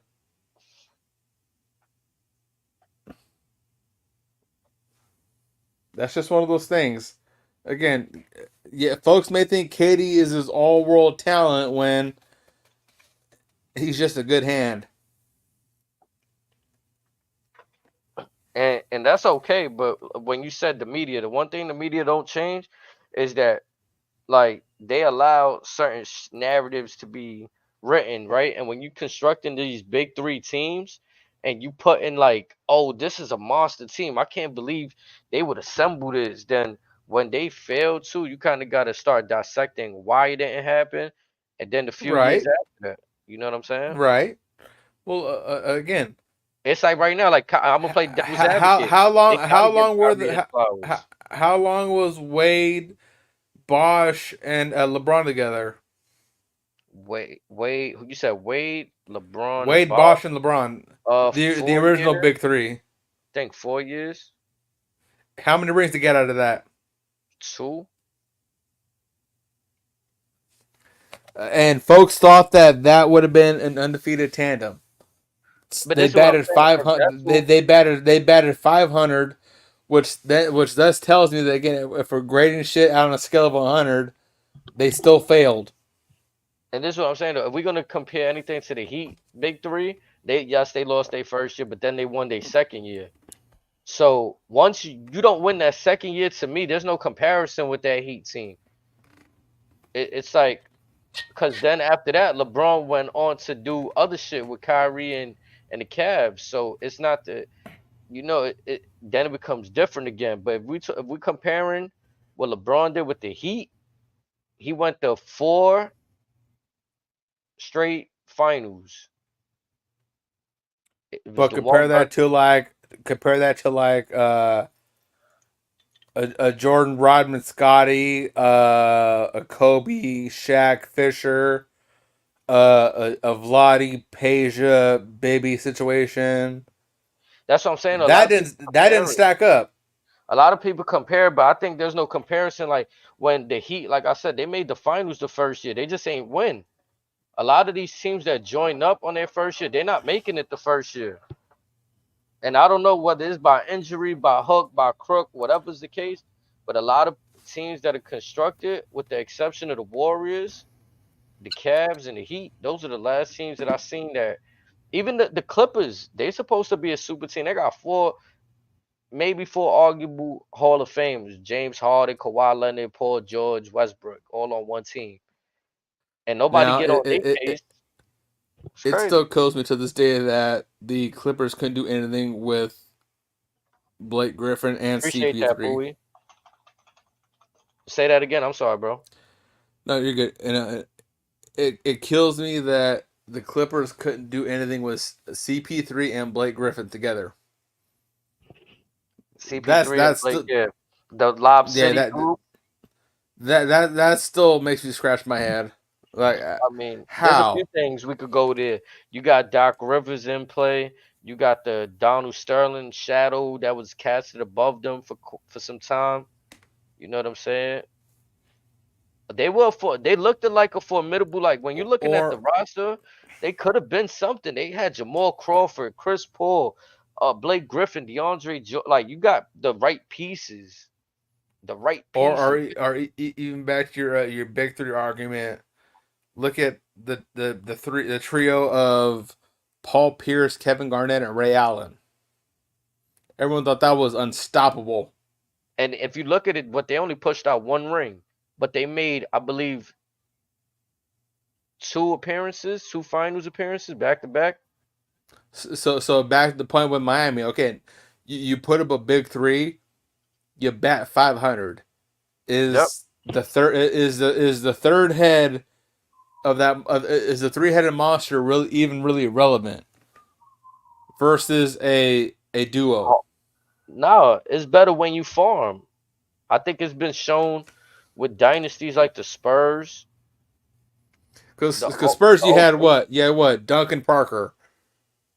Lakers, you had Shaq Kobe. Ginobili. You also had Ginobili. Their 6th man of the year at one point, and he won. No, but I'm again, aside of the 6 man guy, I'm just counting as pure duos. Oh like yeah, I said, you had the Jordan Pippins, you had the Shaq Kobe's, you had the the Parkers and Duncans, you had the Nash and Nowitzki's. Facts. That first ring they had David Robinson and Tim Duncan was crazy. The Twin Towers. Yo. Celtics better not lose. Facts, boy.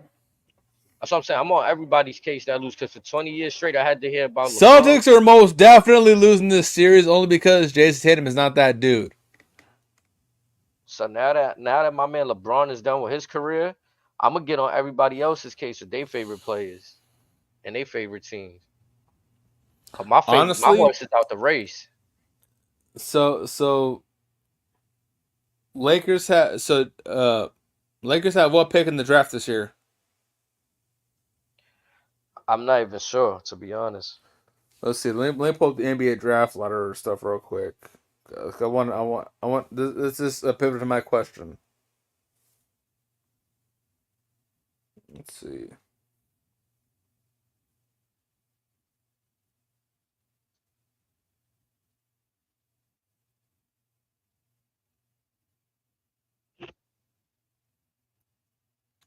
So my information is going to be based off of ESPN as of 24 hours ago, so it should be somewhat relevant. According to them, the Atlanta Hawks do have the first pick, but I can see the rest goes to the paywall. But anyways, my question is, so Lakers is 17. Where are the Cavs?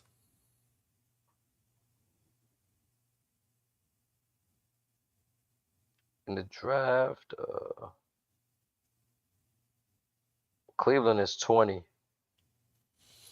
The first five picks are Atlanta, Washington, Houston, San Antonio, and Detroit. Because my point was going to be saying because the lottery type bullshit. I was going to make the argument that say Cleveland had a higher draft pick, LeBron was going to have a third stint in Cleveland and tell Bronny, hey, you coming home with me. I thought about that too. They had LeBron at one of the Cleveland Cavs games when they was going against Boston. Because again, if this is because Cleveland got a nice squad already. They're not half bad. I'm gonna be honest. But if LeBron can have a He said got one more horse in the race. I Kyrie. see that. But again, so say LeBron has a third stint in Cleveland, and that entices them to go after Bronny. They again, let's say Cleveland got a pretty nice roster already, and how much of a big deal would it be if Cleveland wins another ring when LeBron comes home on his swan song with his next of kin in the state of Ohio? That alone would be reason enough to build a statue of LeBron right then and there. I don't think LeBron winning another championship unless he do some drastic, like again, I was using that as purely as a what if scenario. Again, no, I get and that's why it's hard for me to think that because I've been thinking this what if for the last 3 years. What if the Lakers could just get right?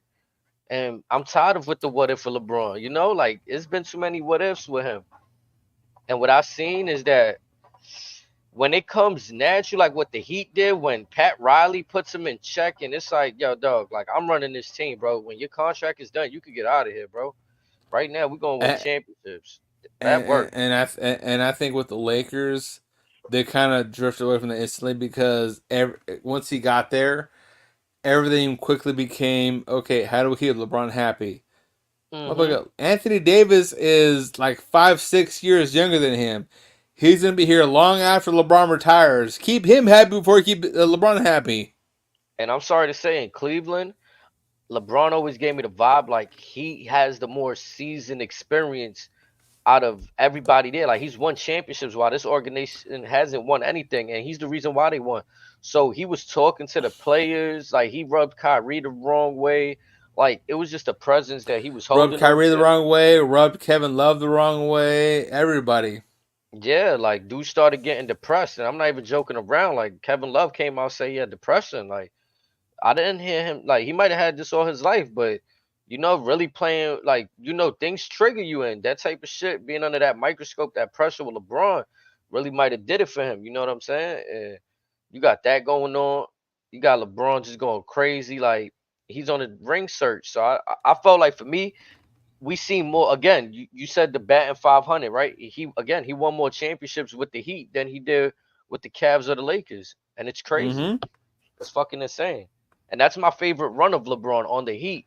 But because we got the last sample size of Cleveland and the Lakers, like I guess that's the recent memory we have.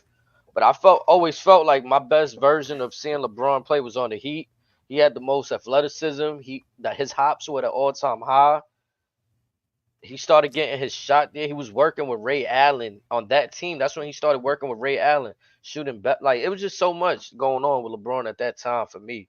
You know what I'm saying? That I could say that was my favorite version of LeBron right there.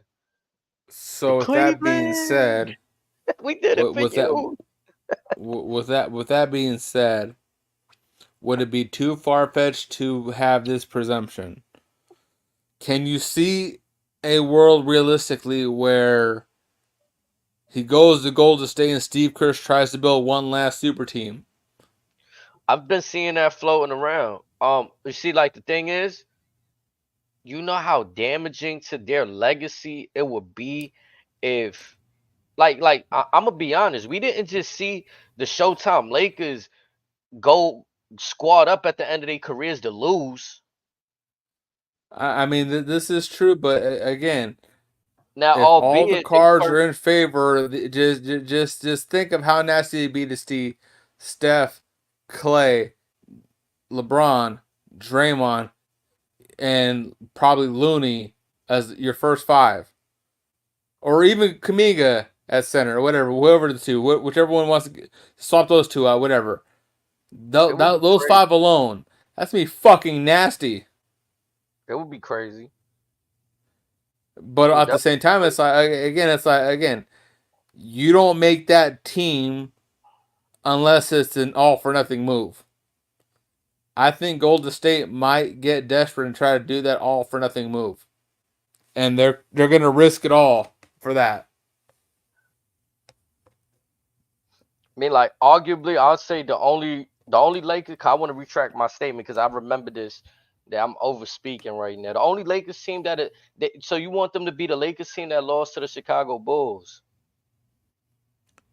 I say they're gonna lose. Because that's what I'm afraid of. I really feel like So if again, say you have that lineup of I said Kuminga, LeBron, Draymond, Steph, and Clay. Who do you have contest that to begin with? This is presuming they fire on all cylinders at least 75% of the season.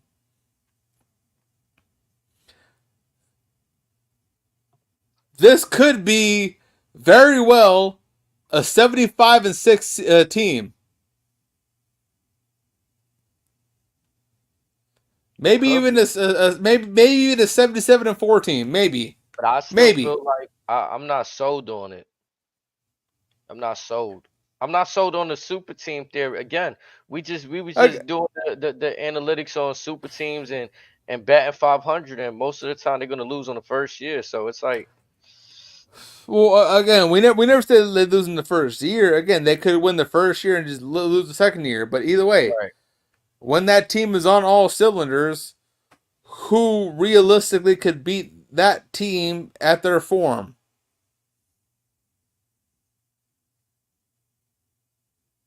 I mean, the whole league is young. They catching up. Like, you just had the Thunder with the best record on the Western Conference. And you had Boston, and you had Boston in the East, and we're here looking at Boston saying they're going to get dog walked by Dallas. That's what I'm saying. That, like, alone with what they got alone right now, Golden State is not doing enough. So here's why I think that realistically the traditional super team theory won't work with Golden State should they acquire LeBron and or Bronny. And that's because LeBron's won everywhere. The Warriors have won presently with this current core. That cohesive alignment alone will be sufficient enough to tell everyone, hey, he's here to win. Our core has won already enough alone. We know the winning formulas. You will follow suit with us. Or we will find folks that will follow suit with us. And it's going to be just... The West is so tough, bro. If LeBron wants a cakewalk, you'll design a team on the East. But again, I don't even think it's gonna be a cakewalk. Again, LeBron, he's gonna want to earn it, but at the same time, it's like, again, when he's with, again, let's just be honest, Draymond's probably the most, can we call him the most feared enforcer? How do we want to approach that? The Draymond, the bug out. Because he is a certified enforcer. He does a lot of dumb shit, but he is an enforcer. But anyways, you have Draymond and you have the Splash Brothers, arguably the two greatest shooters the NBA has ever had. And King James. And you have Anthony Kuminga. You have Lumini on the side. You have GP2 on the bench. Again, that squad will ultimately be loaded. It's just that you're essentially swapping the Jordan Poole role for a LeBron James momentarily. And again, they could go 2 for 2. They could go 2 for 3. But assuming they're all on the same page, I challenge any team to present a lineup that will be a legitimate contest for them.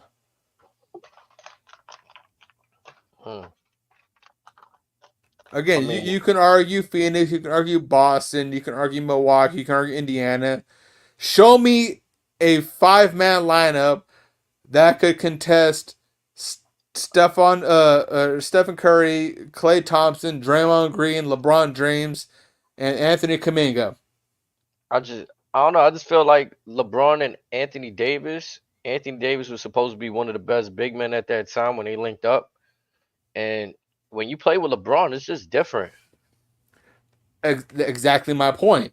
You're talking about a 2-man team. I'm talking about a 5-man lineup. I Because think again, Klay Thompson has LeBron's of the age where he knows it can't be just him. Folks got to have a similar mindset and step up. The Warriors, the only team that in conversation has had a similar mind state. Should he go there with the lineup I presented to you aforementionedly, which team that we currently see today could legitimately contest that 5-man lineup?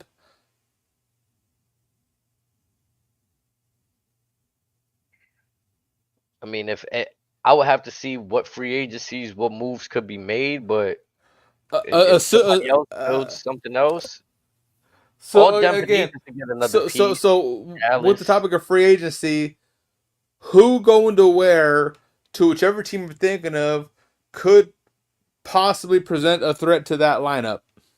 Denver, Dallas. No. I'm talking about just read me the lineups. Oh, just like a five that Yeah, can, again, the 5 I just listed versus anybody else's 5. like I feel like if there's a scenario in which you can have Kevin Durant link up with them in Dallas, and you got Kyrie, Luca, Kevin Durant, you still got Daniel Gafford, and then you might have to find another piece that, unless you're putting Kevin Durant at the power forward, then you could just leave him there at the power forward because that's what he's been playing the last few years. But they'll just have to find a swing. Maybe they bring Tim Hardaway Jr. and to put him at the 3. You know, they intend on keeping him. He hasn't been playing bad for them. Now it's not something ideal, but I'm trying to keep it realistic within the guidelines of cap space and everything else. You know what I'm saying? And because of that, respectfully, the doubt in your voice tells me otherwise, that the tandem that the Warriors could potentially have would overpower the tandem of the Dallas Mavericks. On to the next team. The only uncertainty I have is if they could actually get it done. If they could get Kevin Durant, who's just got into Phoenix, over to Dallas, like would they want to trade within conference?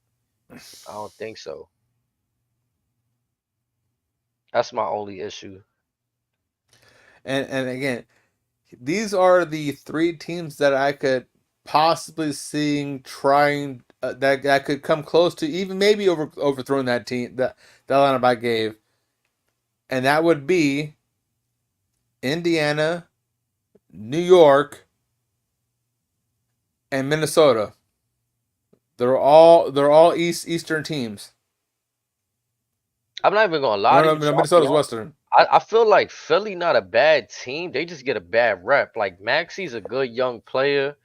Embiid is Embiid, but if he has more help, then like they don't really. Joel, he's plagued by injury. Unfortunately, it's only a matter of time before he falls under that Derrick Rose conversation. He can be one of the best in the world. He just cursed and doomed to never be healthy. That's why I think it's Maxi's time. Like I'm looking at, like he got to hand the keys over if he want to lengthen his career, extend that career a little bit. You let Maxi control the team. Like it's nothing, you know. But again, to my argument, against a starting 5 of Steph Curry, Klay Thompson, Draymond Green, Anthony Kuminga, LeBron James, your best options are the New York Knicks, the Indiana Pacers, and the Minnesota Timberwolves. As is, with no. As is, or even if they have even a small bit of action in free agency, even a small bit, those 3 teams have the strongest chances of beating that starting 5.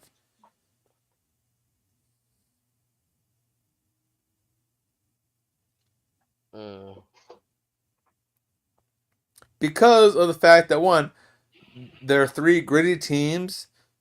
2, they have displayed that even through certain diversity, they can persevere past that. And again, even when they're wounded in general, they're going to put up a fight. They're going to make you earn it. And again, with that starting 5 with the Warriors, should they get LeBron, I honestly think that the Knicks Pacers, and Timberwolves could beat them out in a best of 7 series, maybe in a best of 5 series. Call me crazy, but again, I love an underdog. I love a good underdog, but again, that's just me being realistic.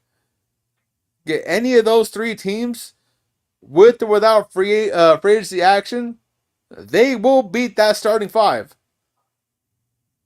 Will, not can, will. That's why you kind of help proving my point there. I feel like that team ain't untouchable if LeBron go to Golden State.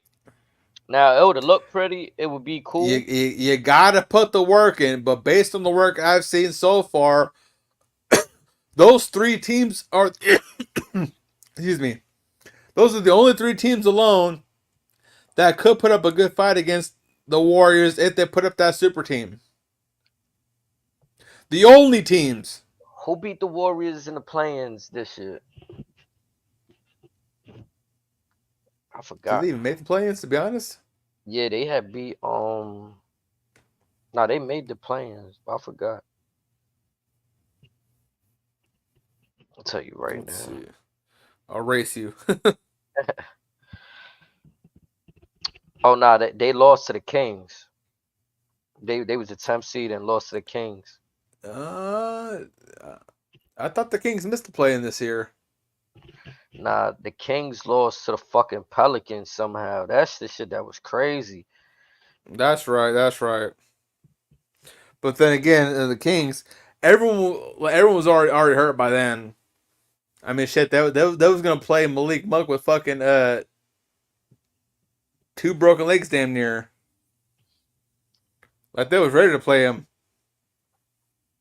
That's why I'm not convinced by Golden State because they in 10th. To me, Klay Thompson hasn't been the same since coming off injury. He folded. I think he went 0-4 in that shit. But also this season alone was probably the first full season that Klay Thompson had been healthy in 10 years. And that's what I'm saying. You're not back to Klay Thompson form. That's bad. But and also again, Draymond had been on suspension most of the season. Kuminga been hurt a lot. Looney been hurt a lot. Wiggins been hurt a lot. So it was basically just Steph with everybody else. I'm gonna be real too. Having Draymond Green is a detriment because that's a dude on your team. Really? Yeah, he's only good for like really like he can't really. There's times where like he's undersized, he still get boards and play gritty defense and shit like that. But when we need him in the moment, they not going to double team knowing he in the. They'll let him shoot. But he said that you man, but again, that old dog again. He can hit the long range. It's not Don't like sleep on him. It's not like he a finisher either. It's not like Draymond is great at something on offense. He can be though. That's the scary part. He can be. It's just with him. It's just folks want again. If you want to try to get under the skin early, again, be my guest. But if he takes your ass out before he gets fouled out, more power to you. May the odds be in your favor. And in that game, but that man is the heartbeat of that team. The next 3 was an air ball, and then it went downhill after that for the Warriors. But again, he's still taking 3 or 4 or 5 motherfuckers out with him. On top of that, nah, but again, a detriment when you get in your. He got suspended last year. Hold on, he got suspended last year for stepping on Sabonis on the stomach. He got suspended. He's been suspended a few times every year. This is what I'm saying. He got suspended in the finals against Cleveland for kicking people in the balls. That's not a detriment in the big moments. That's you lose it. But think about it. Think about it. When you got guys like Looney and Wiggins and Kuminga in the wings already, you can afford to eat a couple of those. Now, if you're telling me he was just a role player, like if he was like a Tony Allen that came off the bench, if he was like you know what I mean? But nah, we look at him like he's really part of the big 3 of them. Like he's the tone setter. He is, but nah, I'm not. I don't know. Like I'm not jacking that. Again, does he get in trouble a lot? Absolutely. Does he do a lot of dumb shit? Absolutely. Again, but is he the guy that could get shit stirring? Again, he's one of a few guys in the league that is not afraid to get his hands dirty. I might have heat No, for this, but I think Ron Artest was a better like role player at that than Draymond Green was. Like, cause Ron I Artest can was really giving you a lot. I can see your argument for that only because Artest was a little bit smaller and a little bit leaner than how Draymond is present day. I can see that argument. Again, both were absolute animals. Facts. And if you But give Ron Artest more time with like that Lakers and Kobe team, like if he would have got there at a time where shit was really cool. hold on, pause. That was Meta World Peace. Facts. Metal World Peace. Big facts. I'm over here thinking Okay. about Ron Artest that was drinking Henny. I was like, hold on. I was Bulls. like, that's a different person. Ron Artest was getting right at the halftime with the Bulls. He was, he had me crying. He said he used to drink Henny Ron at Artest was throwing blows like fucking Ben halftime. Wallace in the middle of the palace damn near 10, 20 years ago.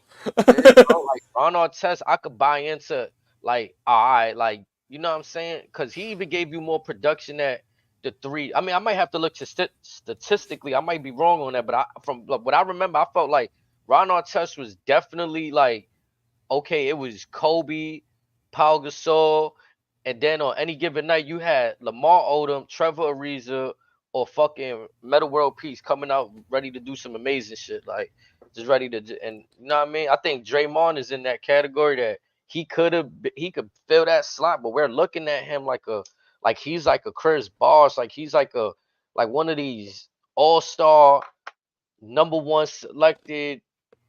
He's on the Western, you know what I mean? I really don't think he's that, bro. But also, there ain't nothing really wrong with that. It's just, again, Draymond, he's accepted his role and he's cool with it. And the league, they see how he's been historically, and they're like, we ain't trying to do all that. And Draymond's going, hey, most of what I'm doing is still within the rules. If your refs want to call it a foul, that's on your refs. But again, what I'm doing, I'm just doing my job. So again, you can call him a role player, you can call him a key role in the big three or whatever the hell it may be. But again, Draymond is doing what Draymond needs to do at the end of the day. Arguably, yes, for sure. He definitely doing what he got to do. But for production from a starter, I think he could be a role player. Like he ain't got to be a starter for me, to be honest. Like Now, because of his age, why does he need to be a role player?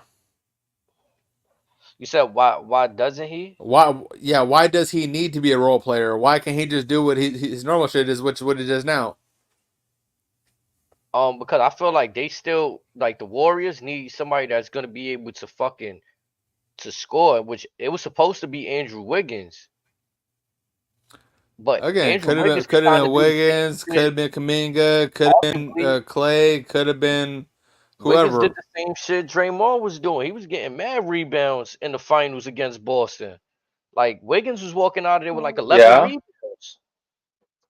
So arguably he did what he just did it with less rah rah. Like you know what I mean? Like he was out there locking shit up, getting rebounds, making shots, key moment shots. Like, but that's what the Warriors need. They need more so that when Steph Curry is double teamed and Klay Thompson is having a bad night, that Jordan Poole, whoever they Jordan Poole is supposed to be now, Kuminga, somebody, anybody they really gotta step up. It can't just be I think with them all more than anything, they need to commit to who's going to be the Steph Curry replacement versus everything else. Because again, that was the initial plan with Jordan Poole before he got let go, and they kind of never really like reassessed that situation. So I think until they find out that replacement and that suitor, they're just going to be in limbo. yeah, for sure. You can't have these guys running mileage like they still in their early 20s, like they was on the first run. Like literally, that's how the Father Warriors. Time waits for no man. Yeah, and they're running the same game. Like even you know, like Klay Thompson played like Ray Allen most of his career, where he's just running off screens and shit. But even it looked like he got to do the reverse. Like you might have to get your buckets off layups, bro. Your shot not falling. Like you might have to get, like okay, you just went 0 for You 7 gotta from get them hands, dirty boy. yeah. This is what I'm saying. Them shooting teams, when you're not hitting, it's easy to beat them. Like because they're so accustomed to just shooting, they're not getting gritty down there. Like at least Curry, he gives you the acrobat layups, and again, like you saying, that help, that backup. It was supposed to be Chris Paul. I was never a fan of Chris Paul going to the Warriors. Everybody was like, "Oh, that's such a clever move. Watch it work." And this 10th on the play-in. That's I it, had doubts with that move, similar to how I had doubts when they got KD. but at least they won with KD. Like I feared when they signed KD. I knew I was like, oh man, bro. Like the Warriors got Kevin Durant, bro. Like They got lucky with KD. yeah, with the Chris Paul shit, I didn't even feel nothing. It was just like, bro, you just got to do that fold. To me, that fold, like he was getting turnovers in the finals. Giannis was out there wilding on him. Like, what he supposed to do for the Because Warriors? remember, KD only went there only because he realized that he couldn't beat Golden State with refs. That was it. That was the only reason why he went there. Man, so I'm like, there's a lot of shit that the Warriors been doing in their past years that I feel like they trying to move like they're them and they're kind of paying for it. Like y'all just was trading Jordan Poole to bet. Maybe is there a universe where they could have coincided? Maybe not. Cause Now, again, I was kind of okay with them trading Jordan Poole only because, for aside from the Draymond Green stuff, what I seen with Jordan Poole was he kind of displayed to me that he wasn't at that time capable of elevating his game to where he could be a suitor for Steph Curry when he steps away finally. He proved yeah, that right away that he didn't want that role. he looked more to me like a two guard, three guard, two small forward rather than like a point guard. Like you saying, like Curry's the But point but guard. He but controls but again, shots. the common denominator with the Warriors is who's going to be the guy to fill Steph's shoes once Steph decides to hang him up. I mean, Everyone else is already everyone else is kind of spoken for, but Steph. do They you had have? a guy that could fill that role that was capable in Jordan Poole, but Jordan said, "Nah, I don't want that." I mean, do you immediately like go that route? Like, I mean, knowing them, they gonna look for a guard. Prior to Curry, they had Monte Ellis, Baron Davis. We know the race, Jason Richardson. So it looked like they was going. You almost have to look for that now because again, Steph's not getting any younger. Yep. Again, you should have already had a guy in plan now. It better not be Gary Payton because you're You gonna know be in what's some dark crazy? times. You want to know what's crazy? The Warriors could have drafted LaMelo Ball. Yeah, they could have. They chose Wiseman though. So again, they're kind of backing themselves in the corner because again, That was your yes, guard right there. you want to focus on what works, which is fine, but also it's like You shitting me though? You don't think Curry with the way Lamelo don't be shooting from far, bro? You don't think under that they could have got crazy, bro? no, but my point is like for the Warriors specifically is I get it. You want to focus on what you have with Steph. I get that, but at the same time, it's like They drafted by need. I it, get it. They needed a big man. They not felt like not even that. It's just they got too stuck in the glory days. this is what I'm saying though. Remember when I said, yo, they feel like they them? I really felt like they thought they could just go out there with any lineup and win a championship. And yeah, and again, the more that happened, the more Kerr believed it, and the more it bit him in the ass. Yeah, bro, cause I don't it's like LeBron. We've seen it time after time. All of these dudes and teams that think they could just walk out there with anything. Like LeBron thought he could just win a championship with whatever dudes the first year, like a I collection of mean, players. I'm not saying it's not possible. All I'm saying is Oh, it's possible. what work are you putting in to solidify that theory? But again, that's the part, right? Like where you think it comes easy. LeBron thought it was gonna come easy that first year. He thought Dwayne Wade was gonna carry him, and he found out fast. Like, nah, dog, I gotta put in this work. Now, when is everybody else's shit gonna kick in?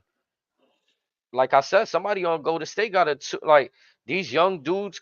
I'm be honest, I'm not wild about Kaminga's game. I've been hearing his name. He looks good for a 1 year, 2 year player, but there's nothing. I don't see that. Honestly, I think they got him miscasted. To be honest, whatever they want him to do ain't what he should be doing. Yeah, because they still got him like a young player role where he come out and he's been getting that starter look, but I still don't feel He's like got to almost be in that Draymond role to where he's got to get down and dirty and shit. so now that brings my question in the league where it seems like people are playing kind of tall again. Like you got Jokic on one team, you got Karl Anthony Towns and Rudy Gobert on the other team. Even Fuck, you Dallas, got Luca in Dallas. no, and look, right, he's a tall guard, right? And then even their centers ain't that small, though. Like you I was put, saying, Luca's a big boy. yeah, he's 6'7" for a guard. That's fucking like that. That's Michael Carter Williams when he first came, and everybody like, oh wow, that's a tall guard, Sean Livingston type shit. But he played way more prolific than them. You know what and he don't got a guard because the way that the NBA is now, yeah, he gets scored on. And Like then this is a league where now more than ever, you can't be afraid to get physical. Because if you're scared to get physical, then you're gonna get out of real quick. I That's just just think what it like is. it's like the Clippers and Mavericks series, right? James Harden was doing all of this cute shit to Luka Doncic. He was fucking stepping back off him, making him look soft, but they still lost the series Hmm. because you know what I'm saying. It's like, yeah, he got babied, but like you said, he was still manning up to the challenge. Fuck it, I'm gonna get bumped a few times. Yeah, they He's scored. like, if I get God, I get God, but I'm still gonna give you my all. Exactly. And that's the narrative. I feel like people look at Luca like, oh, nigga, they be dropping 30 on his head. Yeah, but And, you and want, Luca been hearing that for years, and he's like, all right, y'all still yeah, think that? All right, let me show you what I can really do. bro. Like, what can you know how many? Yo, bro, I ain't gonna lie. People used to score on me outside. I got a hand in their face, bro. I didn't even feel a certain type of way. Like, what more can I do? Foul the nigga? Like, you know what I'm Right. saying? Like, it comes down to that. Like, some people are just good, bro. Like, they know where the rim is at. They know they fucking shot release everything. Like. Some just got that timing down. It's Yeah. just what do you do? What do you do is hold them down, essentially. Yeah, bro. Like, what do you do when you got to face a team like the Denver and Jokic is going off, shooting them circus shots from three? Like, you got to just charge it to the game. Like, damn, bro. Like, the biggest dude on the court getting 18 rebounds just came up the court just fucking wilding. Is Draymond doing that? No. But unfortunately, he's their center, so he got to hold that down on defense. Like, Yeah, you got to in his case, you got to come to him. yeah, like, you know what I'm saying? You got to make him feel But uncomfortable. then again, look at guys like Luca who can go uh foul to foul and guard a Steph, guard a Clay, guard whoever because they have that athleticism. Then what are you gonna do? You know what I really enjoy about Dallas's big two? Both of them can control the game. We usually see, Exactly. yeah, we usually see instances where like the stars gotta the ball gotta be in their hand because they gotta score. Like they setting up their teammates. Like they making the breakdown happen. Like that's what makes LeBron's team special because he got criticized for passing too much because he's setting people up. You know what I'm saying? Dwayne And Wade this was is like, why many of us are looking at Denver going or Dallas going, they're actually gonna win it all this time because of that. yeah, like Dwayne Wade was a killer. He was the only person he was passing to was LeBron, maybe Bosh, and Ray Allen in the corner. So that's the only people Right. Wade I've seen Wade pass. Other than that, Wade's attacking, and that's kind of how I look at like Luca when he's not passing, and Kyrie too. They attack. They're not playing no Hmm. games. They fucking attacking. And when it And comes time to even put if they don't commit to their attack, they're setting up everybody else. yeah, bro, that's what makes it dead. Like I personally feel like I haven't seen a big. I mean, if you want to count LeBron and Kyrie just off playmaking and visionary, then yeah. But even Luca, LeBron's my favorite player. Luca plays a little bit wilder than LeBron. Like I can't say he's a better player than LeBron, but he may be a better scorer than LeBron. Like Luca done did some shit from three. Like that's like damn, bro. Like he just really take. taking off balanced shots as to where. But LeBron again, it's subjective because if they both scoring 30 points, a lot of LeBron's 30 points be gritty coming into the paint, dunking on people throughout his career. As to where Luka's, he's manipulating the speed. He's changing the pace on you. You know what I'm saying? Like he has And an also, you speed. can't really count LeBron and Kyrie because you still had Kevin Love in the mix too. Another one that people like kind of underestimate. Like, you know what I'm saying? Like they don't underestimate him, but I feel like he don't really get his just due, in my opinion. Like we kind of don't like mention his name enough, and he's still playing to this day on the Heat, doing his thing over there with them boys. Like I even Yeah. think he got to the finals with the Heat. They just ain't win. So Kevin Love, he went to the finals too without LeBron. He might not have been the reason, but he was throwing them outlet passes and doing shit out there. You know what I'm saying?